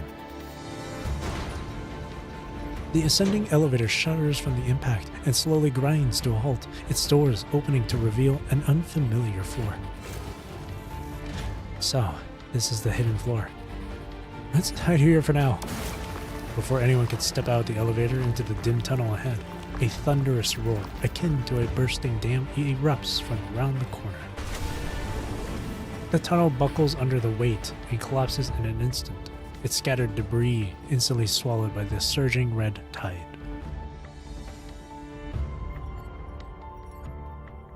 Move back! Lucia slams her fist on a button. As the elevator doors slowly close, the light from within reveals the barely concealed anxiety on Lucia's face. In the next moment, the entire elevator shakes violently as the tide envelops it from all sides. Only one step away. You got the password, and the rift of the Inverhetero Tower is right there in front of you. You are just one step away from entering it, one step away from returning to the Inverhetero Tower, one step away from the path that leads home. Yet, this single step might as well be an eternity, with the insurmountable torrent of the red tide separating you and the destination. What are you supposed to do? How can you possibly get past the red tide flooding the entire tunnel? Looking up at Lucia, her expression mirrors your own gravity. Ever since witnessing those deaths, she rarely finds moments of peace. We're almost at the surface. Let's get out of here first. At least we have the password. We can discuss everything else once we're safe. Alright. Suddenly, a violent impact strikes the bottom of the elevator. The elevator doors distort under the relentless water pressure, emitting a piercing screech as the metal tears apart. Then, crimson droplets trickle through the crevices of the elevator, gradually converging into a slender stream. The red tide is flooding into the elevator. It's the hetero creatures. They're attacking from below the elevator. Before those words can even settle, another fierce impact strikes the elevator, hurling the humans who have barely regained their footing into a tumultuous tumble once again. Multiple fractures have quietly emerged around unnoticed, and the oozing crimson fluid effortlessly shatters what little sense of safety they clung to. Like prey surrounded on all fronts, the survivors in the elevator huddle tightly together at its center. Lucia. Got it. Let's leave through the top. Lucia hands over her pyrokatana before lifting you up. The relentless strikes of the hetero creatures have already exhausted the elevator's stability. The opening at the top gradually widens as you pry it with the blade. Swearword, hurry up! You need a hand? The red tide continues to surge through the bottom cracks while the omega core of the pyro frame operates at full power, propelling the encroaching hostility. The pyrokatana emits flames, melting through the last stubborn welds. A powerful strike from its hilt warps the metal sheet, creating an opening large enough for one person to pass through. Through the breach awaits a shadowy passage, illuminated dimly by the distant glow of the top floor. Lucia, check for any activities above. The signals are all gathering below, but we're close to the surface here. The butterflies might fly up. We can kill those things without breaking a sweat. Get up there first. Red tide will eat through your legs if you stay in it. The two mercenaries grab your outstretched hand one after another, climbing onto the top of the elevator. After climbing up, Chico turns around and reaches down through the opening to offer you her hand. Your turn now. Grab her hand. Looking down after climbing to the top, a chilling realization dawns upon you. The red tide has risen past Lucia's calves. Emerging out of nowhere, a hetero creature suddenly lunges at the construct who's about to escape. The floating blade intercepts the attack meant for Lucia, the dissipating red glow reflecting in her eyes as she glares at the enemy. Commandant, go up with them first. I'll hold these enemies back. Alright, but don't take too long. Naturally. This art illustration goes hard. You shift your gaze from the battle below to the faces of the three people around you. The mercenaries have already confirmed the steel cable's durability. Do your gloves have enough grip? Chico reaches out her hand. Of course. You go first. I'll cover the rear and keep the hetero creatures from climbing up. The mercenaries exchange a glance and then nod to you. I'll leave it to you, son. The mercenary seizes the steel cable, swiftly ascending with newfound vigor, propelled by the glimmer of hope on the horizon. And then comes Chico. Need a hand? It's fine. I've got you up front, and Lucia's watching our back. Alright. She grips the steel cable firmly and climbs higher. Below, another wave of muffled crashes ripples through the metal plating, causing the elevator beneath to shake uncontrollably. Crimson waves surge through the crevices as a glint of platinum hue flashes in the periphery of your sight. Looking up, the silhouettes of the three have already vanished into the radiant light of hope above. They must have reached the surface. Time to climb up. The steel cable holds firm. Each upward pull brings you one step closer to hope. Another violent tremor rocks the elevator, the vibrations coursing straight through your palms. Lucia, it'll be okay. I'm sure you definitely can handle it. Gotta have faith. Upward. A viscous liquid clings to your hands, impeding your ascent. More. A putrid stench assaults your nostrils. Keep going. Light from the exit finally floods your vision, and then a familiar figure crouches at the edge, level with your position. She rests her chin on one hand, batting her innocent-looking eyes as she waves at you, just as you emerge from your ascent up the elevator shaft. Well, hello there, Reverend Commandant. Cradle. The radiant light reveals not only the girl's figure, but also the lifeless body lying by her feet. Chico's eyes remain wide open in death, fixedly gazing upward. When did you... Wondering how I managed to hide myself? I was in the red tide all along. How could Lucia possibly find someone made of the red tide within the red tide itself? Lucy, before her name could leave your lips, an excruciating pain tears through your body. Blood splatters into your eyes, painting your entire vision crimson. How many more deaths must you endure before returning to your own time? How many more failures must you face before finding the way to take that final step? No, perhaps there is no chance left. The key is almost depleted. This end, roughly weaved, is filled with desperation and reckless failure.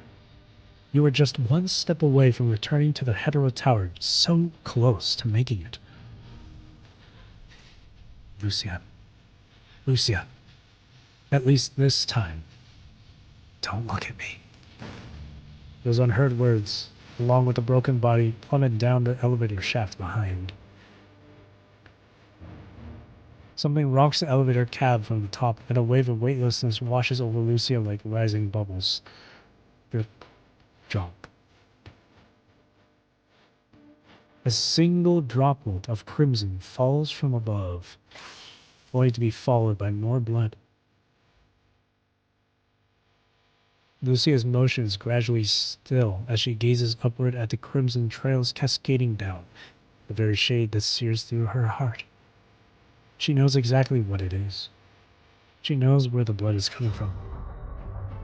She doesn't even need to look to know the condition that body must be in to shed so much blood in such a short time.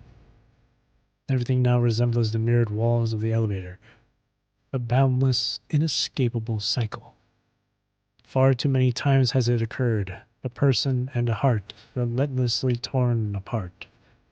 Believing they seek hope within the loops, convinced they are just one step away, yet death, time and again, has been all that awaits them both. Her hands fall limply to her sides. The hetero creatures that had been relentlessly pursuing them now vanish into the red tide, as if their mission is complete. Back then, while chasing after Liv in the church, she had asked herself the same questions. Was her life nothing but a dead end? Why did all these tragedies keep repeating themselves? Just a step distant, a fleeting instant out of sight, barely a minute away. The red tide swirling between her calves surges with her despair, poised to consume her whole. Not. Something inherently wrong that has long dwelt within her heart now festers freely, exuding the stench of decay. Next time, she will never let go of those hands. Next time, she will never let that person out of her sight. Next time, even if it means tearing herself apart. A faint cracking sound interrupts her tumultuous thoughts. The key. Her last hope lies cracked in her hands, giving her no response. Everything unfolds just as she predicted. Time refuses to rewind. No miracle occurs. She is left with no choice, with no chance. The elevator lights suddenly die out, leaving only one last brilliant arc of light. And then, the red tide surges forth, consuming everything in its path.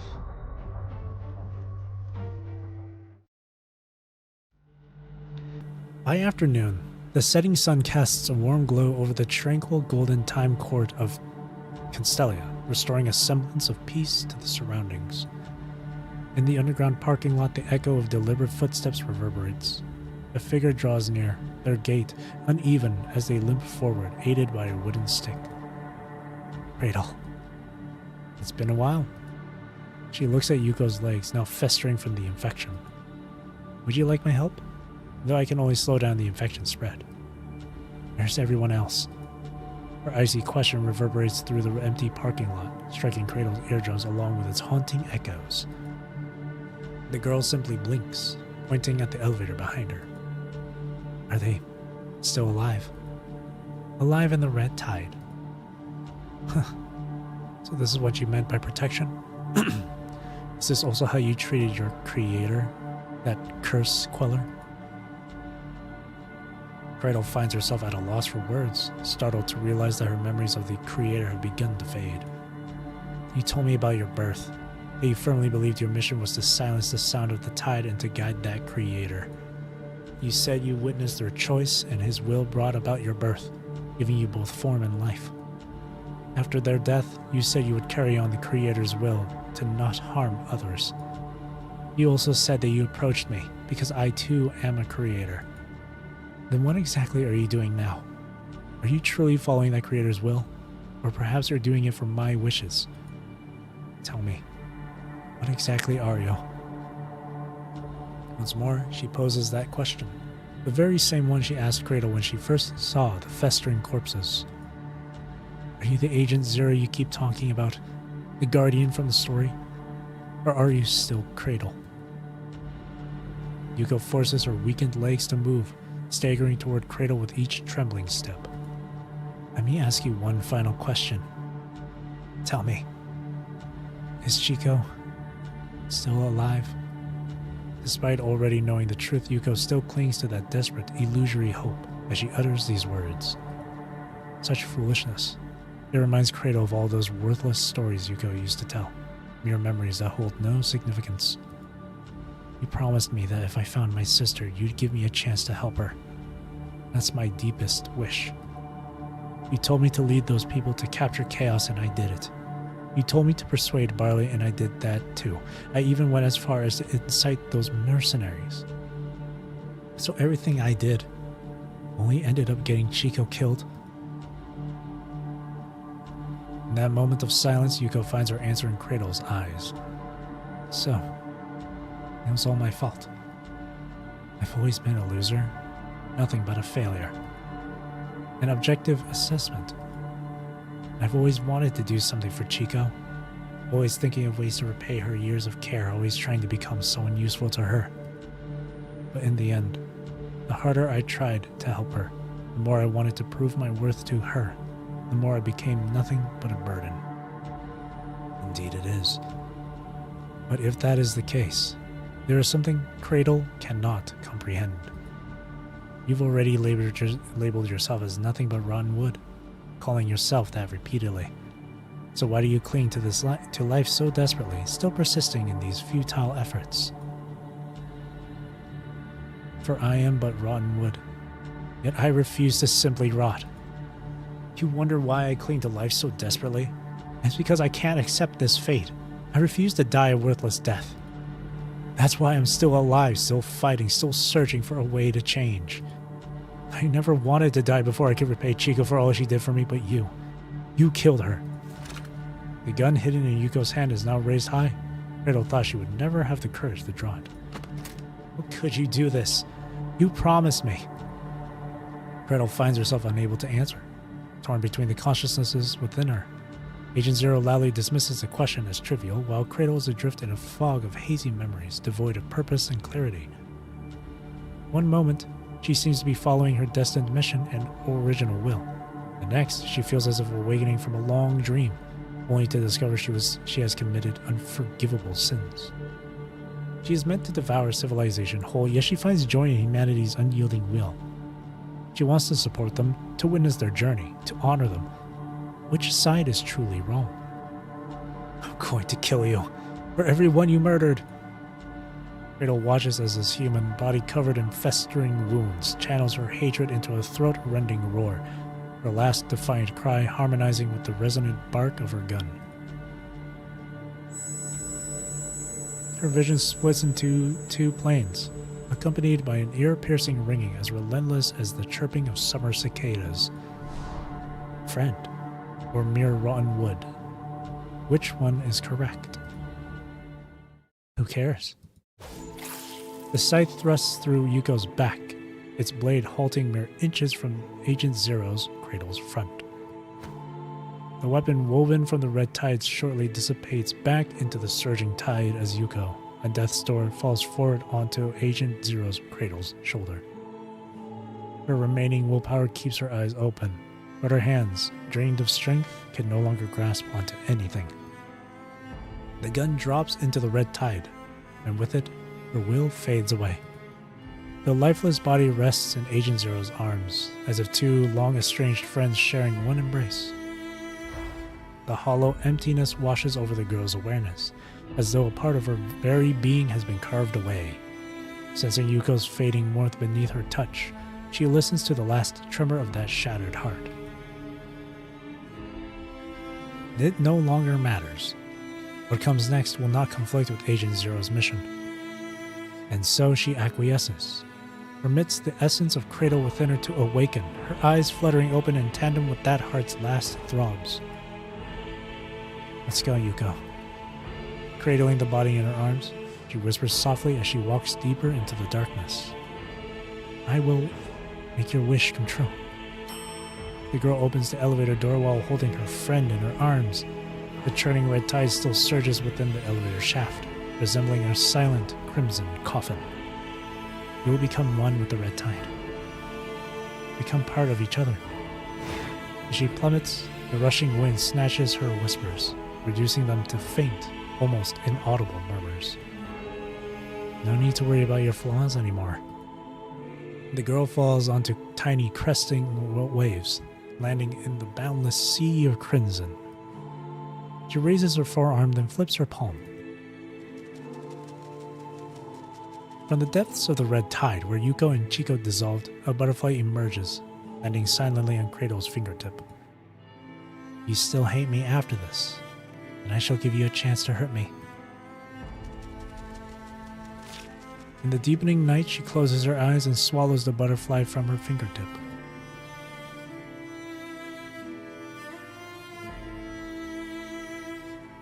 Japers, ripples, rotten wood.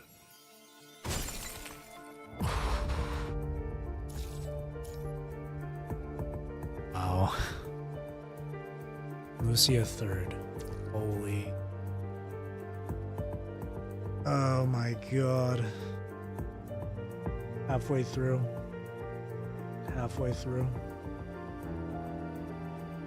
Wow. Wow. This chapter has been super good so far. Holy shit. It's about the same despair-inducing feeling and vibes you're getting as with, like, Surviving Newsome and shit. Jesus. It's hella dark. Man. You know that saying, suffering builds character or whatever? Yeah. But all jokes aside, this has been really good so far. Holy. Like, man. I think what's crazy is that back when I read Spiral of Kronos, this happened where I don't know if it's the right term. Is it like, you ever get those moments where you're, how do I explain it? Oh man, I don't know how to better explain it. But I think this alongside Spell of Chronos, it had me like really glued to the screen. Really, really like focused on the story. Because it's just that good. Only halfway through and I'm really liking this chapter. But for now, I'm gonna call it a night here. It's been 5 hours now. I'll continue this, finish it up tomorrow. Yeah. Ooh, what? 4 out of 17 stage achievements. How many combat stages are there? There's a lot. We got 16 more nodes to go. 2 different parts here. Lucia third and then something right here. Okay. Yeah, I'll continue this. あなたの気にかける未来にあなた自身もいてください。指揮官。Yeah, I'll continue this tomorrow.